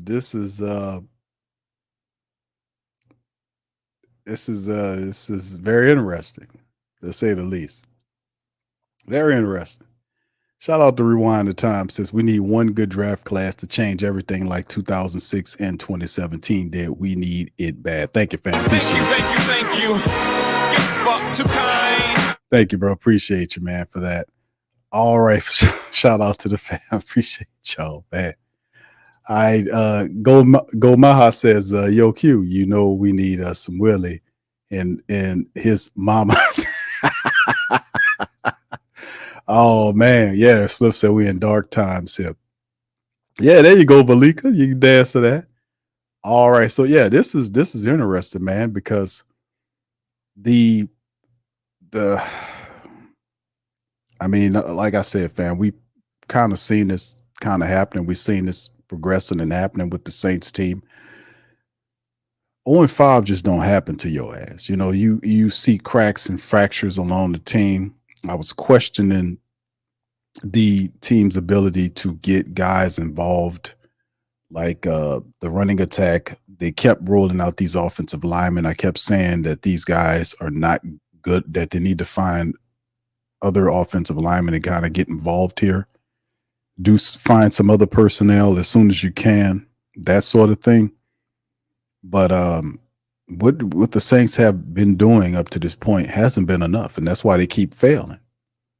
Tonight wasn't even a competitive game of football. It wasn't even competitive. The Saints had a few stops defensively, but offensively, they weren't even ready to play.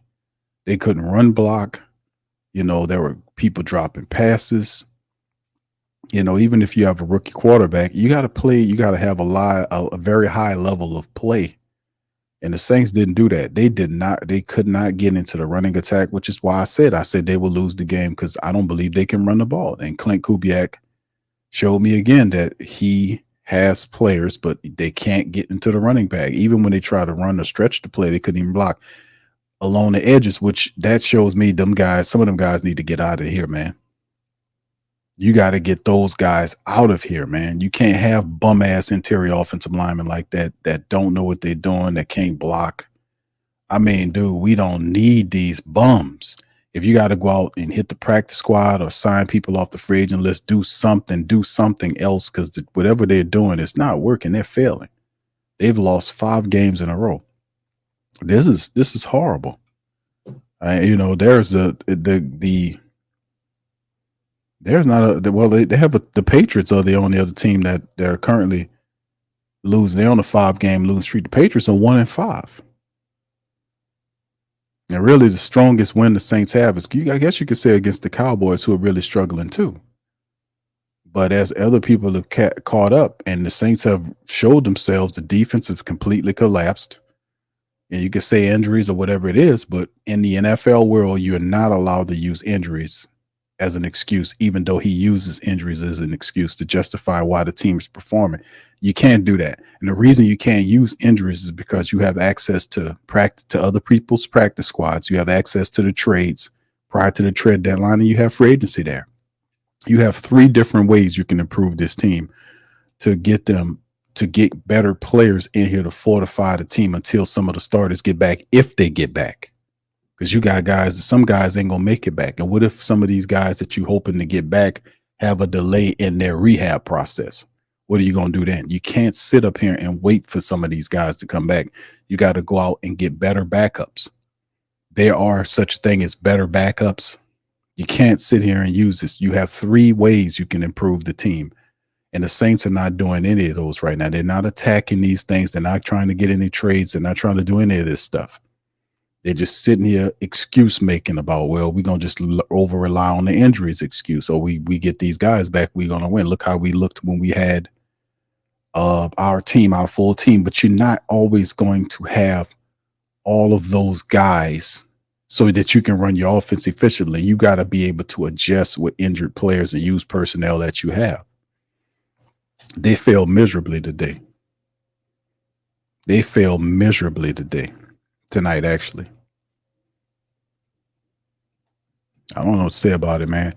Like I said, this defense, this team ran all over the Saints tonight. Over 200 yards rushing on the Saints tonight. 200 yards rushing, 225 yards rushing. They averaged 6.4 yards rushing on the Saints tonight. Basically, they beat the Saints because it wasn't Bo Nix. He didn't throw any touchdowns. It was the running attack about the Broncos that put 2 touchdowns, and Will Lutz kicked the rest of the field goals to put the lead at where it is. Saints score a garbage time touchdown on the back end. But remember, we talked about in prior streams, fam, this is all very necessary. It's all very necessary because eventually you have to get from around, you got to get from Dennis Allen being there. At some point, Dennis Allen and the team, you got to face it down. You got to face it down. It has to happen. Like, for you to get better, it's a purge process that has to happen that the universe is doing to the Saints right now. Like, there's tests like to prove that if you are who you say you are, if you're a really good coach and a general manager, then you would navigate these trials and tribulations the Saints are currently having in a way that would bring success to the team in terms of wins. Right now, there's no point of any season I would dare say that the Saints could afford to undergo a 5-game winning streak, and then over the next 4 games, the Saints you give them a chance with at least the Carolina Panthers, because you got the Chargers, the Panthers, you got the Browns, and somebody else in the mix. It's putrid, man. It's horrible. But at the same time, it's necessary. We got to get behind these people, man. Yeah, the Chargers, at Carolina, and then Atlanta on week 10, and then Cleveland. The way they playing, the only team they got a chance against Carolina. Because the Chargers is not going to be easy on them. Atlanta's going to play hard. And Cleveland, they'll be at least competitive before they get to the bye week. So how many games do the Saints lose over the next 4 games, the next month worth of games? And you can't sit here and wait to see if the team turns around. You're already on a 5-game slide. And then the team looks worse after the Tampa Bay game. It was half the game. Like, they fell apart in half the game. They didn't even show up in this game offensively. They didn't show up. That's why I was saying I was being real. Like, man, I'm not picking the Saints to win against this team, man. They can't even run the ball, fam. You can't run the ball. They don't have a chance. You got a rookie quarterback running around doing all this stuff, and the kid running around trying to do something. They sacked the man 6 times, bro. 6 times, and he had 2 what they call fumbles, which was, it's amazing. You're right. Dave says, you got it right, Dave. No excuse. You find a way. That's why they're making all that money. That's why they're making all of the money. They make all of that money because ain't no excuses in this stuff. Here go the schedule right here, fam. I got it on screen here for you. See that? They got the Chargers up next, October the 27th. Following week, they got Carolina in Carolina. So Chargers at Chargers, Carolina at Carolina. Then they come home for 3 straight games, but Atlanta and Cleveland. And then they hit the bye week in week 12. Then they come out the bye against the Rams. And then they really get, after the bye week, it gets real serious because Washington looks different. The Giants and all these other teams, we're not even worried about them, but you can't lose no more games here, man. You done lost five in a row, and you got a bye week to think about it. But it's horrible, man. Let's hear from you guys. Y'all got any questions? Please feel free to throw them in the chat. Please feel free to throw them in the chat if you have any questions. Gomaha23 says, isn't Dennis Allen a defensive mastermind? He's supposed to put it. Why is the team looking like this? You know what I'm saying, bro? Why is the team looking like this if Dennis Allen's a defensive mastermind, right? What's the excuse? You heard the reporter ask the question to Dennis Allen, right? The reporter asked the question about Dennis Allen, about, asking him about players and, this type of stuff. And he was like, no, I don't believe that happened. Are you in fear of losing your job or getting fired? No. Even reality speaking, you are not doing a good job. Your team is underperforming. They quit on you in the Tampa Bay game. The offense didn't even show up to play. They wasn't even competent. And he answers the question with all the confidence in the world. No, how can a person, how can a coach that hadn't in the years that he's been here hasn't gotten you a playoff? In the 2 years he's been here, no playoffs. He's currently on a 5-game losing streak. Be so confident to say no. He can at least answer with that honesty and say, man, listen, any coach that's in these type of situations will have some fear of losing their job because this is not where you want to be. This bastard said no. So like I said, at the end of the day, this is the systemic of the Mickey Loomis problem. The Mickey Loomis issue is huge.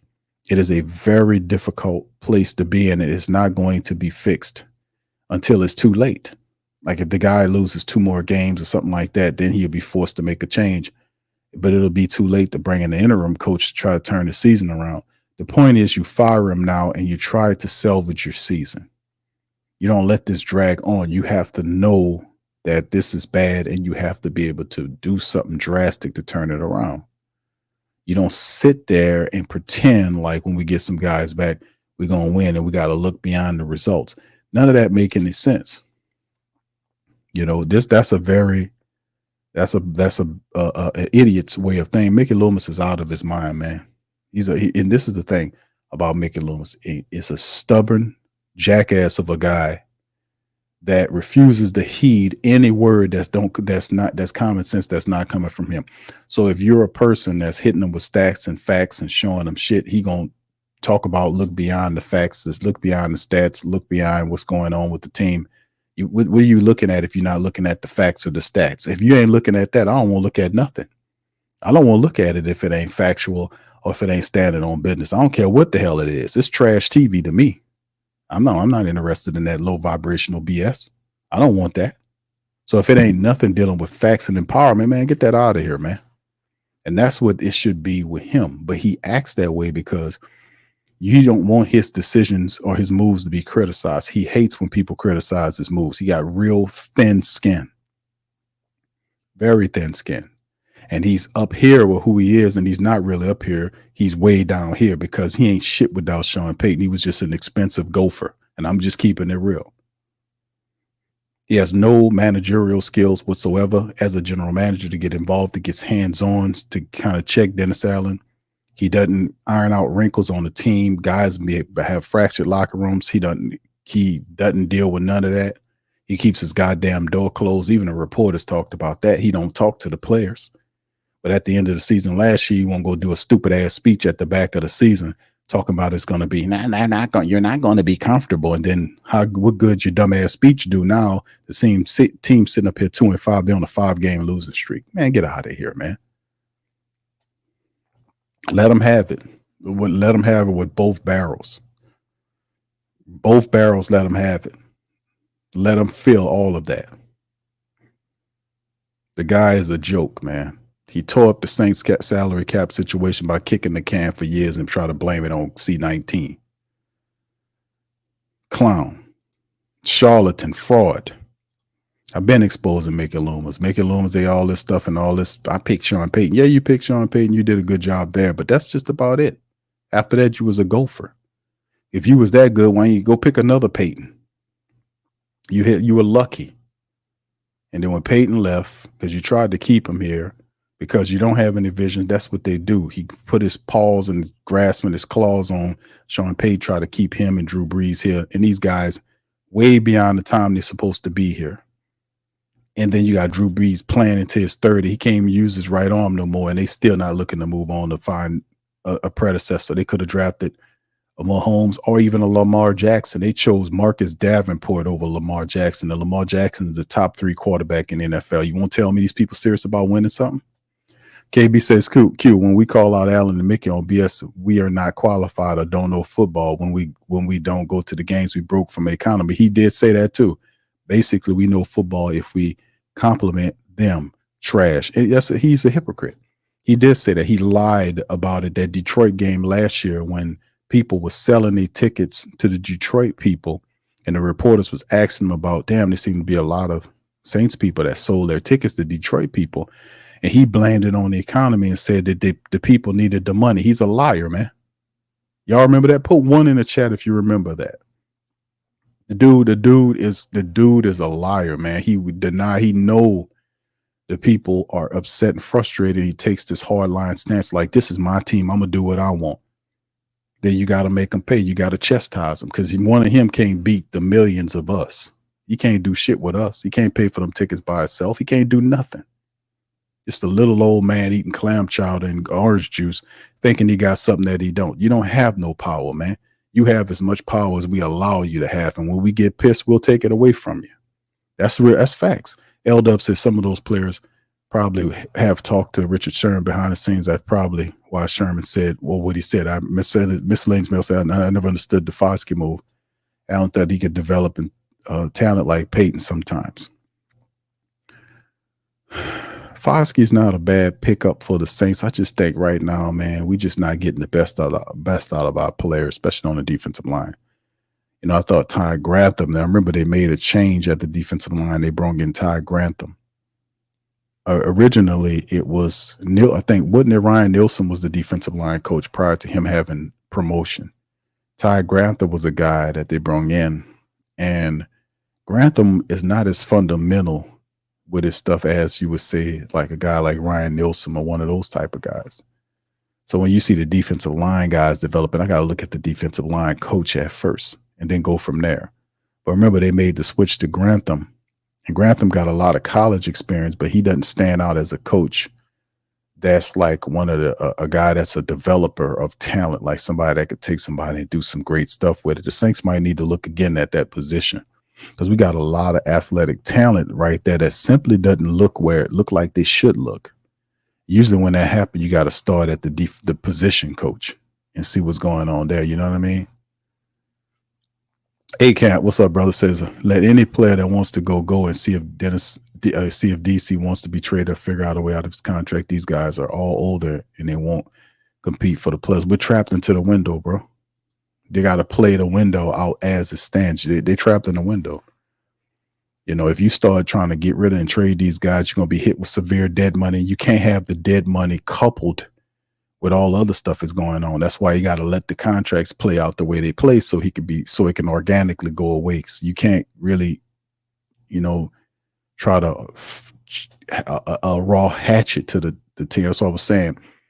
When you finally detach Dennis Allen away from your team, you can begin the healing process, because it's not just chopping him off. It's a lot of stuff that need to be rectified, although he's the biggest part of it.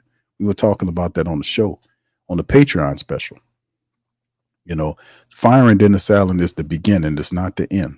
It's the beginning of the healing process, because then you would have to then get rid of all of the bad things that happened during his administration over the last 3 years, because he did a lot of F stuff here, you know. Yeah, you're right, KB. Look beyond the results. He said that. Mickey Loomis says that. He says a lot of stupid stuff, man. A lot of dumbness. Like he said something foolish. We talked about it the other day when he talked about this comedy line about looking beyond the results. The results of the team is 0-5. They're losing. They're not even playing a good, respectable brand of football, but I'm supposed to look beyond that. He also said the reason why the Saints were missing tackles, and they missed tackles in this, a bunch of tackles in this game too. The reason why the Saints were missing tackles is because of the shortened practice periods that the NFL agreed to. Now, never mind, he wasn't saying that bullshit when the Saints were kicking people in their ass on weeks 1 and 2. But all of a sudden, after the four-game losing streak, the problem becomes because of the tackle seam. I mean, the NFL changed the product of how many times you could practice. That's why I'm like, what? What are you talking about?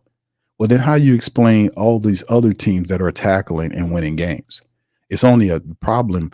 The tackling schedule or the practice schedule is a problem now because your team is losing. They're on a 4-game losing streak. That explains all of these double-digit games of which the Saints are missing tackles because of the NFL changing the practice schedule, which is something that you knew in advance of months ago, and the team went through it months ago, and it wasn't an excuse you used in weeks 1 or 2, but just one you're going to pull out your ass for weeks 3 on back. And then in the same breakdown, really in the same segment as he's talking about that, he then goes in to say the answer is that we got to practice more. Well, how are we going to practice more when the NFL already designated a certain amount of practice where you can't practice, dummy? So it's just like he just talks in circles. It's not logical. It's just spinning a narrative, which he just going to keep doing what he want to do. And that's what we are. I mean, I can't explain no clearer than that. This dude, I've literally just dissected this guy, man.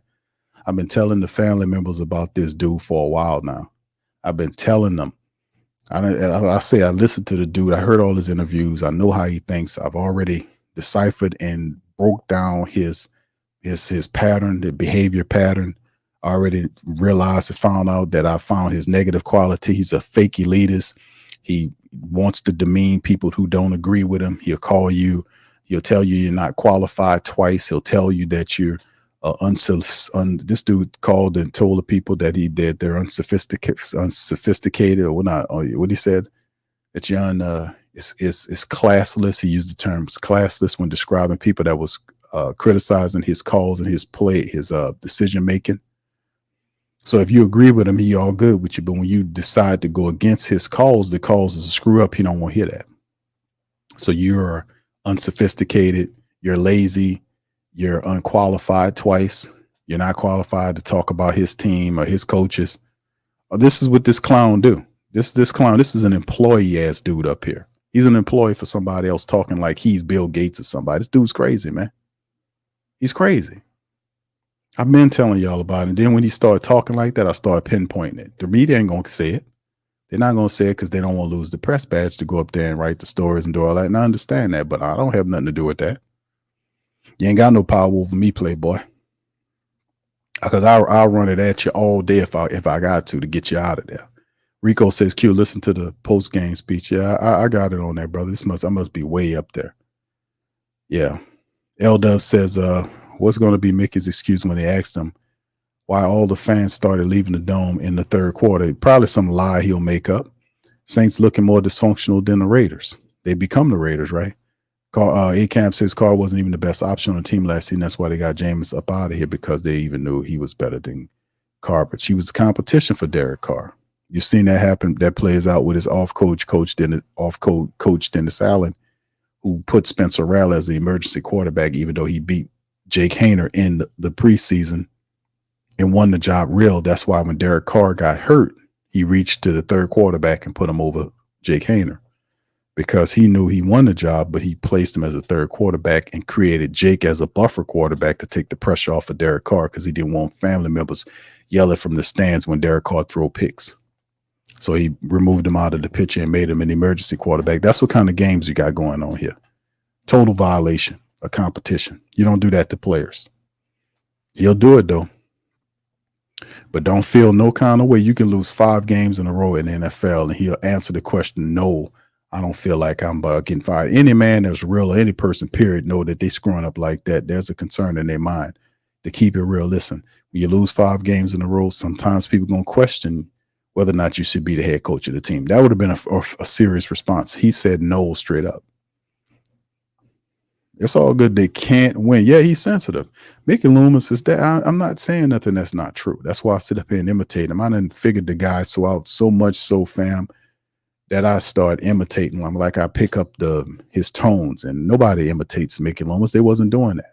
But I did that to besmirch Mickey Loomis and to make fun of him and ridicule him because of his behaviors, what happens with the Saints and organization, how he treat people. So what's good for the goose, Loomis, is good for the gander. So that's what I do. So I make silly songs and say stuff like he'll say and stuff like that because that's what it is. We need to get this right. Lewis says, Q, I'm honestly happy that this happened. And we all know it would take rock bottom 5 times over change to happen. Indeed, and I've said this to the family members. Listen, this is how change happens. You got it's a purge process that's undergoing right now. It's cutting away of all of the things that don't need to be here. All of the fat has to go off. It has to get cut off. It has to get chopped off, macheted off. It got to get macheted off. It has to. For the team to get back to winning, it has to. All these people that aren't supposed to be here need to be purged. And that's what nature is taking care of it for you. So it gives you these tests. It gives you these stepping stones. It gives you these things. These tests to see if you can pass. And if you don't have the intestinal fortitude of the intelligence or the discipline, then you're going to fail. You got to go. And that's like in life. When you get certain people get to high positions, they don't do it the right way. That's why they suffer when they get there. They lose their mind. They go crazy, all this kind of stuff. Or they cheat and they do stuff they ain't supposed to do. And anyway, they end up getting their issue when they do that because ain't no cheating the game. You can't get beyond, even though you think you're getting ahead, you're not really getting ahead because you're trying to get something that you don't deserve or you can't handle. And they usually end up tearing your ass up some kind of way. That's how it go. So at some point, a fake pretender like Dennis Allen got to fall sooner or later. And he might have an idiot, chump, mark, asshole, simpleton like Mickey Loomis running the team. But at the end of the day, he'll go down with him. That's how it's going to go. Watch this. You think Mickey Loomis could stand up against the Who Dat Nation and the rest of these people when all this start happening? This is the beginning of the fall. This is when hard-headed people really start seeing the team as what it is and be saying, damn, I have to stop going down there. No shit, Sherlock. Welcome to the party. This is what we've been saying. Stop wasting time and wasting money and join with the rest of the people and stop going down there and playing these games. Keep your money in your pocket. This is a tough economy anyway. I don't understand why we putting up with this shitty ass team putting money in their pockets anyway and they disrespecting. You know how tough it is out here? Take your goddamn money and grow a garden in your back of your house. Pay off your bills. Give it to your children. Buy some clothes. Buy some tires. You know, like I said, buy some seeds. Grow some shit. Buy some stocks and some bonds. Do something you can get a real return on your money. Take it away from them. Only for a time, and sooner or later, and when they will get right with you. That's how I go. That's called economic boycotts, man. That's what it's about. That's how you get people right. I've been telling these people this for some time, fam. I've been telling them over and over again. Stop going down there, man. Stop running your ass down there, sticking up in front of them, facing the people, only turning out losing ass performances and leaving you pissed and wasting your time, man. Stop going there, man. Get your ass out of there, man. Come on. Shit. It's out of your ass. I got mad at the people right quick, family. God damn it. Get your ass out of there. Like a grumpy pop somewhere. What you doing out there? Get your ass out of there, boy. Man, but I love them, man. I love my peoples. The mighty Who Dat Nation, man. We got to stand on business, fam. It's time. I've been saying it, man. I got love for my peoples, man. Thank you, man. Jack says, Dennis is not a team builder. He's a team destroyer. Yes, sir. With his code of behavior, it was only a matter of time for him to bring it all down to his level. Yes, indeed, fam. I told y'all, I said, listen, there is no off code. I'm big on this universe thing, fam. You know why? Let me tell you, man. In history, there is like they talk about all these holy people. Listen, the best servers are family of the divine most high of people that went through it all. Like they had to learn them lessons, fam. You know, some of this stuff you had to actually go through more than once before it had an impact on you in the way it made you see it. Some instances we learn right away. Some instances we got to go through and repeat it before we get tired enough to say, man, I'm sick of that. Serious. That's life. That's game. So, but there's literally rules that you can't get around. So the demons want to pretend like you could do whatever you want to do. When they tell you that, that's destroy right there. You can't get around the rules, man. This the whole system, the beautiful universe was set up with rules and regulations and guidelines. And they so strict and strong that the Most High don't even violate them. He follows the rules and guidelines. Like he's not gonna, the Most High not gonna put opportunity in your hand unless you're ready for it. You're not gonna drop nothing in your hands that you're not ready for, man. He don't work like that. It's only the ones that want to divert the system, and those are the ones that lead you to destruction. They try to teach you that being free and being wild in a society where they got killer diseases running around is the way to go. And they try to make it look like it's all free and all this. That's bullshit. That's death and destruction, man. That's bullshit. But like I said, but the rules and regulation and guidelines of how things work, you learn them as best you can, or you will. I mean, that's the point. You don't get to another level in development without learning the lessons of those rules. And the way we learn is by going through to trials and tribulations. And it's your mindset to determine when you make those trials and tribulations into stepping stones. That's becomes maturity or spiritual and mental maturity to understand that these obstacles are for your development. And that's how we learn and grow as a force, as a people, as a being, a sentient being in the universe. You have to be tested. You have to be tested. Some of them you're going to fail, some of them you're going to pass, but at the same time, you're going to keep going through it until you win. And when you win, you go up to another level of development. It goes on and on until you leave to go to the next level. That's how it works. So in the end, man, that's how I just try to speak word to people, man, tell people the game. Because, hey, man, the bottom line is it's a lot of lying, foolish garbage. But at the end of the day, we'll figure it all out with the right mindset. We'll figure it all out. But you got to have discipline. You got to have respect for yourself first before you can ever have it for anybody else. Ain't nobody out here can talk about respecting you, that they got respect for you, and you look at them and they don't even have respect for themselves. They don't respect themselves. They can't respect you because they don't know how to. You don't get involved in one-way relationships. If you see it's a one-way relationship, you get out of it because you're going to get hurt. You're going to get hurt. And getting hurt is not fun. Getting hurt is not fun, which is a test in its own right. Because you get hurt, you got to know how to handle that. And you can't get bitter. Getting bitter and when you get hurt is a natural reaction, but you can't get bitter with nobody. You got to be able to translate that energy into something the opposite of it and make that about the lesson of learning that experience. And when you do that, then it empowers you. But doing it that other way, you cannot get better. It will destroy you. That's not what it is. Better is wrong. So what we participate in, we have the right mentality to understand, hey, man, I made a mistake right there. I made a bad decision. Let's rectify it. Now, when we talk about Saint talk, it's the same thing. Just withdraw funds, pull your funds away from them. That's all. Don't buy nothing from them. While you're doing that, buy funds opposite, like you show a shirt saying this, that, and the third, fire dinner salad, stuff like that. That kind of stuff. You want to invest in some merch, do that. Invest in merch that speaks the message of what you got going on, or invest in something that speaks the message that you feel. But don't get them people none of your money. They don't deserve it. I'd be goddamn, I have that some bitch talking reckless and all that kind of stuff to people. And he the one making the decisions. You getting mad at me for checking you on your decision making, and it's bad and it's hurting the team right now. And you mad at me for checking you. That's mental, man.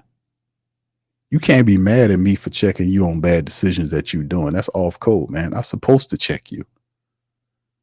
I'm supposed to check you. If I care about you, if I love you, I'm going to check you. If I don't, I'll let you fall. That ain't got nothing to do. You see what I'm saying? Dude. They got to make it through it. Now, they're talking about it is ridiculous, these injuries. But at the same time, fam, listen, that's what depth charts are for. Let's not get lost in the minor shit. You know, like they said, that's That's not major and the minors here. The reality is the injuries are going to happen, whether they happen to you early or happen to you during the middle of the season or helping to you late. Injuries are going to happen because it's a physical game. These guys running into each other at high speeds, and people going to get hurt out there. So you have to be able to create a depth chart that's strong enough to absorb these injuries. And the thing about it is you won't be able to find an extra Elvin Kamara. That's not the point. The point is you have to be able to get guys that can help you keep running the ball. Like you can have a strong running unit. If you fortify the offensive line with strong run blockers so that you can run the ball when things get tight because you're missing this guy, that guy to keep the ball moving to help your defense rest and get to your play action bag, you're going to be all right. Now, there were questions about the Saints offensive line. When we started this year, we were questioning who these guys were. The Nick Sell-DeVaris never playing a down. The Shane Lemieux, who was constantly getting hurt, and then he hurt now. You got him starting that one game, and he got hurt after one game. You got all these other guys. They had to pull the guy off the practice squad, and he's kind of a mixed bag there, but you got to keep trying. You got to pull these other guys out and put them in. Why is your Ali Udo still on this team? How bad he looked. He looked so bad they didn't put him out there. But why is he still here? Why isn't they find somebody else that they move in there? That you got to constantly be, when you see, fam, if there's injuries impacting your team like that, the Saints should be the busiest. If the people are telling me, Q, the Saints team is being hit with more injuries than any other team in the NFL. That could be true. If that is indeed the case, the Saints should be the most active team in the NFL because of said injuries. They should be more active than any other team. If injuries are hitting your team like that, you should be moving and grooving, hitting the practice squads, looking at the trade market, looking at the free agent market. You should be the most active team in the NFL. They are not doing that. So they're just sitting up here while the injuries hit the team, and they just doing basic moves like the injuries ain't extravagant. Like it's just a regular. They're saying the injuries are, there's a lot of injuries, but their emotions are not moving in the same energy to meet the demand.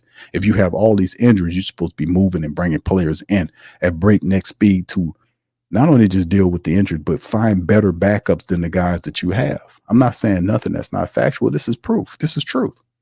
We're not the only team to deal with injuries. You got to win games while your starters are out, because if you lose and when you get your starters back, you're going to be in a hold. You're going to be in a deep hole. The season going to be over with. And then the cold-blooded, let me sprinkle this on you, fam.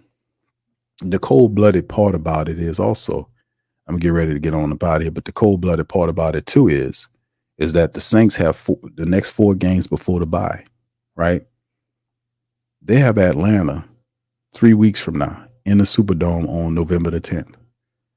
That'll be the final of the 2 games. So they'll be done with all the NFC South rivals except for the Tampa Bay Buccaneers, which is the final game of the regular season.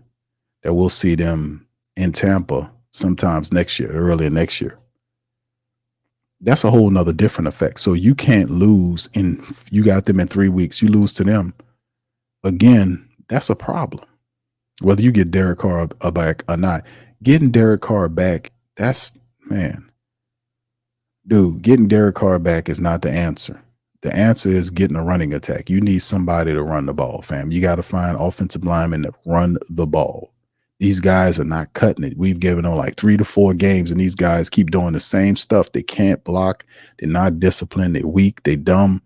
They get pushed over. They're late to block, and it's just what it is. You got to find better players. You wait too long, you're gonna be too far in the hole. They've on a 5-game losing streak, and even if they'll get Taysom Hill back, but you gonna get Taysom hurt trying to run them in the teeth of that bullshit offensive line. They can't even move anybody. That's how overusing Taysom Hill to run the ball.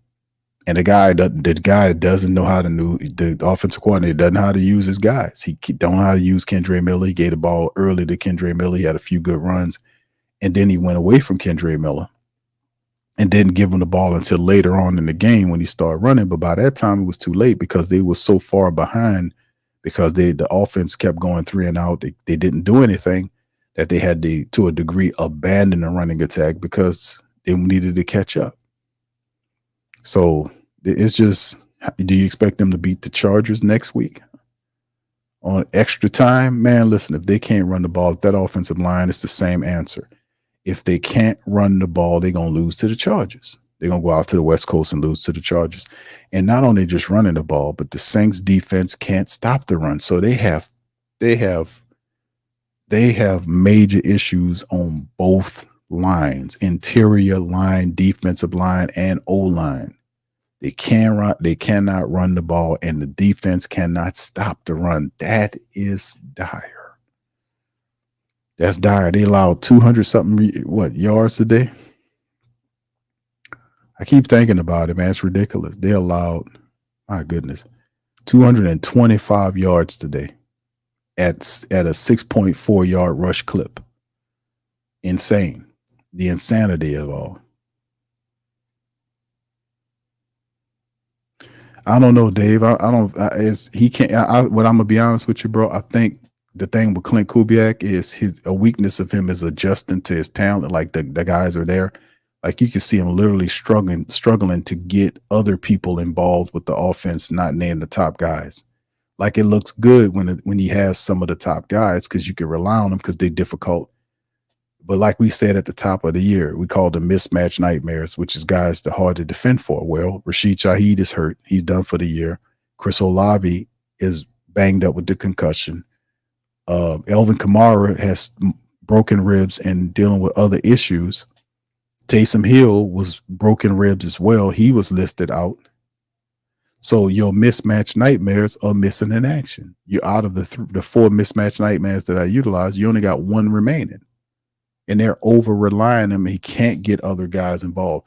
That's the problem with Clint Kubiak. That's the biggest problem. I've been saying that for the last couple of weeks, watching what he's doing. I'm like, dude, he wasn't doing that when he had those other guys. That's why I was telling him, bro, you need to get these other guys involved. So if something, you spread out the load. And that's how you help them learn the system. But he refused to use Jordan Mims. He refused to use Dallin Hawker. He refused to use some of these other guys. Jamal Williams is still not getting no carries, especially in the second half of the game where north-south downhill runners would work for you. He don't get them involved in the game. He's not like quarter-centric like you, even if you're organized enough to know how to dissect areas of the game to know where you can use certain players. They don't even do that because that helps you out. Like, let's use in the second half, let's spread them out. Let's hit them with some of these north-south running backs. Let's hit Kendre Miller. Let's use Jamal Williams to pound these guys out. But then again, it probably wouldn't even make a difference because they can't freaking run block anyway, which is his fault. You don't line these shitty offensive linemen up here and pretend like they can run and they can't even operate the system. And then they practice all week long and they tell you we had a really good practice this week. That's what they said. And then you get into the game and those guys don't even look like they even practice. So we got a bunch of Hall of Fame practice. That's what I called them last year, where they keep telling me we had a solid week of practice. We ready for the game. And then they get in there and they look like they didn't practice. I don't get it. But at the end of the day, man, they got an extra amount of time here to kind of rebuild, to get away. And Dennis Allen said they need to get away for a little bit, let them heal up and come back at it. And we'll see where it falls, man. But it's a long week for the Saints to think about the 5-game losing streak and how they can change it around. But until I see them make the moves necessary to fix the interior offensive line, I'm not expecting much out of them, fam. If you cannot win, if you can't run the ball, you won't win. The Saints won't win games if they can't run the ball because they can't get into their play action to get into the bag. That's how it works. You must run. And if they can't run, then they won't win. Simple as that. No matter who the quarterback is, you think Rattler look bad, put Derek Carr back there and see what it looks like with no running attack. Oh, my bad. Y'all seen that before. It won't work, fam. I'm sorry to give you I hope this ain't gloomy game for y'all guys, man, but it's true. It's true talk. SK says, I can't blame Dennis Allen on this one. Starting QB, wide receiver 1 and 2, RB, all out. Bro, no. You got it. If it ain't my damn fault. He the head coach of the team. Yes, the blame falls on him because if he knows his guys are out, you got to get other guys involved. That's what a depth chart is for. So yes, blame is when you lose the game 33-10, you didn't produce anything. Yes, blame is involved. Because it's either one or two things. It's going to be credit or criticism. That's the two things that happen from game to game. You either give them credit when they win or criticism when they lose. That's how it go. It's either credit or criticism. In this criticism, in this game, the offense did nothing. They practiced during the week. They've been practicing with the same personnel, not yielding any results, and they're not doing anything different. It's not just this week is indicative of the last several weeks of bad football. This just don't happen. They don't get the 0-5 over 5 games for nothing. It don't happen like that. They don't just fall into a hole all of a sudden. No, this has been over time, them not doing the right things. And that's where we at. Credit and criticism, bro. We don't go. No, I don't play that shit. Because I give Dennis Allen credit when he deserves it, and I give him criticism. But that's balance. You can't ask for no fairer than that. Yes, you better put that credit on his ass. I mean, that criticism on his stinking ass. Rising says, Q, what are the scouts doing? Bro, I don't know. I don't know what's going on, bro. It's they need to do a lot of introspection now, bro. A lot of people got to look at themselves. When you got an 0-5 loss like this, 0-5 losing like this, at some point, you got to do introspection. You got to start looking at everything and everybody. You might have to take jobs away from certain guys and promote other guys. You got to look at everything because you got to turn it all around. And I ain't just saying, I'm saying coaches, looking at assistant coaches and seeing if you move somebody. If Clint Kubiak can't figure it out, let's put Dennison in there. Let's see with Rick Dennison. Let me see what you can do. Can you call some of these plays? Clint, take a little sit back and me use Rick Dennison here. Let him get control of the offense for a little bit, see what we can do here for a game. Defensive line coach Grantham, let's kind of switch some stuff up. Let the defensive top assistant be the guy here to kind of run the defensive line. Let's see, just kind of switch some stuff up. The starting lineup. You got the interior defensive tackles not playing. Let's move Nate Shepard out of there. Let's put somebody else there, see how that works out. That's what you got to do. You got to move guys out and put guys in. You got to switch up the lineup. You can't keep rolling the same people out there. You got to switch it up to see what it looks like, just to give it a shot. You can't keep rolling the same stuff out there, man. It ain't going to work because somebody's flubbing up, something's stinking, and you got to get to the bottom of it. You got to do some introspection. You got to do an investigation on your team and yourself to figure out what's wrong and what's going wrong and what I need to do. And at the top of the food chain, or at the top of the team, is Mickey Loomis, who needs to be really active, getting players that are better than the backups we got. You got to keep moving guys in and out. You're on a 0-5 losing streak. You have to figure out a way to stop this. You have to be super active to do something about this to stop it. And they're not super active about it. Mickey Loomis is not alarmed at all. You heard the interview. Dennis Allen is saying the same thing he said in the press conference after the last 4 losses. He's saying the same thing. That's why I was sitting here hitting the laugh button at his ass. That's why I was hitting the laugh button on him. He's saying this. He said the same stuff over and over again. He said it, the same shit he said in the previous 4 losses. This is the same thing. Which, if he's saying the same thing, that means you're not correcting whatever the issue was from the prior game. And we all know what it is. We sit up here and watch these games. We know that the interior offensive line is shitty and they need to find better backups. That's what it comes down to. You got to run the ball. Ain't no ifs, ands, or buts about it. So anyway, let me get on up out of here, man. Listen, I'd like to thank all of you guys for being here. Listen, once again, I'd like to apologize to you guys. And you say, Q, what you apologize for? I'm apologizing to you guys because Dennis Allen didn't apologize to you guys. He didn't apologize tonight about another stinky, funky loss. Saints have now lost 5 in a row. They're sitting up here at 2-5. They're 1-3 in the Superdome or the Caesars Dome, whatever you want to call it. And it's just one of these things where I apologize for you because he's too stupid to apologize to the Who Dat Nation for turning out these nasty ass losses, these incomplete teams that are not even prepared to play and get out here and embarrass the Who Dat Nation in front of a national crowd. This was a Thursday night football game. The entire nation seen that. Atlanta people over there laughing at the Saints, sniggling and giggling at the Saints because of this clown, this buffoon, this nincompoop, and this stupid ass general manager on top of the team operating in his emotions. So, like I said, man, it's a tough time, but it's necessary. We got to get this funk and this trash from off the team, man, and this is what it's going to take for the entire Who Dat Nation to flip the script and get hardcore in their game. I'll I go through this because I know this is a purge process. I know what the end result's going to be after this. I know what kind of blessing reward we're going to get when we go through this. And that's why when we go through these little tough stretches, I'll be like, yeah, let's go. Get my camo pack and everything. We good to go. Let's go. Let's go ahead on this trek. Because I know at the end of the day, where this ends up at, where this road ends up to. I know it ends up into respectability. We get this funk and this trash off this team. I know that for certain. But anyway, let me get on up out of here, man. Listen, y'all hit the like button, hit the subscribe button, hit the share button. Feel free to share the show on the social media feed. Also, just to let the family members know, shout out to our sponsors of the show, Mint Mobile, Teach Henley, and Bet Online. The links are in the description section below. You can get discounts on some of these things. Teach Henley is 20+%. I want to say Bet Online is also a good source. Mint Mobile, also a good phone service, cheap phones in this tough economy. Man, trying to do something to save us some money around this joint. Straight up, man. It's crazy, man. Got to get this economy turned around. Also, there's merch in the description section below, and we have several merch stores for you to check out, fam. There's a link there as well for support and other things. So with that being said, I'm going to close out the stream, and we'll be back with us tomorrow. On Friday, we'll open up I'll see, fam.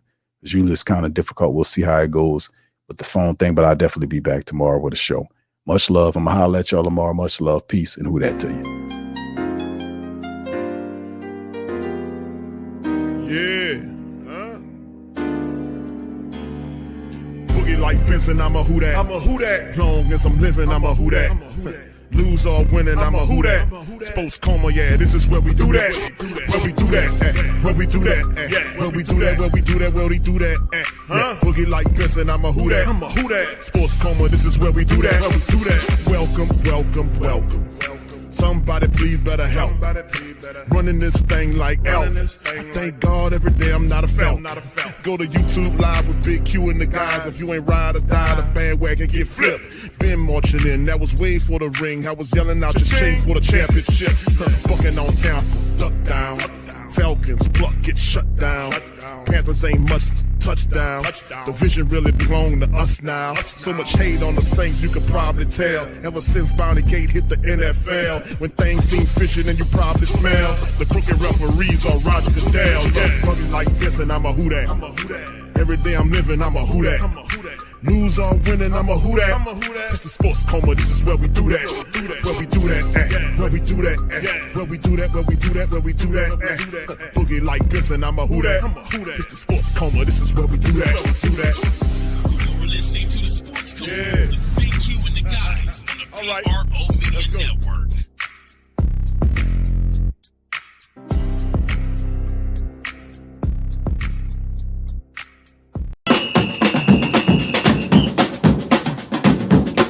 Say they gon' beat them, say, who that? Who that? Who that say they gon' beat them, say, who that? Who that? Who that say they gon' beat them, say, who that? Thank you for making Saints Central your black and gold home for the New Orleans Saints. BetOnline is the world's most trusted betting platform and your #1 source for everything sports betting. Every stat, matchup, breakdown, even live odds and spreads to bet on during games. With the largest catalog of odds on everything from football, MLB playoffs, NHL, NBA to political props. When the game's over, head on over to our online casino and get in on a game of blackjack or poker or unwind with over 150 slot games. Head to the website today to get on the action with America's most trusted site for online wagering. Bet Online. The game starts here.